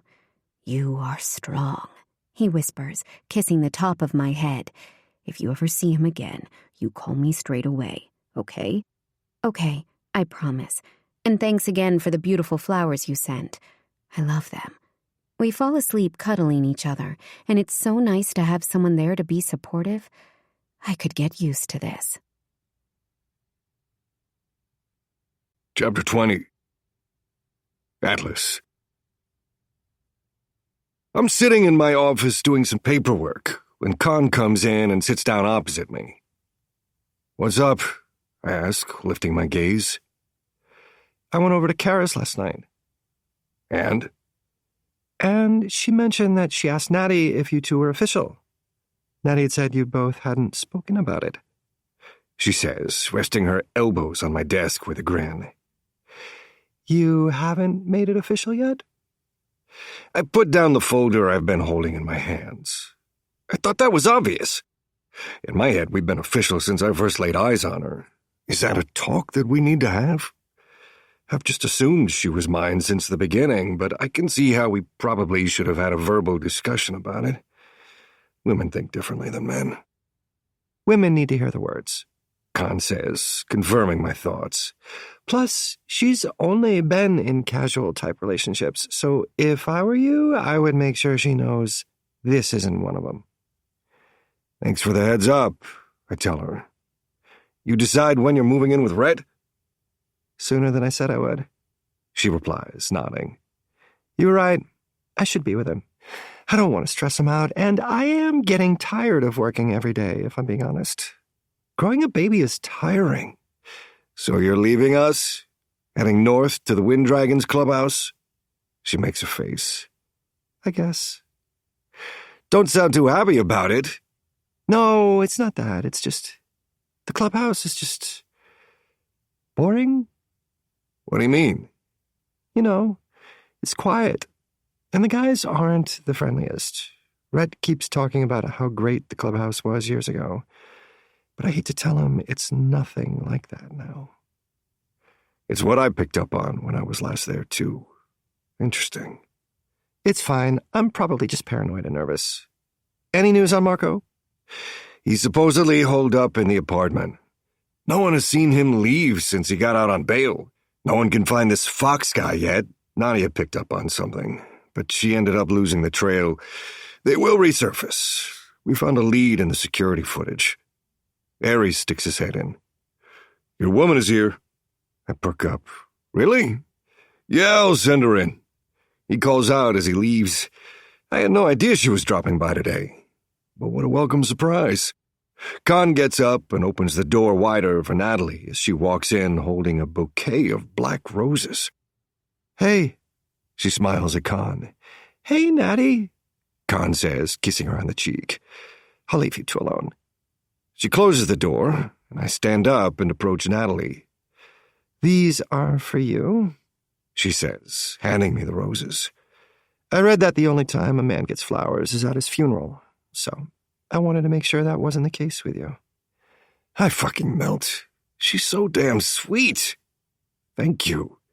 I love them. And yes, I've never received flowers before. This is my first time. I kiss her, showing my appreciation. After it breaks, she grins devilishly and glances around my space. So, this is where you hide away, huh? This is where I do the boring paperwork, I reply, placing the roses down on my desk and opening my arms out to her. Now, I heard that you aren't sure if we're official. Who has been gossiping? She asks, smirking. Let me guess, Kara told Khan. I hold her against me, and she tilts her face upward. This whole time I've thought that we're official. Maybe because to me we have been. I haven't even looked at another woman since I laid my eyes on you. Are we on the same page here? We are, she replies, green eyes gentle. I just wanted to be sure before I go around telling everyone that you are my man. Scream it from the rooftop, I say, smiling as I bend down to kiss her. And thank you for visiting me. Made my fucking day. I lift her up on my desk and continue to kiss her, my hand on her bare thigh, sliding up her skirt. She looks up at me like, what are you doing? But in an interested, curious way. I glance over at the open blinds of my office, turn around and close them, and lock the door, then return to her, kissing her and pushing her back on my desk. Some shit falls off, but I don't really care. Instead, I undo the buttons on her blouse and pull it open, revealing her white lace bra with her perfect nipples showing through. This is what you wear to work? Fuck, I whisper, pulling down the cups and tasting her nipples. She moves from under me, pushes me back in my chair and undoes my pants, exposing my cock as she gets down on her knees. She then licks it before taking as much into her mouth as she can. Fuck, I grit out, watching her suck and lick on me, her head bobbing up and down. It's not long before she makes me come, swallowing every drop into her perfect little mouth. Then I lay her back on the desk and pull up her skirt, moving her panties to the side and making her come with my mouth. And I was right. She does taste like strawberries. When we are both done, dressed and decent, she takes a deep breath, glancing down to make sure her clothes are all in order. Well, I guess I'll be heading back to work then. Thank you for the flowers, I say. The ones that luckily didn't fall off the table. You're welcome, she replies, sanitizing her hands before she leaves, which makes me laugh. I head to the bathroom after she goes and clean up and wonder when I've ever had a better workday. Probably never. Chapter 21. Natalie. The weekend comes around, and before I leave work, Jackson tells me that he pulled in a favor to get another law firm to take on Marco, so he's not our problem at all anymore. I thank him, let him know how much it means to me that he had my back throughout this, and leave the office on a high. I get a call from Rhett just as I arrive home. Hey, Natty, are you with Atlas? He asks. No, why? Trying to get a hold of him, he says. He could still be at work or riding home. Is everything okay? I ask, sitting down on my couch. Yeah, I don't know. Marco just hit toxic, shut the windows out, he says. Is everyone safe? I ask. You just worry about staying safe. Don't go anywhere alone. I know, Red. I'm okay.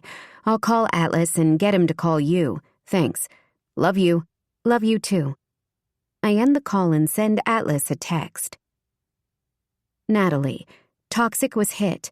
Red is trying to call you. Atlas, fuck. Sorry, I'm with CJ and Aries. Shit is going down. I'll call Red back and then come to yours. Your security cameras are on and everything is locked? Natalie, yes, I'm fine. Atlas, maybe go to Kara's. It would be safer. Kara calls me a second later. Hey, what the hell is going on? I ask her. Atlas just told me to go pick you up. Marco hit toxic and a few people were inside. Luckily, no one was killed, but Bear got shot, she explains. Decker can come and pick you up?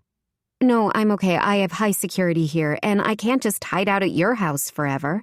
Natty, I'm okay. I'll call you if anything happens, I assure her. This Marco thing isn't going anywhere until he's dead, and I can't hide at Kara's for God knows how long.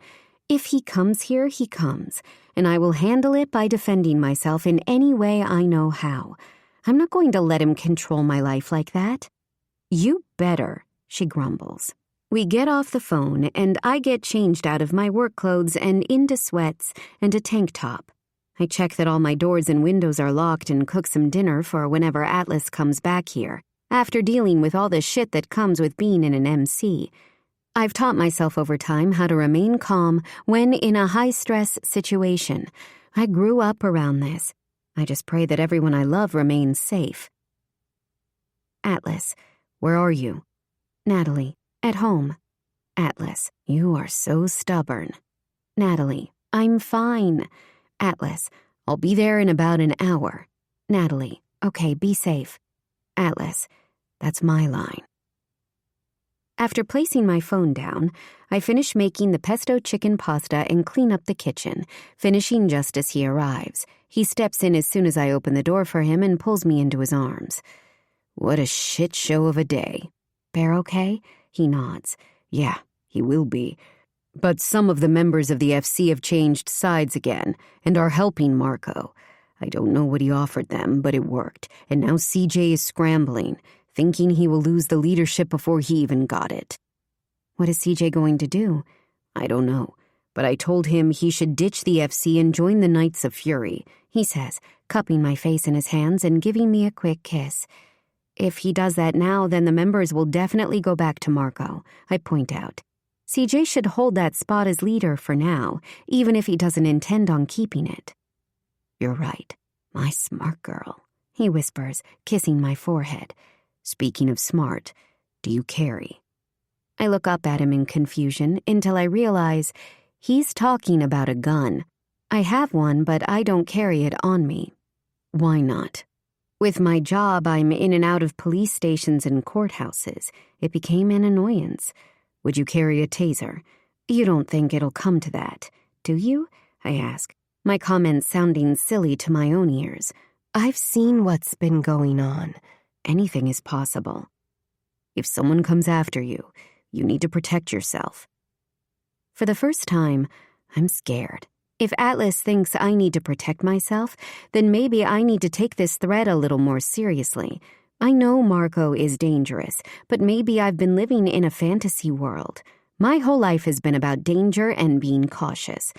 But I guess I just assumed I'd be fine and my father would always take care of us, and that feeling has always followed me in life. But now, talking about Marco, whom I represented for a short time and who wants Rhett dead, it's all getting real. I look up at Atlas. He's not going to stop until he kills us all, I say with realization. Atlas steps in and gives me a hug.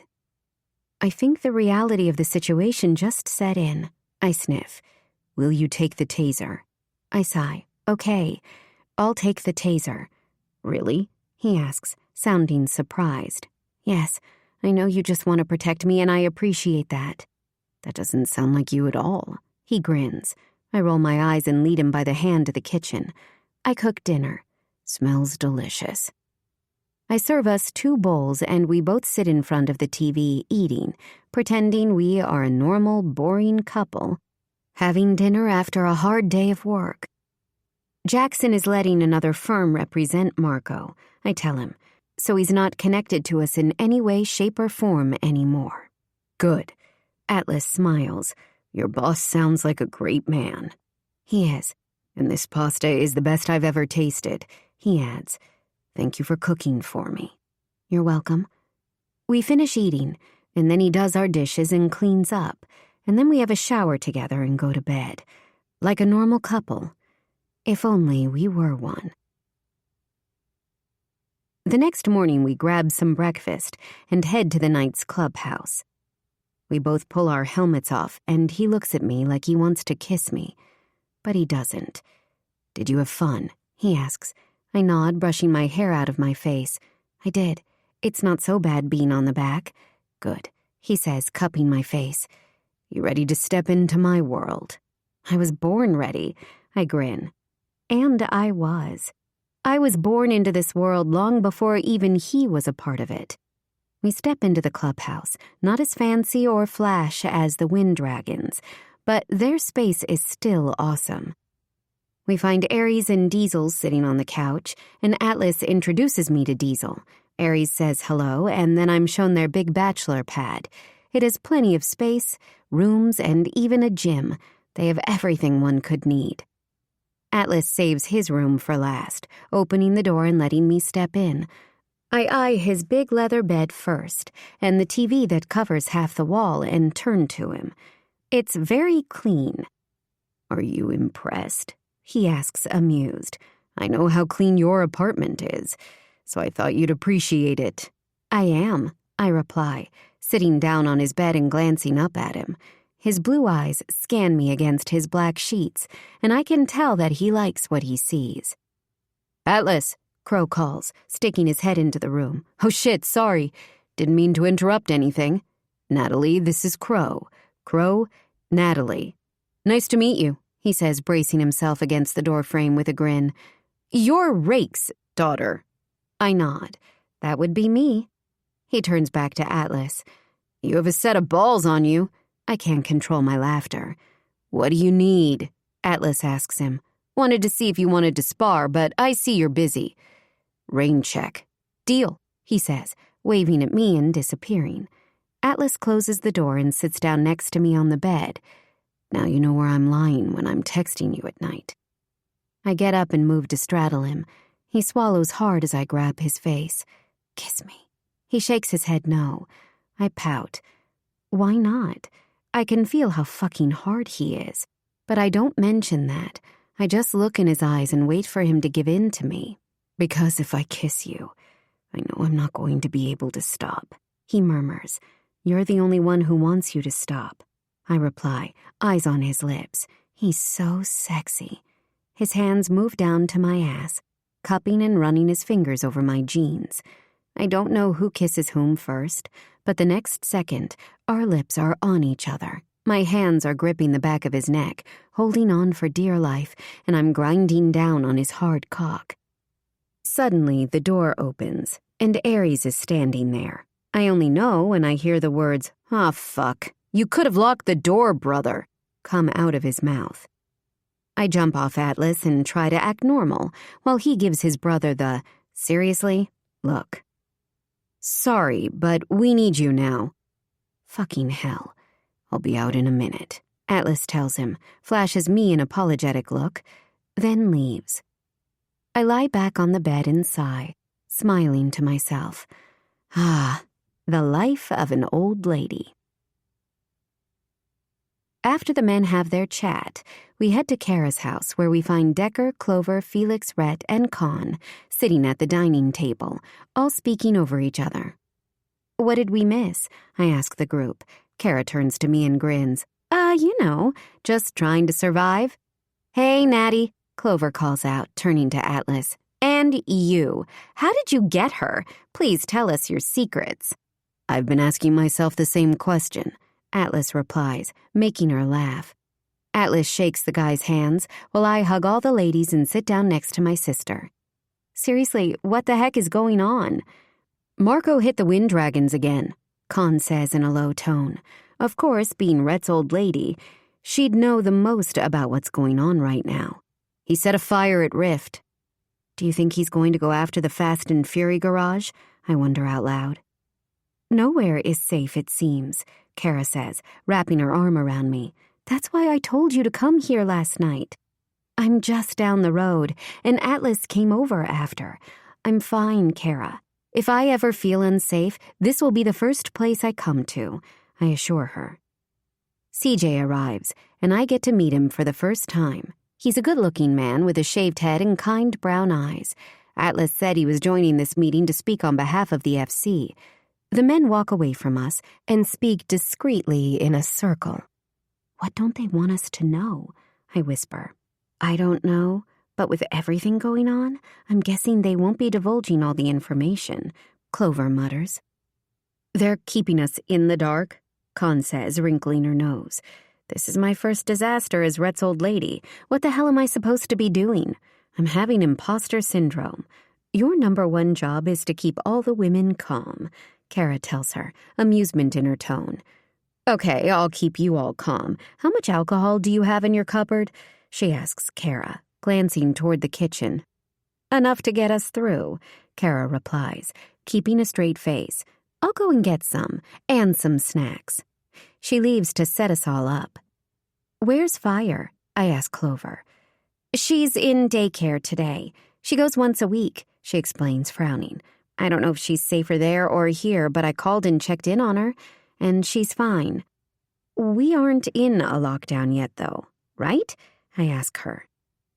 Growing up, we would go into lockdowns during emergencies, where we would all stay in the clubhouse together for safety until whatever threat had been neutralized. Not yet, Clover replies, reaching out and touching my arm. Your man's clubhouse is closer than ours. Can we just go and crash there?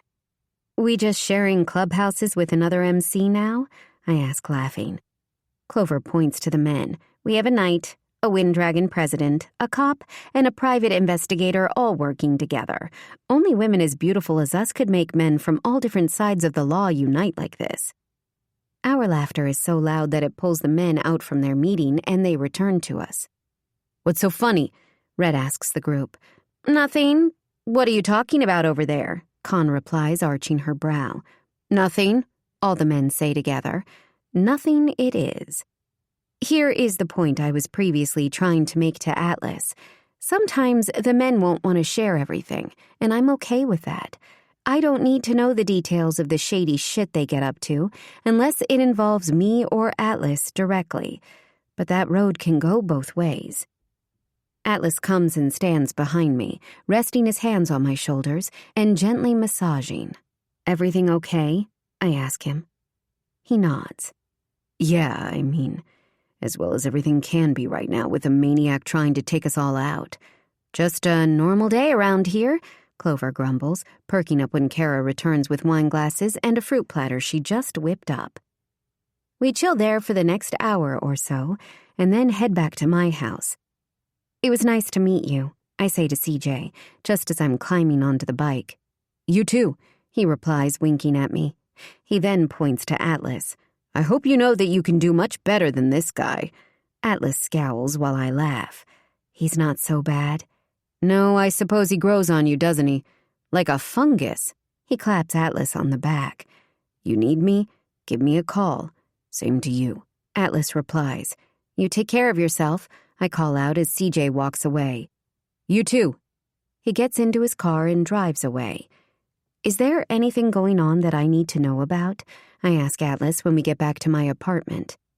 He hesitates, but then tells me. Rhett thinks they have a mole in the Wind Dragon's MC. I'm shaking my head before he even gets the sentence out. Nope, no way. Those men are solid. Atlas nods. The original members are. I've never seen men so loyal and bonded. But the newer members... I go silent. I don't know the newer members enough to comment on it. Who does he think it is? He's not sure yet. But the timing of both attacks is too much of a coincidence for him, and someone knew exactly where Sledge was located when he was watching Marco, and only the members of the MC knew that. Someone could have just followed him, I think out loud. Yeah, but paired with the fact that both attacks on their clubs happened when Rhett was in there, Rhett thinks it's a setup, and someone is feeding Marco information, he says, placing his hand on the small of my back and leading me toward the door. Don't tell anyone this. We need to keep it on the down low until we figure it all out. Yeah, of course, I reply, but inside I feel ill. The Wind Dragons are my family, and the thought of someone not being loyal to them, someone around the people I love every day, makes my stomach churn. Does Dad know? I ask when we get inside. Atlas nods. Yeah, he does. It has to be Bear, Sledge, Dice, or Zeke. But Bear was shot, so maybe not him. Dice is very close to Red and is his second in command, so I really hope it's not him. What a blow for the new generation of the Wind Dragons. I hope they find out who it is, and fast. CJ wants to be the one to take Marco out himself. Atlas also adds, I don't know what's going to happen. This whole thing is one big mess. It will be okay, I promise him. How many men does it take to kill one psychopath? I feel like I'm in a fucking horror movie, and we're almost at the climax. I just need to make sure everyone I love is standing at the end of it. Chapter 22. Atlas. CJ, we have 5 more members missing. People are going back to him. Atlas, you need to do something to keep them on your side. Feed them lies, I don't care. Ares, tell them we'll treat them the same as Marco when we find them. CJ, working on it. After spending the day with Natalie, I checked the perimeter of her apartment, and then ride back to the clubhouse. I sit down with Temper and update him on everything going on. And then Ares and I go over security footage from all our clubs. We need to one-up Marco, I say out loud. We've been chasing our tails ever since he got out. We need a more calculated plan. What happened with the mother of his child? Ares asks. She's in prison as far as I know, so she couldn't be helping him. I think Red already looked into that. He has to be set up somewhere. We need to find where his base is. Maybe we should start following members of the Wind Dragons and see which one leads us to Marco. Ares suggests, and my brows rise. We can't tell Red, because it might get back to the wrong person. Ares nods. Yum. But we'd have to stay over in their town. Maybe we could just send someone. I wonder, rubbing my hands together in thought. We need to get him before he gets us. Is Natalie safe being at home alone? He asks, frowning. We know he knows where she lives. Yeah, but she doesn't want to leave her apartment, I admit, sighing. If we all go into lockdown, then she will, though. If she keeps being stubborn, we should bring her here. Or you can go and stay there if you need to, he offers. We need to make sure nothing happens to her. I know she's an independent woman, but what if Marco decides to return to her place? He could still be holding a grudge that her firm dumped him as a client. He has to have figured out who Natalie is by now. I know, you're right. But have fun trying to tell her that. I stay silent for a few seconds. I love how much he wants to protect her. You are the best brother ever, you know that? He simply grins. Took you long enough to find a woman you have that connection with, so we aren't going to lose her now. No, we are not. That night, after Natalie falls asleep, I call Red and ask him for an update, but he has nothing for me. I contemplate if Ares is right and we should take matters into our own hands and find out who the spy is, along with locating Marco. 2 birds with 1 stone. We need to hurry along any plans we have in motion because we can't all keep living in limbo like this. Rhett. Just got word that Toxic was robbed. The police have one of the men in custody. Damn. Toxic has taken a hit, and it's clear that Marco has it out for Rhett. We increased security at the garage to make sure that everyone stays safe there. I only hope it's enough. Atlas. Shit. We need to do something. Can Felix get information out of this guy? Rhett. On it. A moment later, I get another text, this time from Temper. Temper. I got a message from Marco tonight. He wants to call a truce with us if we don't interfere with his beef with the Wind Dragons. Shit. If it were any other club, Temper would jump on it. But the Wind Dragons? Atlas. What are you going to do? Temper. I don't know yet. I think Ares and I need to follow the Wind Dragons and find out who the mole is. Enough sitting around and waiting. We need to end this, and without any casualties on our end. One can only hope. Red appears at the garage the next morning, and I can tell how agitated he is. He can't sit still, and he seems extremely stressed out. If you were here to see me and not Khan, I'm going to presume that it's bad, I say, leaning back in my chair and studying him. He clenches his jaw. I definitely have a mole. And I'm fucking pissed about it. You know, when I became president, my number one concern was that I could never replicate the fucking perfection that was the Wind Dragons when I was growing up. And now I think I was right. It's just a shit show. Why don't you join the Knights? I suggest. Temper and I had a chat about this. It was his idea, and it sounded pretty damn good. I know the official invitation has to come from him, but he told me to plant the seed. Khan can get what she wants and stay here. You can give up on trying to live up to the Wind Dragons and join something new. He stills. I'm president. You could be president of a new chapter. I shrug. We all get along and trust each other, and Temper was saying he could do with more men.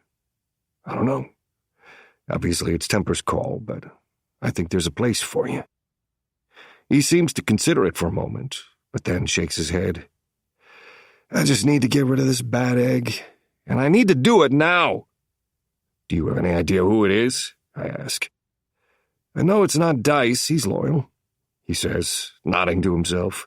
He rubs the back of his neck and starts to pace around my office. That leaves 3. Bear got injured at the club, which makes me think it's not him, or he's just really dedicated and was willing to make it look like it wasn't him. I don't know. He's obviously thought about this a lot. So that leaves Zeke and Sledge. Ares and I want to follow them. Eventually, they have to go back to Marco. What about the guy the cops have? He's not talking, Rhett says, gritting his teeth. Felix is working on it. Maybe we should follow them all and see where it leads us. You got any free men? I'll ask Temper and see what he thinks. What if we planted a bug somewhere? I doubt they'd say anything while at the clubhouse. Do you have a car that everyone drives or something like that? He nods. Yeah, we have 2 cars that everyone shares. I could bug them if I have to. Bugging their phones would be even better. I might talk to my Auntie Faye and see what strings she'd be able to pull. Well, whatever else you need, I'm here. You're helping keep the women here safe. That's more than enough. It feels good only having to worry about one woman instead of a whole fucking group, he grumbles, stopping in his tracks and turning to me. Khan agreed to moving back earlier, but you're right. I think she would be happier here. Fuck, why can't things be easy for once? The man needs a whiskey, a massage, and a blowjob. Things will work out, I assure him, glancing to the door as Khan pokes her head in. Can I come in? She asks, looking between us. Rhett nods. Of course you can. She hugs Rhett and then sits down opposite my desk. Kara just called me. She said that she's seen a car following her around, and today she saw it at the school. Decker's on it, but I think Marco is trying to make us feel the pressure, she says. And it's working, Rhett mutters, resting his hands on her shoulders and gently massaging her. I'm this close to calling in a lockdown. Khan says you need her to be at work for a little longer before she goes on maternity leave. Rhett looks down at his woman, and she winces. I guess she was trying to use me as an excuse, but That sure as hell isn't true.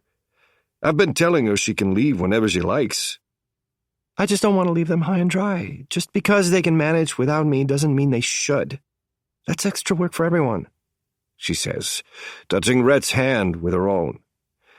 And I've said this once and I'll say it again. I'm pregnant, not an invalid. I can still do things. Rhett looks at me and raises his brows, silently asking me if I see what he has to deal with. I put my hands up in surrender. Don't look at me. I have my own little firecracker to deal with. Why don't you two go spend some time together? Actually, that sounds nice. Con agrees, standing up and taking his hand. I'll be back in tomorrow. Of course you will, I reply in a dry tone. I'll call you if anything goes down, Rhett calls out as he's dragged out the door. What else could fucking go wrong right now? Chapter 23. Natalie. After my run on my treadmill, I have a shower and get ready for work. Atlas went back to the clubhouse early this morning after Temper called him, after we started the day with some cardio. He woke me up with his mouth on me, and I soon returned the favor, before we slowly and leisurely made love. I could get used to this life. He returns to make sure I get to work safely, which I think is sweet of him, although unnecessary. When I arrive at the office, my phone vibrates with a text, one I assume is from Atlas, but it's actually from an old flame. Tim, are you free tonight? It's been months and months since I've spoken to him. Are men for real? I decide no reply is a reply in itself and leave him on read. This is the guy who never even told me his last name, but admitted to sleeping around with half of the country. He was good in bed and a whole lot of fun, but clearly just loved to love women. Any woman. Good morning, Joan says, tapping on my door. Just letting you know that Cole kept on calling me, so I changed my number. I spoke to the police and they recommended that I file a restraining order. My jaw drops. I'm so sorry, Joan. I can't believe we all missed how clearly unstable the man is. Like I've said before, other people see red flags. I see a carnival. I can't believe I preferred men like Cole and almost ignored my attraction to Atlas. Seems like I finally waited for the right man before settling down, and I'm proud of myself for that. Hopefully he stops and leaves us all alone, she says, forcing a smile before walking back to her office. I hope he does too, because no woman deserves that. One text to Atlas, and then I dive into my workload. I get off the phone with a client and swivel in my chair. When Joan runs in, dark eyes filled with panic. Cole just walked in, and he has a gun. Jackson is trying to talk to him now. She makes a noise but covers her mouth to conceal the sound. What? I ask, standing up. I reach for my handbag, but remember I stopped carrying my gun around when I took this new job. Then I remember the taser that Atlas gave me is in there, so I grab the bag. Hunter, one of the partners here, rushes in and opens the closet door. Get in, both of you now. He ushers Joan and me in before I can say anything. Stay in here. I'm going to try to stop him, he says quietly before he leaves. The door is closed and locked. Jesus Christ. Cole walked in here with a gun? I clarify. Joan nods. By himself? Yes, she cries. Do you think he wants to kill us? I don't bother answering that question. Instead, I pull out my phone and call 911. And when I get off that call, I ring Atlas next. His work isn't too far away, and he could make it here before the cops. Hello? He answers. Atlas, I whisper. I just called the cops. Cole is here and he has a gun. I'm hiding in the fucking closet right now. I'm on the way. He replies without hesitation, and then ends the call. I quickly send out a message to Kara, and then hide my phone back in my pocket. I put the taser in my other pocket, grateful that I wore pants with pockets today. A second later, my office door is kicked. Each bang makes me wince, until it finally slams open. Natalie, I know you're here because your car is here. Show yourself and no one gets hurt. Or do you want to get everyone else killed? Cole calls out. Fuck. It's just me he wants. I don't want anyone else to get hurt because of me. I'm about to call out and let him know that I'm in here when Joan does it instead. She's in here! Let me go, Cole, please! She's in here! Well, I get that loyalty isn't one of her qualities. Cole unlocks the door and pulls Joan out. You can leave. She runs off. But you, he says as he grabs me, are going to stay. You and Jackson. You said everyone else could leave, I point out as he drags me to Jackson's office, where he's sitting there tied up. Fuck. I lied, Cole murmurs, sitting me next to Jackson. The two of you have ruined my career, and now you'll both pay for that. He obviously has zero accountability for his actions, but right now is not the time to point that out. We did nothing, I reply. If you harm us, you're going to end up in prison. I don't care where I end up, he seethes, pointing the gun at my head. My father found out about what happened and he cut me off. He's embarrassed, and it's all your fault, Natalie. I never even touched you. You're fucking delusional, Natalie, Jackson warns, keeping his tone even. Cole, please let her go. Hurting either of us isn't going to change anything. You don't want to do this. This isn't who you are. Cole doesn't move the gun off me. He told me all about you. I know your family of the Wind Dragons. That makes you his enemy, and imagine how they will all feel if you died. I would feel better, and so would he. 2 birds with 1 stone. Who is he? Jackson asks, picking up on that. Who are you talking about? She knows. I know what I have to do. I have to taser the shit out of Cole and then set Jackson free, and I need to do it before Cole gets trigger happy. My new friend. I suppose I should thank Natalie for being too incompetent to represent him alone. This guy needs to be admitted to a psych ward. I'm not even saying that to be funny. There is something seriously wrong with him, and if he weren't holding me hostage, I'd be concerned about his well-being. You're right, I say as I scoot my chair closer to Cole and away from Jackson. Cole was too distracted to tie me up, so I'm able to slip my hand in my pocket, getting a good grip on the taser. I didn't know what to do with Marco, so I asked Jackson to assign me someone to work with me. You're the better lawyer. His red eyes widen. That's right, I am. I am the one who should be running this firm. I am the one who should be getting the attention. Each time he says he points the gun to himself. Amateur. If I learned anything, it's that you never take your gun off your target. You never drop your guard. I need to keep him talking. I'm sure Jackson will take you back. Right, Jackson? I turn slightly to him. He looks between me to Cole, and I can see the realization click. We can work something out. Maybe I acted a bit prematurely. Damn right you did. What do you want me to do? I need you to call my father. Tell him, this bitch, he points the gun back to me before turning it back to himself, was threatened by... Right then I see the gun turn away from me, and I lunge forward, tasering him in the kidney.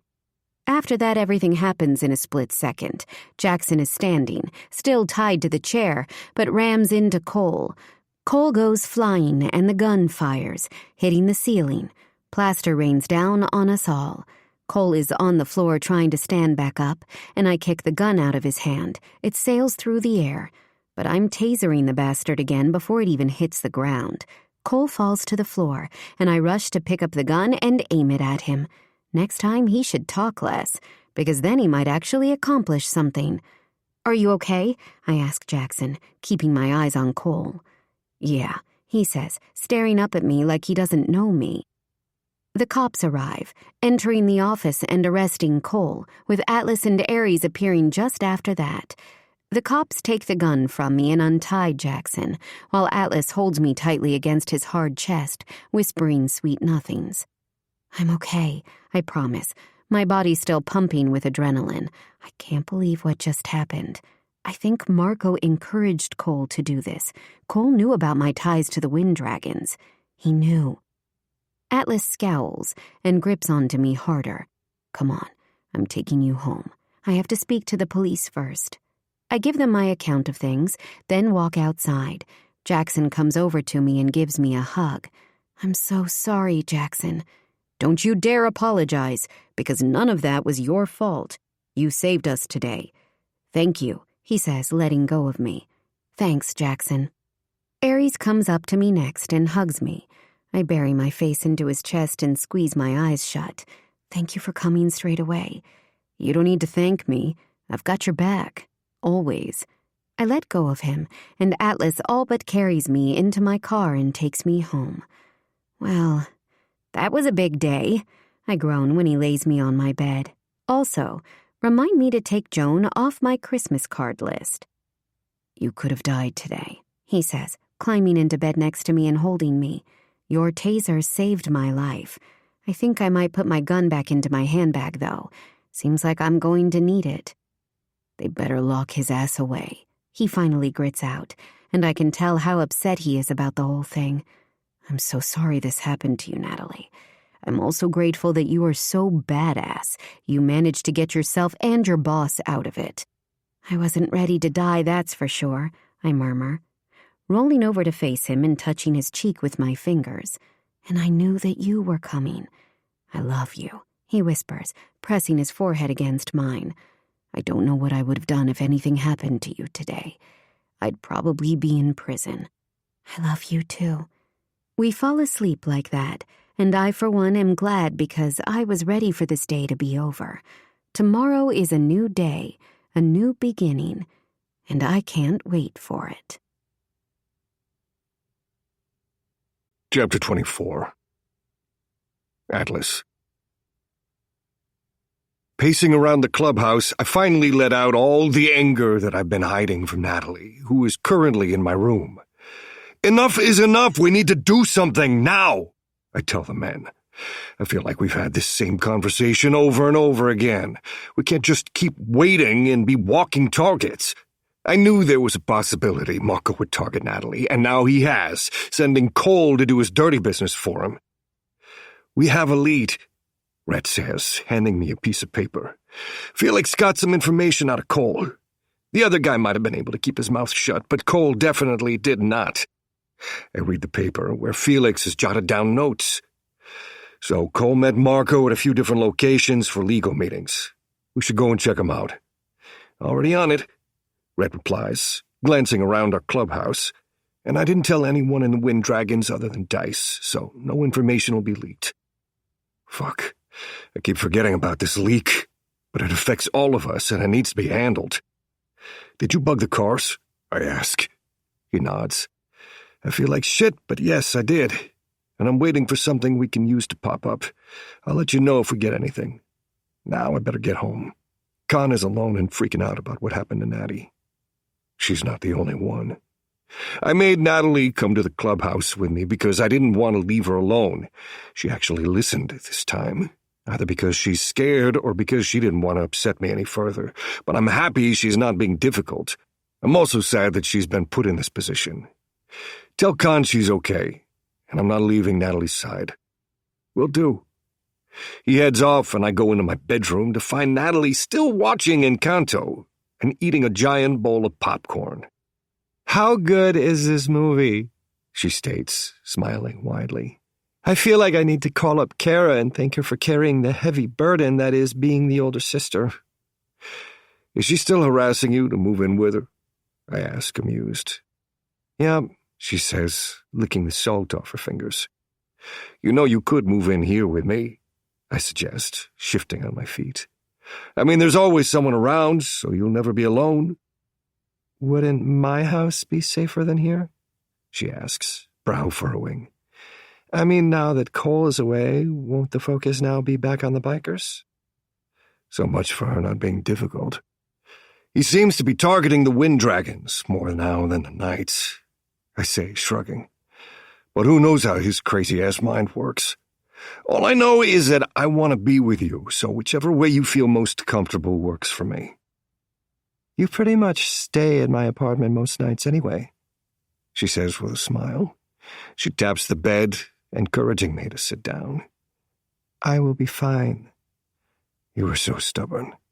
Atlas, I've had to live with shit like this my whole life. I can't let it ruin the way I want to live. or else I'd always be hiding from the world, because there is something always going on, she says, leaning on me the second I'm close to her. I know you're trying to protect me, and I'm very grateful, but I'm going to be okay. We will all be okay. I understand the severity of the situation, but I will not let it define me. Sighing, I rub her back, not wanting to push her any further right now. I love how brave she is, and how confident, but it only makes me worry about her more. She has the strength that the older wind dragons represent, and I can't fault her for that. I'm torn between wanting to get out there and search those locations and staying in so that Natalie isn't alone, and I decide on the latter. I want to be here if she needs me, or for me just to know that she's not alone. It's usually me running around helping everyone else with all of their problems, but now it's my turn to put a little faith in the other men. I keep thinking that we're missing something. There is mention of this Fox guy, but he hasn't surfaced since Marco got out on bail, so I'm not sure who he is or what he wants, but he needs to be handled too. Atlas. Is Fox an issue? CJ. I'll handle Fox. Ares. Why can't we handle Fox? My stepbrother always has an agenda, and if he wants Fox, he wants it for a reason. CJ. Remember when you slept with my girlfriend? Ares. No, which one? CJ. Fuck off. For fuck's sake. Atlas. How can I forget? If he's going to make a play for Natalie in revenge, Marco isn't the only one who's going to end up dead. CJ. It turned me off women. Well, wasn't expecting that one. And then it hits me. Fox. Atlas. So what you're saying is, Fox is yours? Ares. Well, this shit just got interesting. CJ doesn't reply, but I'm guessing that's what it is. He and Fox have some sort of history, so he wants to deal with him. I'm okay with that, so long as he handles it correctly. CJ. I heard Natalie met Ares first, so maybe I'm not the brother you need to watch out for. Like he had a chance, the asshole. Who are you chatting with and scowling at through the phone? Natalie asks, laughing at my expression. CJ and Ares. What is he giving you shit about now? She asks, amusement written on her face. You know that whole fiasco of me sleeping with his girlfriend? She was the last woman he was with. And he just told me now, over a text, I say, shaking my head. And this whole time, I've been feeling guilty, like she could have been the love of his life, and I've ruined that. But he's not even into women. Natalie seems to find this hilarious. Well, I think it's great that he's finally telling you the truth. Yeah, I don't know why he waited so long. It's not like it would have made a difference to me. You're a great brother, she says, and snuggles into me. Well, not when you were sleeping with his girlfriend, but every other time. As soon as she says that, I see that Ares is calling me. What's up, bro? Natalie was just saying what a great brother I am. Care to agree? I give Natalie a wink. I'm with CJ, and Marco showed up unexpectedly. I don't know. I quickly stand and put the phone on speaker, his panicked tone putting me on alert. Ares, where are you? He doesn't answer, but I can hear shouting and then gunfire. Then the phone goes dead. Fuck! I call out in anger, grabbing my phone and calling Temper. I'll call Rhett, Natalie quickly says. Yeah? Temper answers. Ares just called. He's with CJ and Marco showed up. I heard gunshots. Where is he? He asks quickly. Hold on, let me check. Ares and I have Find My Friends on our phones for situations like this. He's at CJ's house. Send me the address. I'll send the others there. I will. I end the call and run to the car, Natalie behind me. Do you want me to come with you? She asks, brows drawn together in worry. No, it could be dangerous. But can I drop you off at Kara's? I'll feel better knowing you're not alone. She gets in the car without answering, knowing that it's more for me than for her. When we arrive, I kiss Natalie quickly and then race out of there. It's been a while since I've been to CJ's house, but I know exactly where it is. CJ rarely tells people where he lives, so his home is like a hideout that not many people know about. Only people he trusts are welcome there. But Marco must have found out somehow, or from someone. I just hope that he and Ares are okay, but the harsh pounding of my heart and the pain in my stomach tells me that something is wrong. When I arrive at his house 10 minutes later, I grab my gun from my glove compartment. Ares' motorcycle is out the front and everything is silent. "Ares!" I call out as I push the busted front door open. I step inside and come to a pause when I see CJ lying on the couch, blood dripping from his chest onto the cream carpet, his hand hanging off the brown leather onto the floor and his eyes wide open. I check his pulse, already knowing the outcome. He's dead. Looks like someone barged through the front door and opened fire. CJ took a few shots to the chest. I close my eyes for a second, ignoring the pain, and pray that Ares is still alive. I can't lose him. He's a part of me. The best part, and I won't be the same without him Earthside. "Ares!" I call out louder. "Atlas!" I hear him rasp. I follow the sound and find him sitting up against the wall of CJ's bedroom, one hand on his stomach, the other clasping a gun. "Ares!" I whisper, sitting down next to him and looking into his green eyes. "What happened?" "Marco found us somehow. That big guy he had fight Red a while ago barged through the front door. Marco came in with someone else and opened fire. Then bailed out of here," he explains, breathing heavily. "We were sitting ducks. I'm sorry, brother." "What are you sorry about?" I ask as I dial 911. I tell the operator the address and to send an ambulance immediately. Ares is going to be fine. I take off my jacket and use it to compress the gunshot wound in his stomach. Everyone is on their way. It'll be okay. I'm here with you. "CJ is dead." "I know," I whisper. "And Marco is going to pay for that." This is exactly what I was worried about. I knew Marco would try to come for CJ, and I should have protected him better. I shouldn't have left Ares alone to do this. I brush his hair off his face. I'm trying hard not to panic, but he's losing color, and there is a lot of blood. Too much blood. "You're going to be fine. Don't you worry. We'll get you to the hospital in no time. You hang in there, buddy." "You are the best brother I could have ever asked for, you know that?" he says, forcing a smile. "I loved every moment of growing up with you. You're my best friend, Atlas." "Stop talking like that, Ares. You don't have to say anything. You can tell me afterward when you're in the hospital eating Jell-O and getting a sponge bath from a hot nurse," I say, tears dripping down my face. I don't realize I'm crying until the saltiness hits my lips. His lip twitches.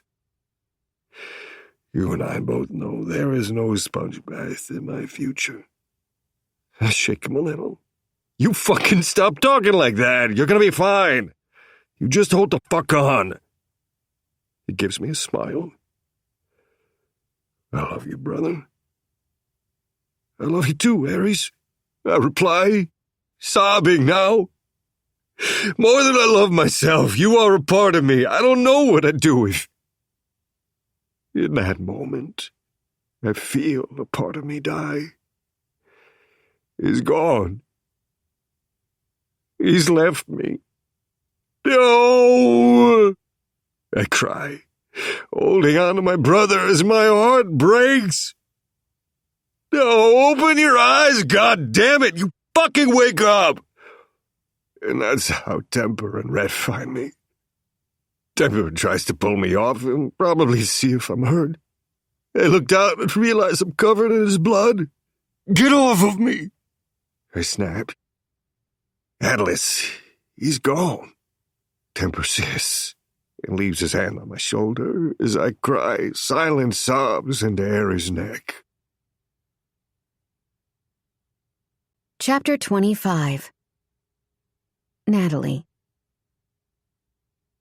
I was at Kara's when Decker got the call. Ares was gone. In that moment, I knew Atlas would be changed forever, and I would be by his side. It's only been a few days since Ares and CJ were killed, and Atlas is heartbroken. I can't imagine what he is going through right now, and I don't know what to do. I try to sit with him, but he doesn't talk. I go to give him a hug, and he barely wants me to touch him. I talk to him about meaningless shit, like the weather, and I get nothing. It is not about me, I know. But I can't help but feel utterly helpless. How am I supposed to comfort the man I love? I know that Atlas feels like he could have done more to protect them both. I try to be there for him as best as I can, but I know this is a grief that he will carry around with him forever. Marco won. The Knights are in mourning, and now the FC is rallying around Marco again. I hold Atlas as he sleeps, which I'm thankful he lets me do, and wonder how we are going to get through this. It's a very dark time for everyone who loved Ares, and for those who care for Atlas. In the morning, Atlas heads to his mom's house to meet with his family I know he hasn't seen in some time. "You sure you don't want me to come with you?" I ask, brow furrowing. "No, I'll be fine," he says, barely looking at me. He kisses me on the forehead, but it feels a bit empty and my heart breaks for Atlas all over again. His eyes are red, and I've never seen him so destroyed. "Okay, call me if you need anything." "I will," he promises. I'm still in shock that this has happened, but I shouldn't be. This isn't a game. 1 month later. We buried CJ and Ares together the same week they died, and Atlas was a mess throughout the whole funeral. And then he took off, got on his bike, and left. No goodbye, no call you later, nothing. "Have you heard from Atlas today?" Kara asks. She asks me every day, expecting the answer to be different. "No," I shake my head. I stopped crying after day 5 of him being gone. "Can I ask you something?" she says as she parks as we're on our way to lunch. "Sure." "Are you mad at him?" I pause, not knowing how to answer this. "No, I'm not arrogant enough to think that his being gone has anything to do with me. Would it have been nice if he told me he was leaving? Yes. Would it be nice if he texted or called while he was gone? Yes. But he needs to grieve, and he needs to grieve in his own way. And who am I to judge him for that? Sure, my feelings may have been hurt, but it's not about me." Kara stands there staring as she holds the door to the restaurant for me. "I think that is the most mature thing you've ever said to me." I shrug. I went through a selfish phase right after Atlas left, but then I wondered how I'd feel if Kara died in my arms. I shudder at the thought of it. I don't think I would be able to function, and Kara isn't even my twin. "How long will you wait for him? As long as it takes? Or until he says he won't be coming back?" I say with confidence. "When did you become such a fabulous woman, Natty?" "When I asked people to call me Natalie," I tease and give her a wink. After we order, I decide to broach a subject that I've been thinking about since Atlas left.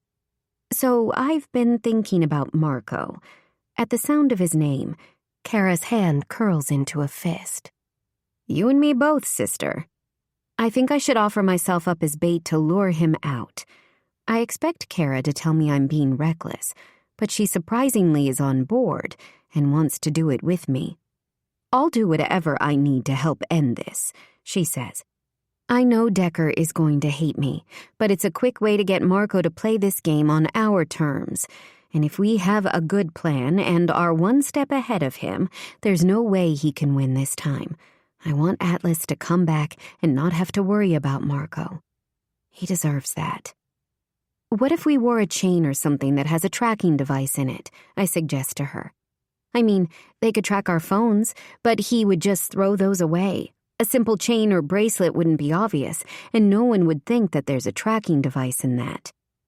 "You know they aren't going to go for this," she points out. "Decker won't, but I think we could convince Temper and Rhett." I whisper. "I bet we can get Con on our side, too." "She'll really lay it on thick with Rhett." Kara wiggles her eyebrows. We sit there for the next 40 minutes, mastering our plan. I glance at my watch. Don't you have to get back to work? I have a free class, she says, shrugging. I don't have to rush back. What about you? With everything that has happened, Jackson has given me a flexible schedule and allowed me to work from home when needed, but I find myself wanting to be back there. I was planning on heading back to the office, because you're a workaholic, she says, opening her purse and placing some money on the table. You'd be lost without something productive to do. I know, I admit, but I need to keep busy, so I don't think about Atlas. Kara nods. I know. It's awful. You're a really great girlfriend. I hope Atlas knows how lucky he is. I sigh. I'm sure he does. I hope he comes home soon. And if you need something to do, my house could use a cleaning fairy.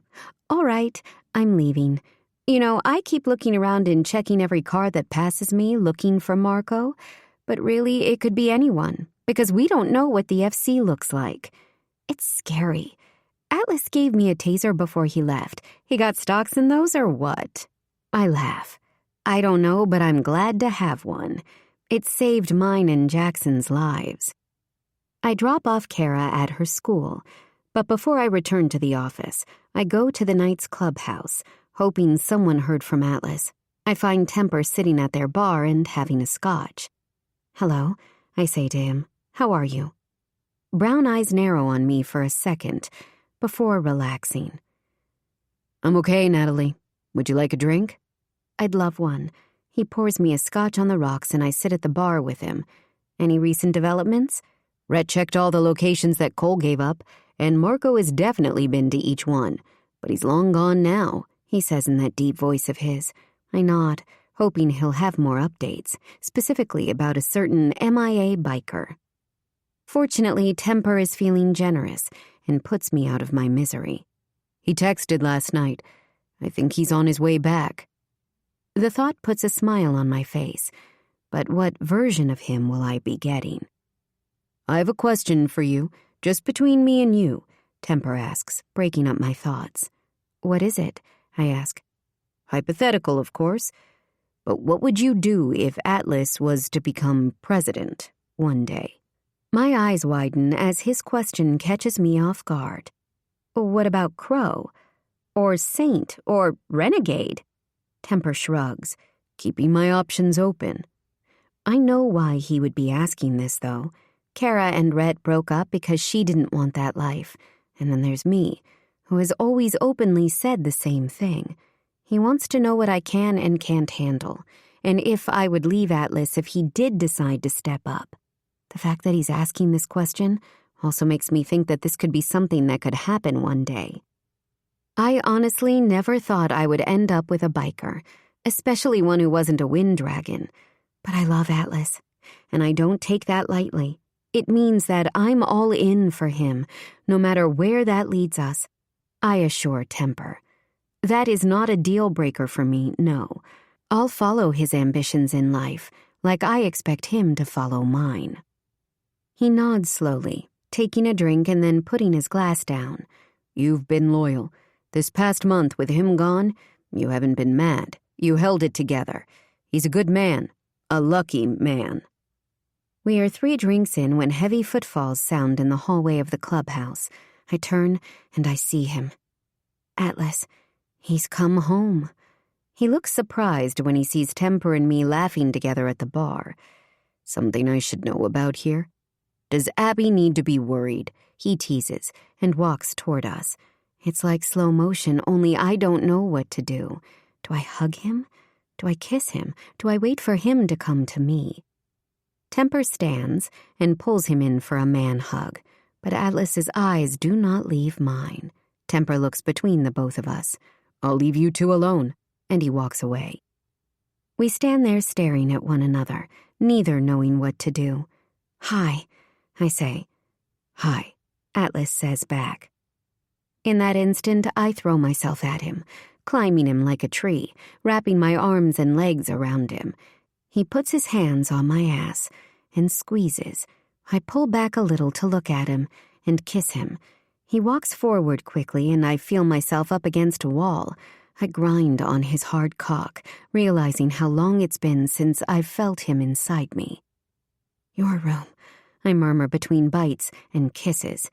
5 seconds later, I'm on his bed and he's pulling at my pants. I want to enjoy you later, but right now I have to feel you. He growls as he rips the buttons off my shirt to get to my breasts. You ready for me? He asks as I hear his zipper pulled down. Always, I say in anticipation. And just like that, he thrusts inside me, and it's pure fucking bliss. The world is right again. After our quickie, Atlas turns to me. Want to go for a ride? I nod and attempt to get dressed. He owes me a new outfit. I grab a t-shirt from his drawer. We both get our leather jackets on and head outside. I slide up against him on the back of his bike. I might be used to riding, but being behind him? I don't mind it one bit. Chapter 26. Atlas. Her hands hold on to my leather cot.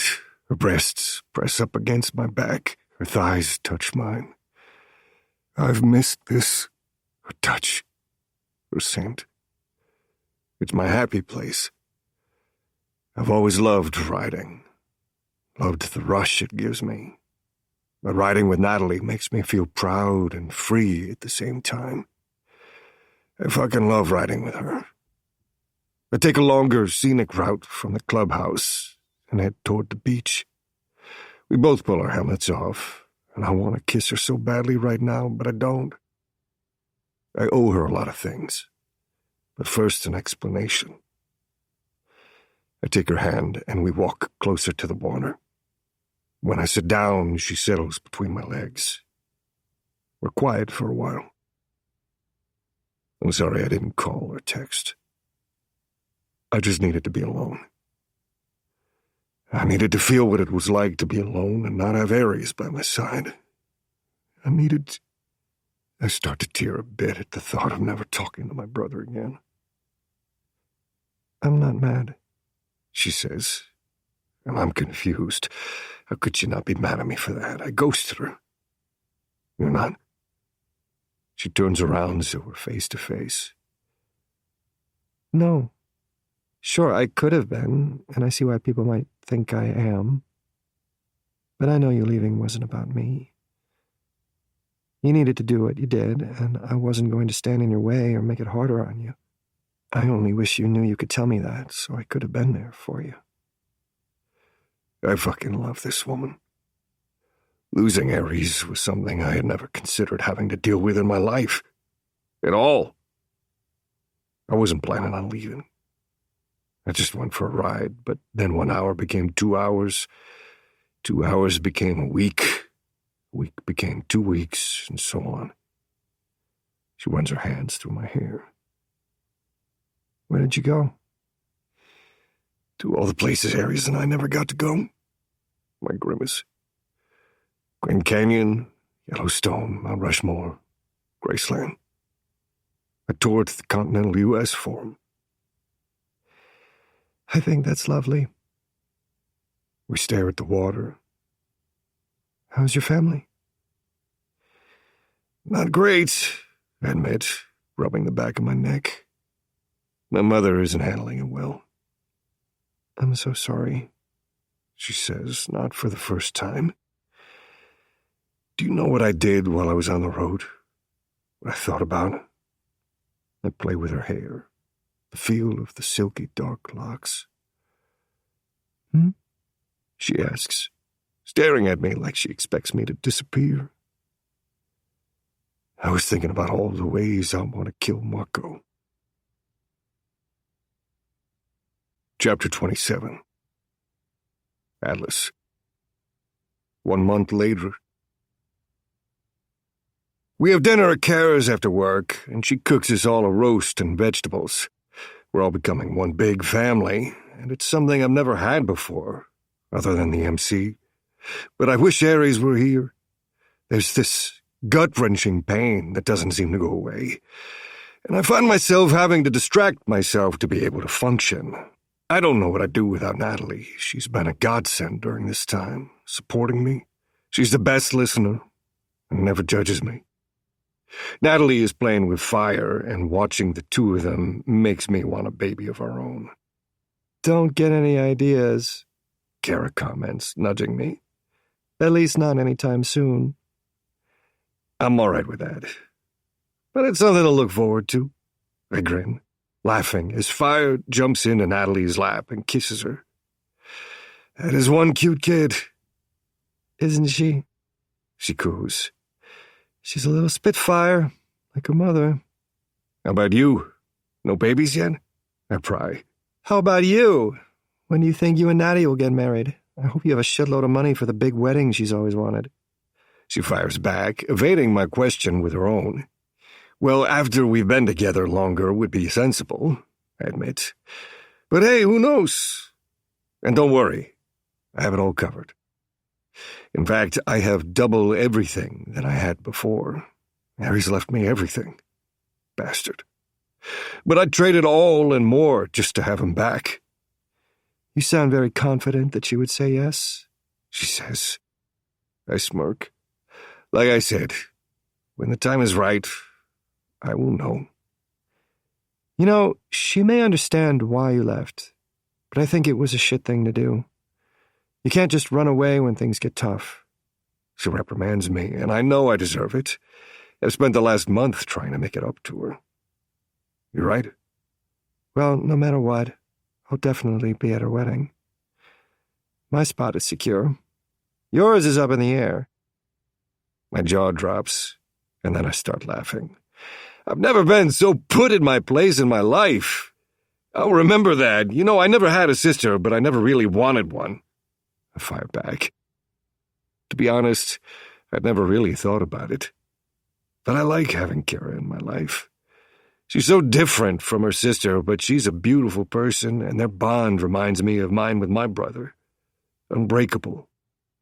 And even in death, our bond will remain. She smiles widely. I guess you're getting one anyway. I guess so. We fist bump. Natty told me about her plan. I actually think it could work. I told her I would do it with her, so she's not alone. We can lure him out, she says quietly. And Decker agrees with that? I ask, and I can hear the disbelief in my voice. When Natalie told me her plan to serve as bait, I thought she was nuts and still do. I haven't spoken to him about it yet, she admits, looking over at him.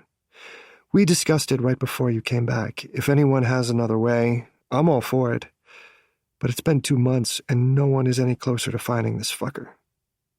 Besides, Marco would never think that we would be in on something like this. If it were you or Red, or one of the men, he would know that it's a trap.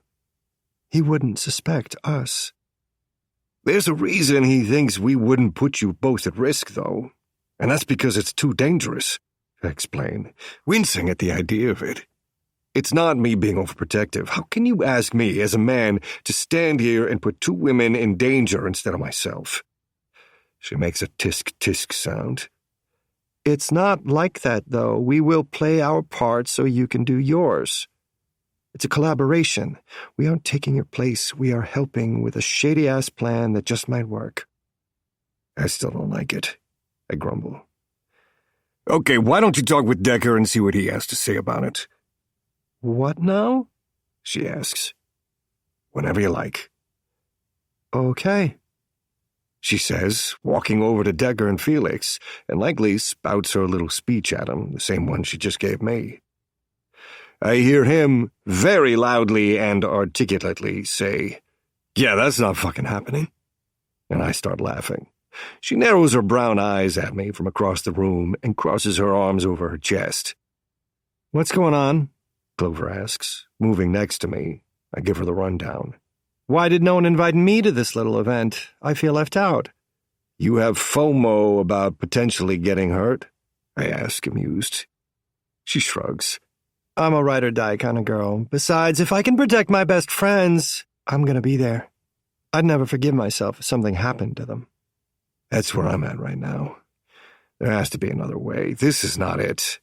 There are plenty of other ways. This one is just the fastest and most unpredictable. She nods to Kara and Natalie. He might be an evil genius, but he won't see this coming. I have no doubt. You're as stubborn as Natty is. The two of you belong together, she states, before walking over to her daughter. I sit down with Felix at the dining table. The women are all ganging up on me. Why do you think I'm over here eating by myself? He says, digging into the platter that Kara made for us all. They all have big personalities, and having them all together is a lot. Laughing, I agree. You know, when this Marco thing heads where I think it's going to head, I'm going to have to sit this one out, he says quietly. I nod. I know. And you do what you need to. If you need to step away now and have nothing to do with this whole thing, we understand. It's one giant shit show, and we don't want to drag you down with us. I'll do what I can, he murmurs.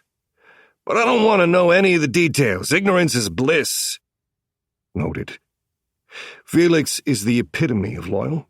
Though he's a decorated police detective, he associates with bikers and keeps our crimes confidential. While he never does us any favors and rides the right side of the law, he comes awfully close to the edge. I have mad respect for him. But now the time has come. All I know is that I need to find Marco before my woman and her gang decide to put themselves in the firing line instead.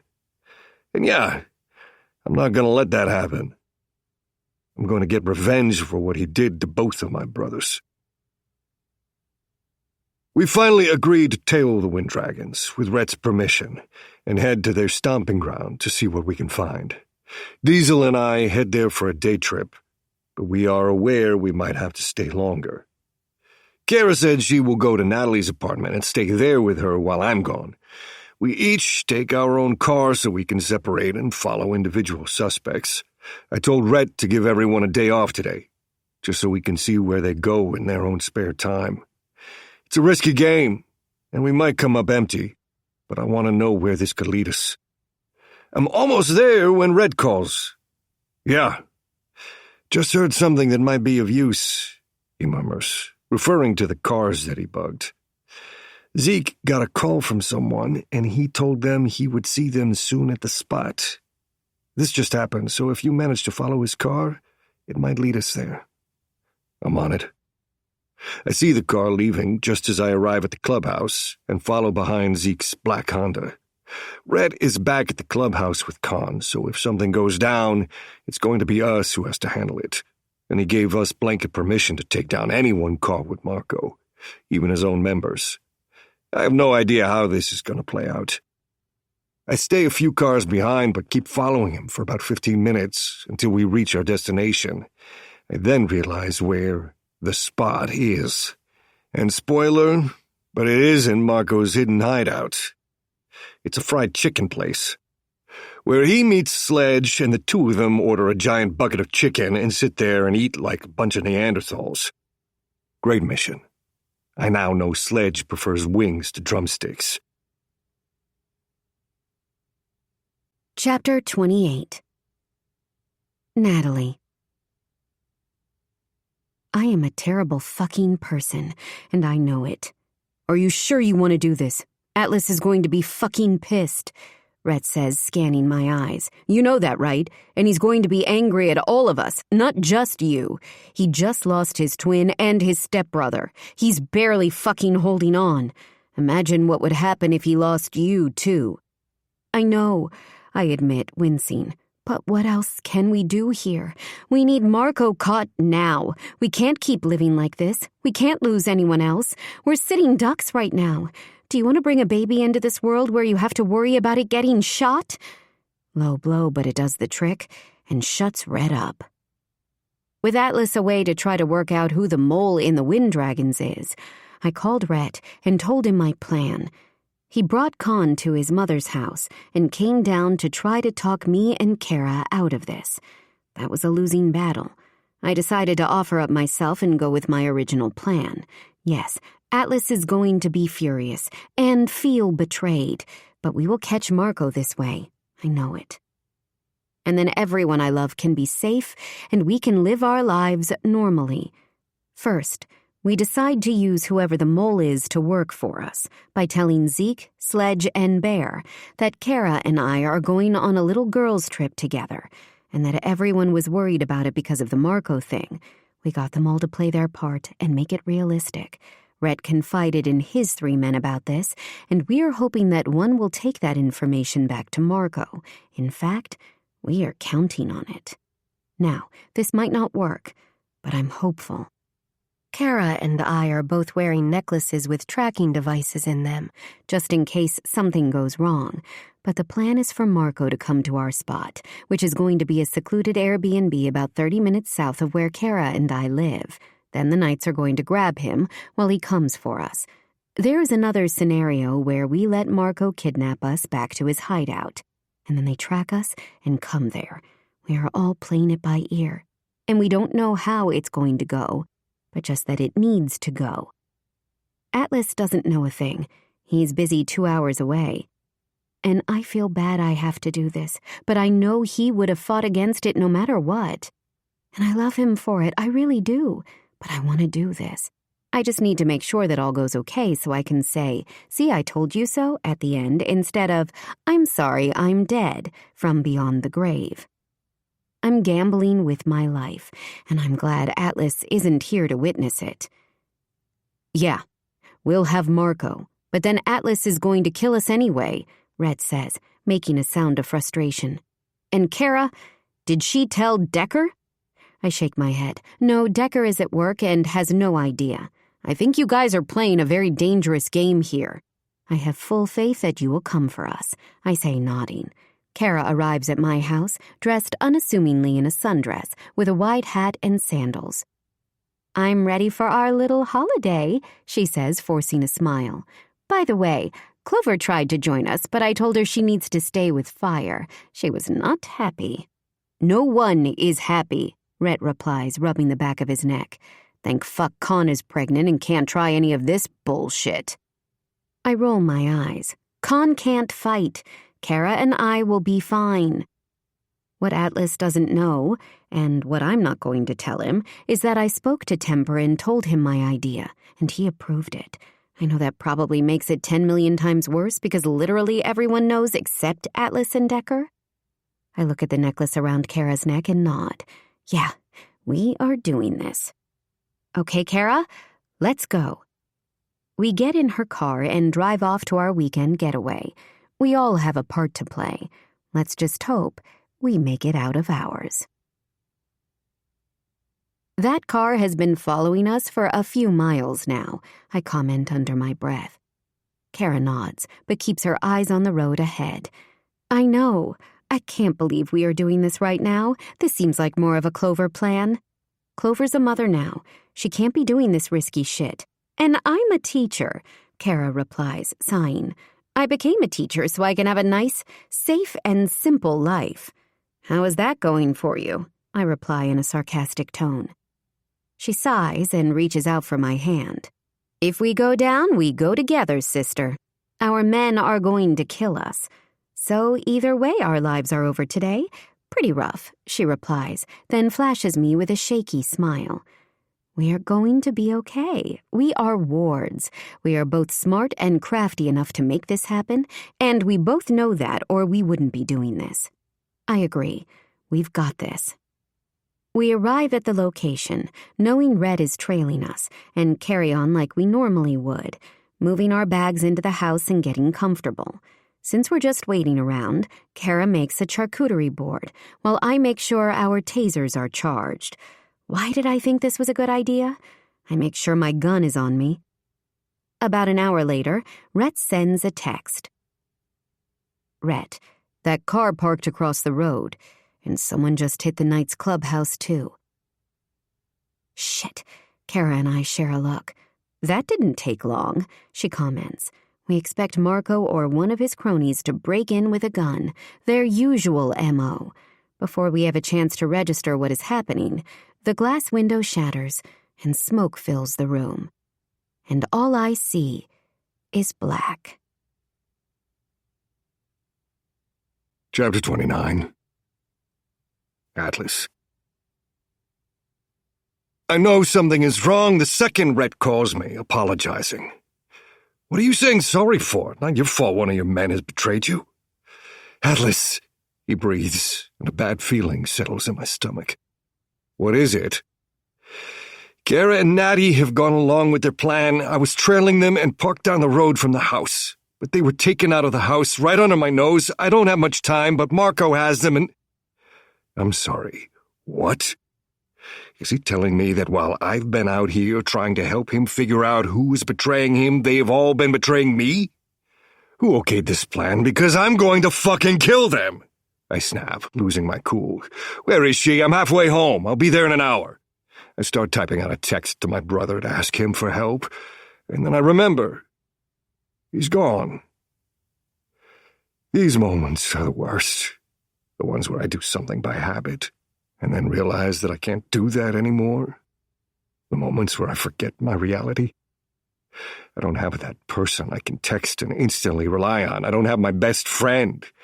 I only have the love of my life, who has now put herself in danger and I need to save her. Alone. I'm not two halves to a whole anymore. I'm me. And that's all that Natalie has right now. I speed back home and call Rhett when I'm close by, and he tells me where to find them. I get out of the car and approach him and Dice, who are both standing by their motorcycles. I grab Rhett by the t-shirt and push him back against his car. You need to fucking explain yourself. Dice quickly moves to defend his president, but Rhett calls him off with a lift of his hand. Because he fucking knows that he is in the wrong right now. They wanted to go ahead with their plan, and we let them. They were both wearing trackers. He starts, closing his eyes. I followed them and parked around the corner. When they didn't reply, I ran inside, but they must have been taken out the back way. Marco must have seen the trackers, or maybe he just removed all of their belongings. I don't know. But the necklaces were thrown out on the road. How long have they been gone for? Just over an hour, he says. I'm sorry, Atlas, but we're going to get them. Decker and Felix are working on it from their end. The trackers were found south of here, so we know what direction he was headed in. And we know what car he was in. Felix has someone checking through all the camera footage. I was out there helping you, and this is what you were doing? I say quietly, letting go of his t-shirt. I don't know how you were okay with this. That was your childhood sweetheart and a girl you claim is like your sister you sent out there. He ducks his head. I know. I fucked up. I shouldn't have listened to them. I just wanted all of this to be over, and their way seemed like a good idea at the time. I was fucking desperate, okay? One of your men knows where they are. How were you going to extract that information from them? I ask, gritting my teeth. You better send in the OGs to fix your mess. A muscle ticks in his jaw, but he knows I'm right. He's here. The other men are back at the Winddragon's clubhouse.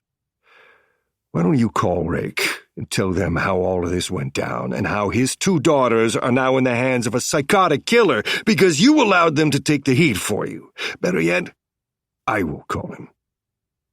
I have never been so angry, upset, and scared in my entire life.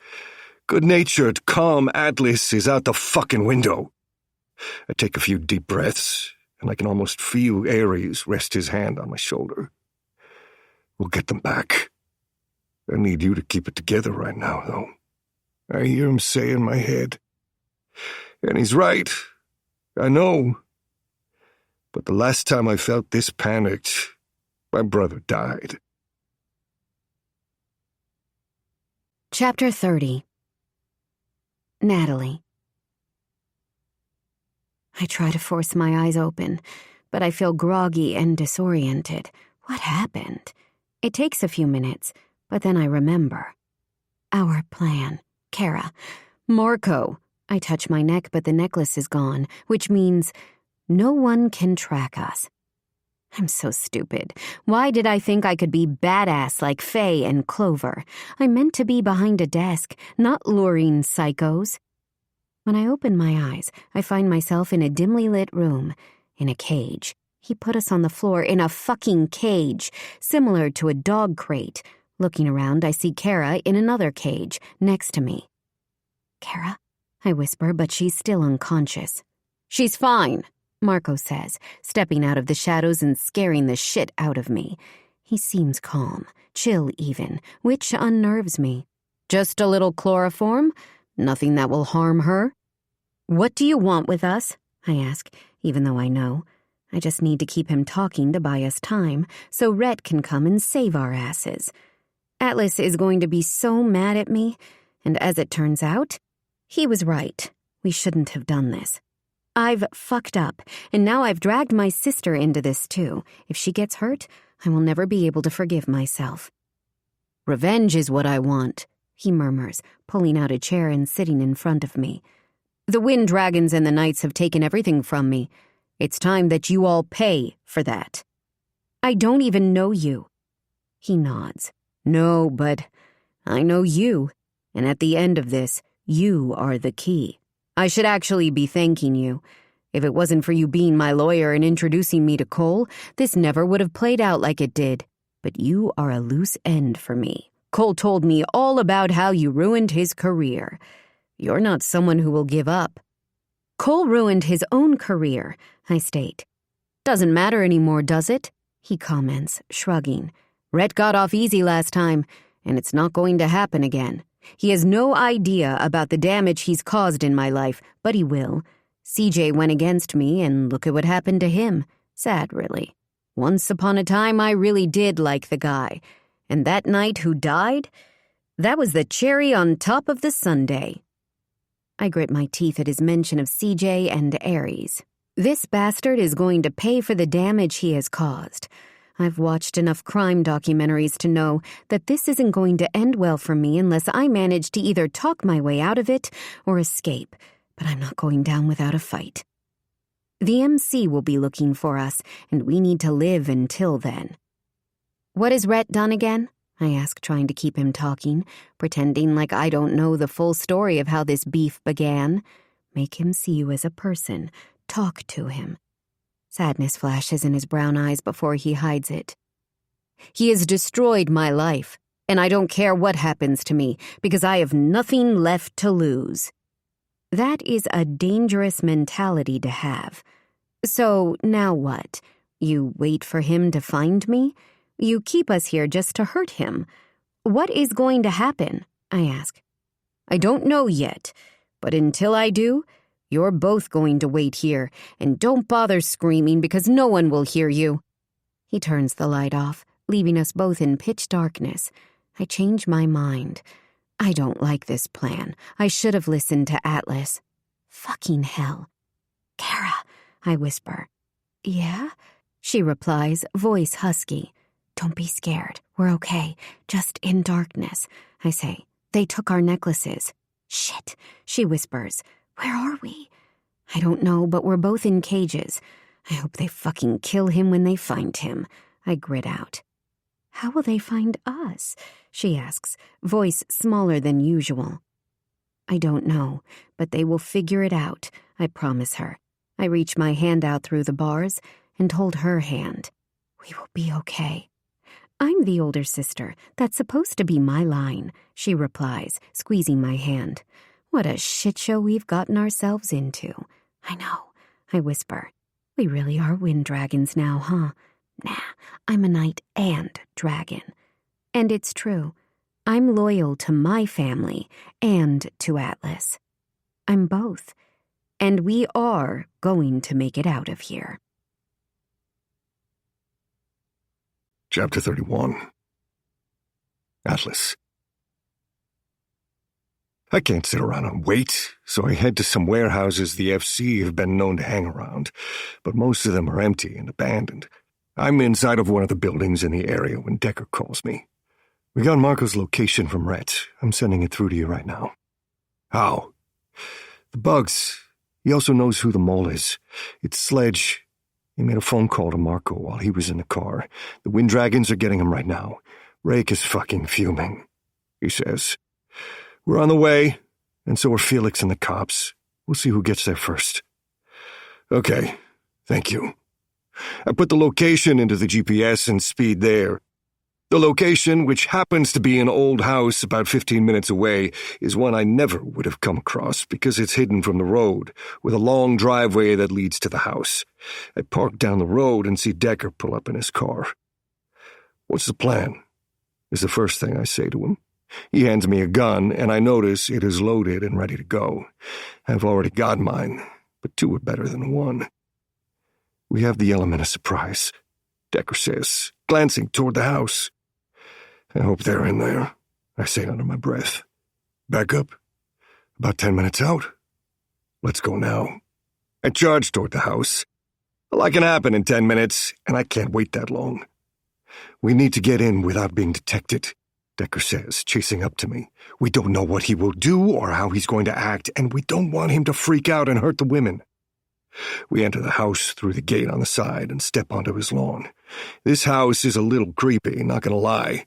It looks like no one lives here, with overgrown greenery and dusty windows, and there's only one light on upstairs so we can see from the outside. I point to the back door and step up to it with my finger against my lips. We pick the lock and enter the house slowly, looking down a set of stairs in the hallway. I realize this place has a basement, and that's where they must be, so I point downward. Decker nods. We go down into the basement as quietly as we can. There's one candle lighting the room, and I see Marco sitting there opposite two big black metal cages. I see red. He put my fucking woman in a cage. I'm going to destroy this man. I point my gun at him. "Let them out. Now." "Atlas," I hear Natalie whisper. The room is so dim I can't even fucking see her properly. Marco stands, hands in the air. Well, I have to admit I thought it would take you longer to find me. How did you?" "Let them out now, or you fucking die." "Kara?" Decker calls out. "Are you okay?" "I'm okay," she calls out. "Keep the gun on him, I'll get them out," Decker tells me. I keep the gun pointed at Marco's head while Decker unlocks Kara's cage first, and then Natalie's. I look over her and Kara, and they both seem okay. Decker keeps his arms around both of them and leads them toward us. "I'm so sorry, Atlas," Natalie says, on the verge of tears. "It's okay," I assure her. "Now is not the time for that. We just need to get them out of here safely. Before that can happen, I feel a gun pointed at the back of my head. "Drop your gun, or you will all die," comes a voice from behind me. Shit, I knew this was too easy. So Margot wasn't here alone. I lock eyes with Natalie, who looks terrified, and bend down to place my gun on the floor in front of me. Decker does the same. "Didn't think I'd make it that easy on you, did you?" Marco smirks, his calm demeanor making me even angrier. "These women have done nothing to you," I say.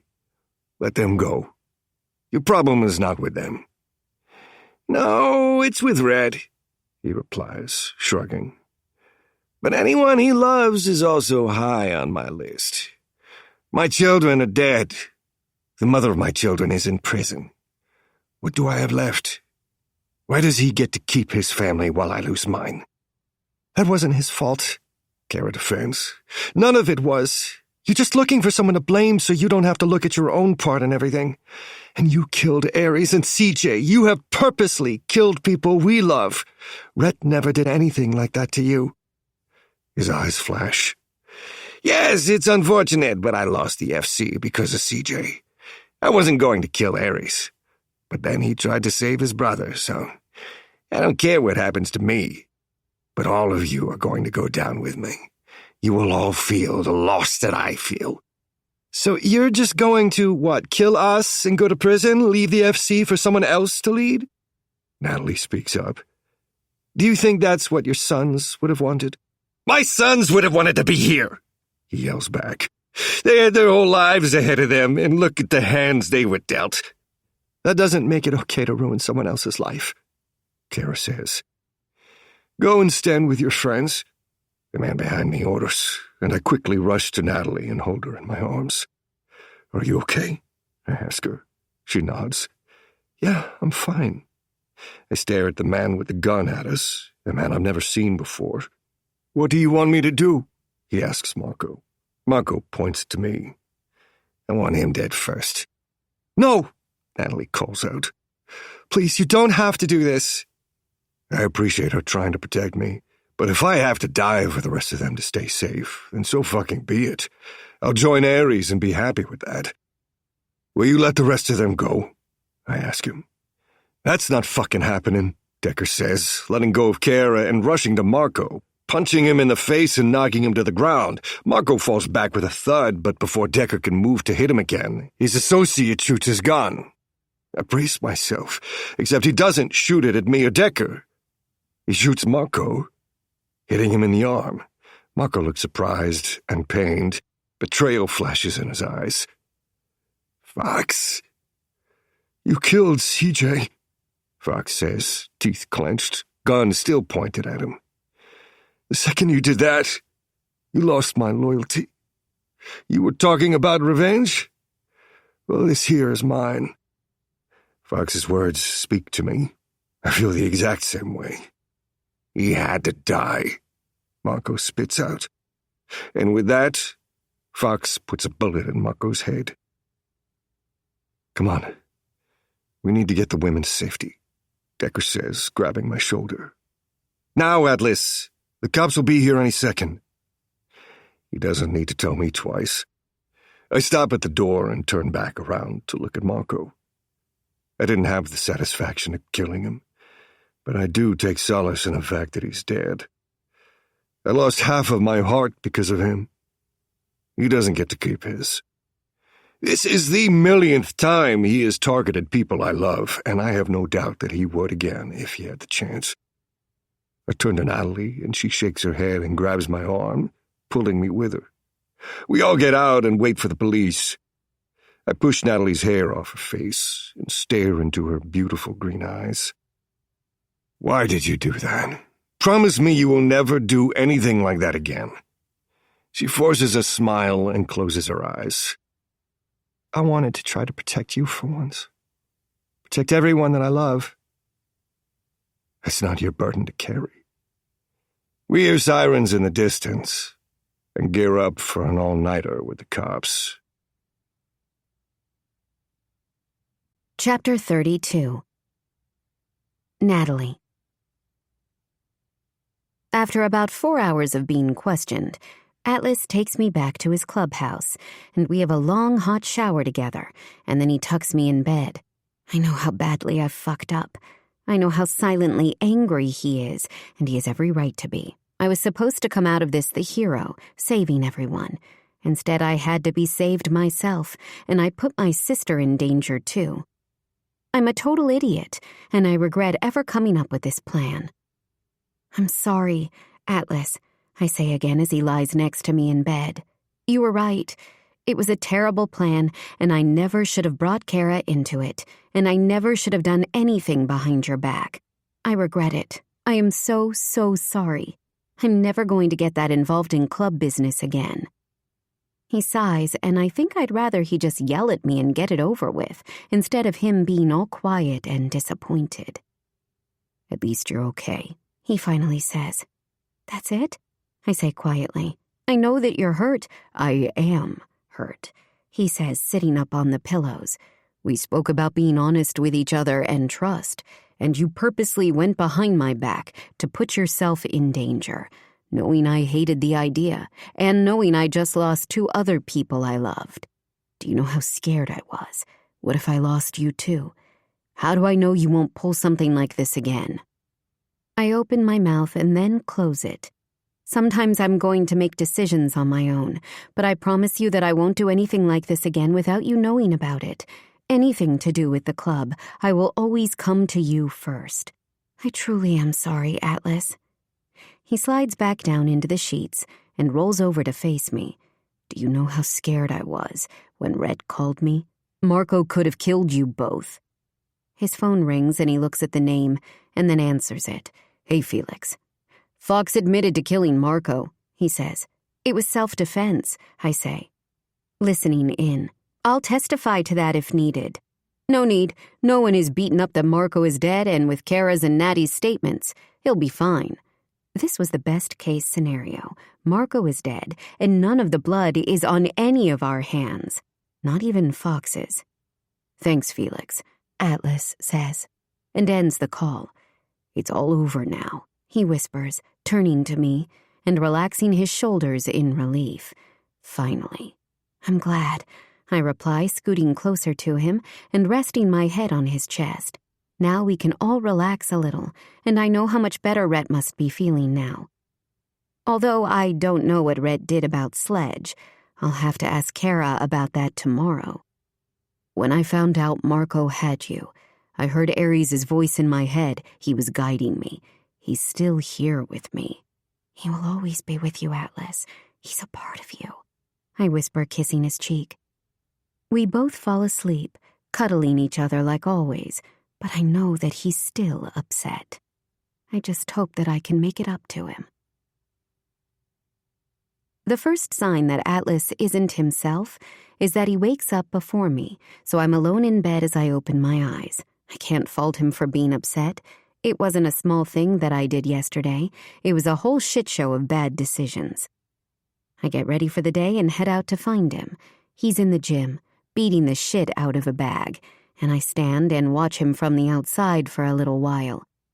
Temper comes and stands next to me. "He'll come around." I exhale. I fucked up, big time, and I don't know what to do to fix it. Is it even fixable? Maybe this is something that's going to haunt our relationship forever. I'm not willing to give up, though. I'd never give up on him. "Just give him a little time," Temper says. "He loves you. He's just hurt. You knew he'd feel like this, but what you did stopped Marco, even if it didn't go to plan. You were brave, Natalie." I'm just glad it's all over and Atlas is safe. I watch Atlas for a little while longer, but then I decide to just go home. I don't want to disturb him, so I send him a message on my way out. "Natalie, I'm heading home. Didn't want to interrupt your workout. I love you." I stop at Kara's on the way and find her and Decker cuddling on the couch. Arching my brow, I sit down next to them. "Why are you not angry at her?" Kara looks a little sheepish. "Well, to be honest, I actually told Decker what I was doing. I didn't want to leave you alone, so he reluctantly agreed. Not like he could say no to me protecting my little sister. Although, trust me, he did try." I throw my hands up in the air. "Great, so I'm the only one lying and deceiving." "I didn't like it," Decker adds in a dry tone. "In fact, I fucking hated it. But Kara was determined, and I knew I'd be there to save the day if anything went wrong." "And you did," I comment. "And I did," he smirks, kissing her temple. "I was in charge of tracking the necklaces, and that plan went to hell, so I wish I was close by instead. But yeah, that's not going to happen again. I told Kara not to watch Vikings anymore either, because now she thinks she's Lagertha or something." Kara rolls her eyes. "I think what we did was a little different to what Lagertha would do. We pretended to be victims. She would have just gone in and challenged him to a fight to the death." "I'm glad you didn't do that," he says, looking over at me. "I'd be angry if she didn't tell me." "Thanks," I reply, scrubbing my hands down my face. Why do I do things like this? I should have just stayed out of it and let the MC handle it. Why did I get involved? Next time, tell me to stay in the courtroom where I belong." "Okay, I will," Kara replies, wrapping her arm around me. "You two will make up. You have everyone's best interests at heart. And it did all work out in the end. Marco is dead and we are alive. Couldn't ask for a happier ending." "What about Sledge?" I ask. She shrugs. "I don't know. I haven't heard from Red, and there's no way Dad will tell me what is going on over there." "I forgot about Dad," I groan. "He's left me multiple missed calls and a voicemail, and so did my mom. Yeah, I spoke to him and Mom last night, so you're lucky. I told them you're fine," she says, winking at me. "Took one for the team, and yes, he was especially unimpressed. Mom was just worried." "I appreciate you. I guess I better go home and think about what I've done," I say dramatically. Kara just laughs. "It will be fine. Do you want me to come with you?" "No, I'll be okay, but thank you." I head home and rage clean my apartment, and then watch a movie in bed. A few hours later, my phone pings. Atlas, can I come over? Natalie, sure. I'm happy that he wants to. It's a little later when he comes around and he hops into bed with me and pulls me against him. Thank you for giving me a little space today. I needed it. I thought you might, I say, touching his cheek. Do you think you'll be able to forgive me? I've already forgiven you, Natalie. I did the minute you ran into my arms, he says, kissing my forehead sweetly. I just want you to promise me that you will never do anything like that behind my back again. Like we said, trust is big, and I need to trust you. Everyone knew that I didn't know. Do you know how shitty that feels? I don't want to feel this way ever again. I promise, I say instantly. I never want you to feel like that. I thought I was helping and protecting everyone. I know you did, he replies, leaning forward to kiss me. But that's not your job. It's mine. He puts his finger on my lips. I know how strong you are. How amazing, how brave, and yes, gender equality and all of that, but you aren't in the MC. You are a lawyer, and you are my woman. I would never, ever ask you to protect anyone at the expense of yourself. It's my job to protect you. I kiss his finger and he smiles and moves it away. I'm just thankful it's all over, and we are all safe. I love you, Natalie. I love you too, I reply, jumping on him, straddling him and kissing him. Now time for the makeup sex. He laughs and lifts up my nightie. And I'm so fucking grateful that we are both here, together, and in love. Chapter 33. Atlas. Things slowly get back to normal after that. At least as normal as it can be without Ares here. Sledge is stripped of his cut and kicked out of the Wind Dragons MC. The only explanation he gave was that he didn't like how the Wind Dragons and the Knights were mingling. So he figured if he got rid of the Knights, the Wind Dragons could be on their own. We figured there was more to it, and he was being bribed in some way, but he won't admit to that. Rhett hasn't been the same since the day Marco died. I think he's questioning everything, and I know that what I said to him in anger on that day must have something to do with that. He comes to the garage and sits down in my office. How's everything going? I ask, giving him a once-over. Because you look like shit. He runs a hand through his scruffy blonde hair. I'm stressed. Sledge is gone. No one trusts anyone. The OG Wind Dragons are questioning every single decision I make and are fucking pissed that I let Kara and Natty put themselves in danger. I don't know what to do. I'm glad Marco was in the ground where he belongs, but he left behind him a whole pile of shit. My offer stands. I talked to Temper and he agrees. Leave the Wind Dragons to the OGs and join the Knights. You can be president of your own chapter and start fresh. I suggest, studying him. You don't look happy, man. Some things aren't what you expect them to be. You don't have to feel guilty for that. It is what it is. Khan can stay here and keep her job for whenever she decides she wants to work again, and she can still be with her sister. You can let go of the expectations that are heavy on your shoulders and just enjoy life again. He rubs the back of his neck and sighs. Honestly, I've been thinking about it. I'm about to have a baby, and you're right. I know that Khan would want to stay here. How do you walk away from something you've been planning for your whole life, though? I know that the Wind Dragons would understand. They still have all their OG members there, and they can live a happy life enjoying the rest of their days there. But the new generation is not working out. Sledge has ruined the morale there, that's for sure. Even more so than it was. Rake wants to murder me again, and I'm having a quarter-life crisis. You think about it, and let us know what you decide. I should have stopped Natty and Kara. I'm sorry, Atlas. I messed up by letting Natty convince me it was a good idea. He replies, offering me his hand. I take it, and he shakes it, and lets it go. Although it did work out in the end. It did, I agree. Which is lucky for everyone involved. Red grins, looking more like his old self. If I move down here, Natty, Kara, and Clover can babysit, and my baby would get to grow up with fire, which is what we always spoke about when we were growing up. Bet you didn't talk about having said child with Kara's half-sister, though, I add, unable to help myself. His lips tighten. You're a real asshole, you know that? So no more Sledge? I hope I never see his face again. He nods. Fox is now leading the FC, and all the Marco supporters are in the wind. We are really fucking lucky how things worked out.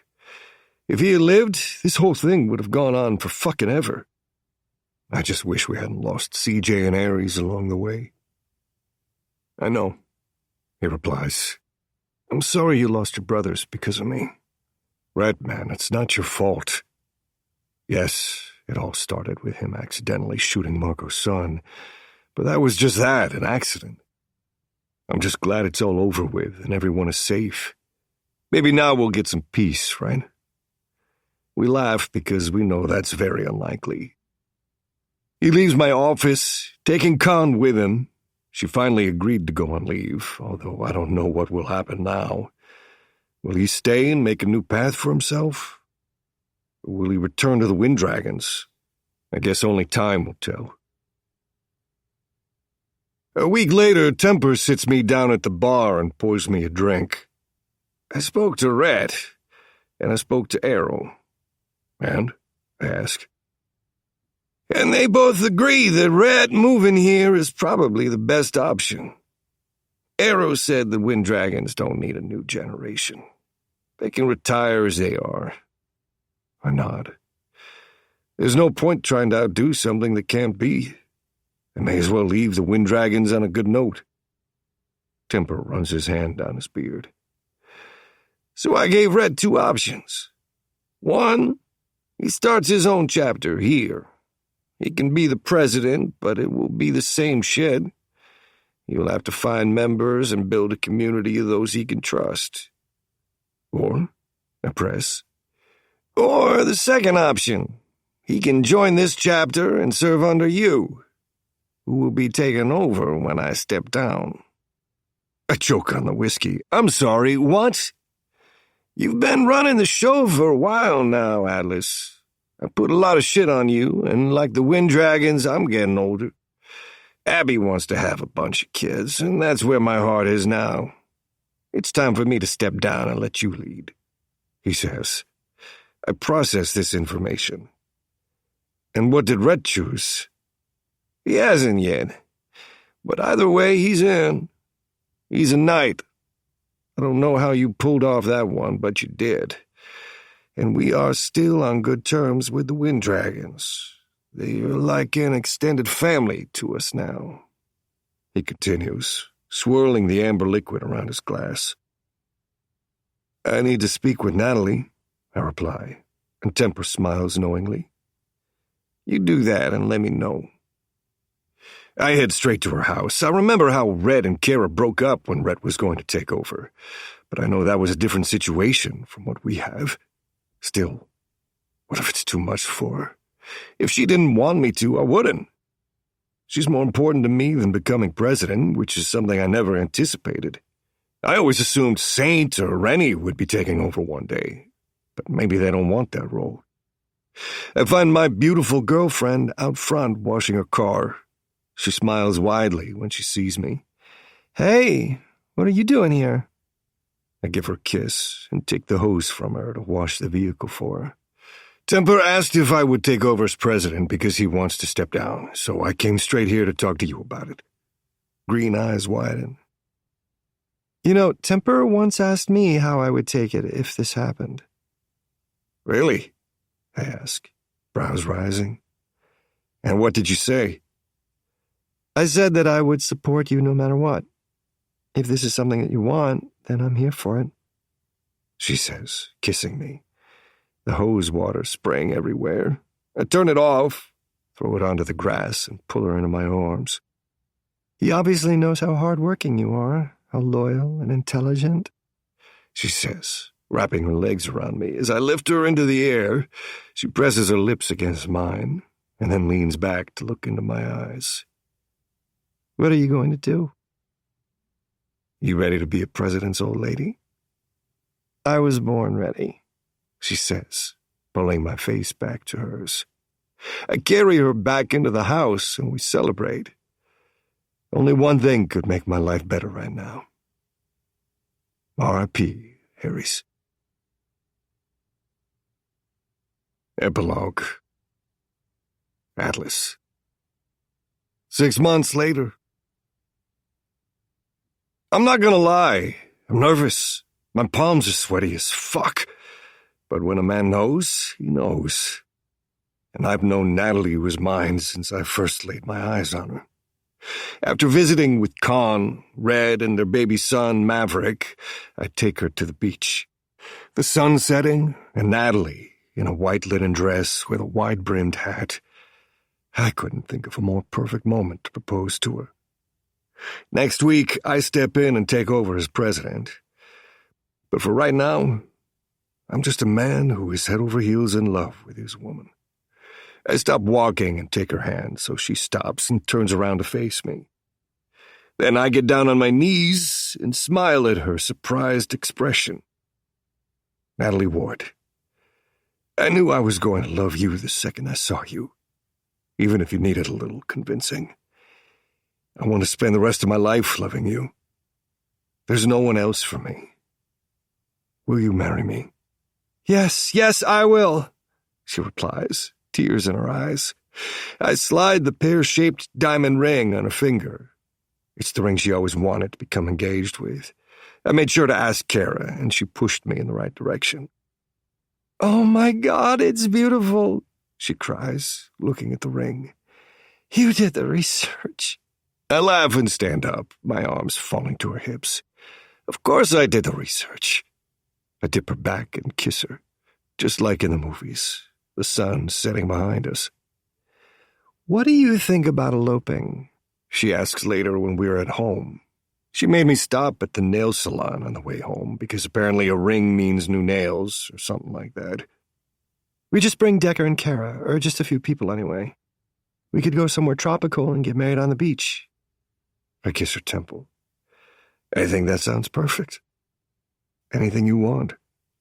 Although I'm a little surprised, Kara hinted that you would want a big, fancy wedding. She smiles widely and shrugs. I guess that's what I used to want. But I think eloping sounds like a better plan. And Alice? Yes, I ask. When we have a son, we can name him Aries. I like that, I reply, kissing her.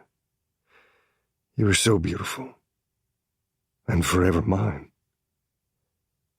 I'm proud of you, brother, Aries says in my head. I'm going to live for both of us.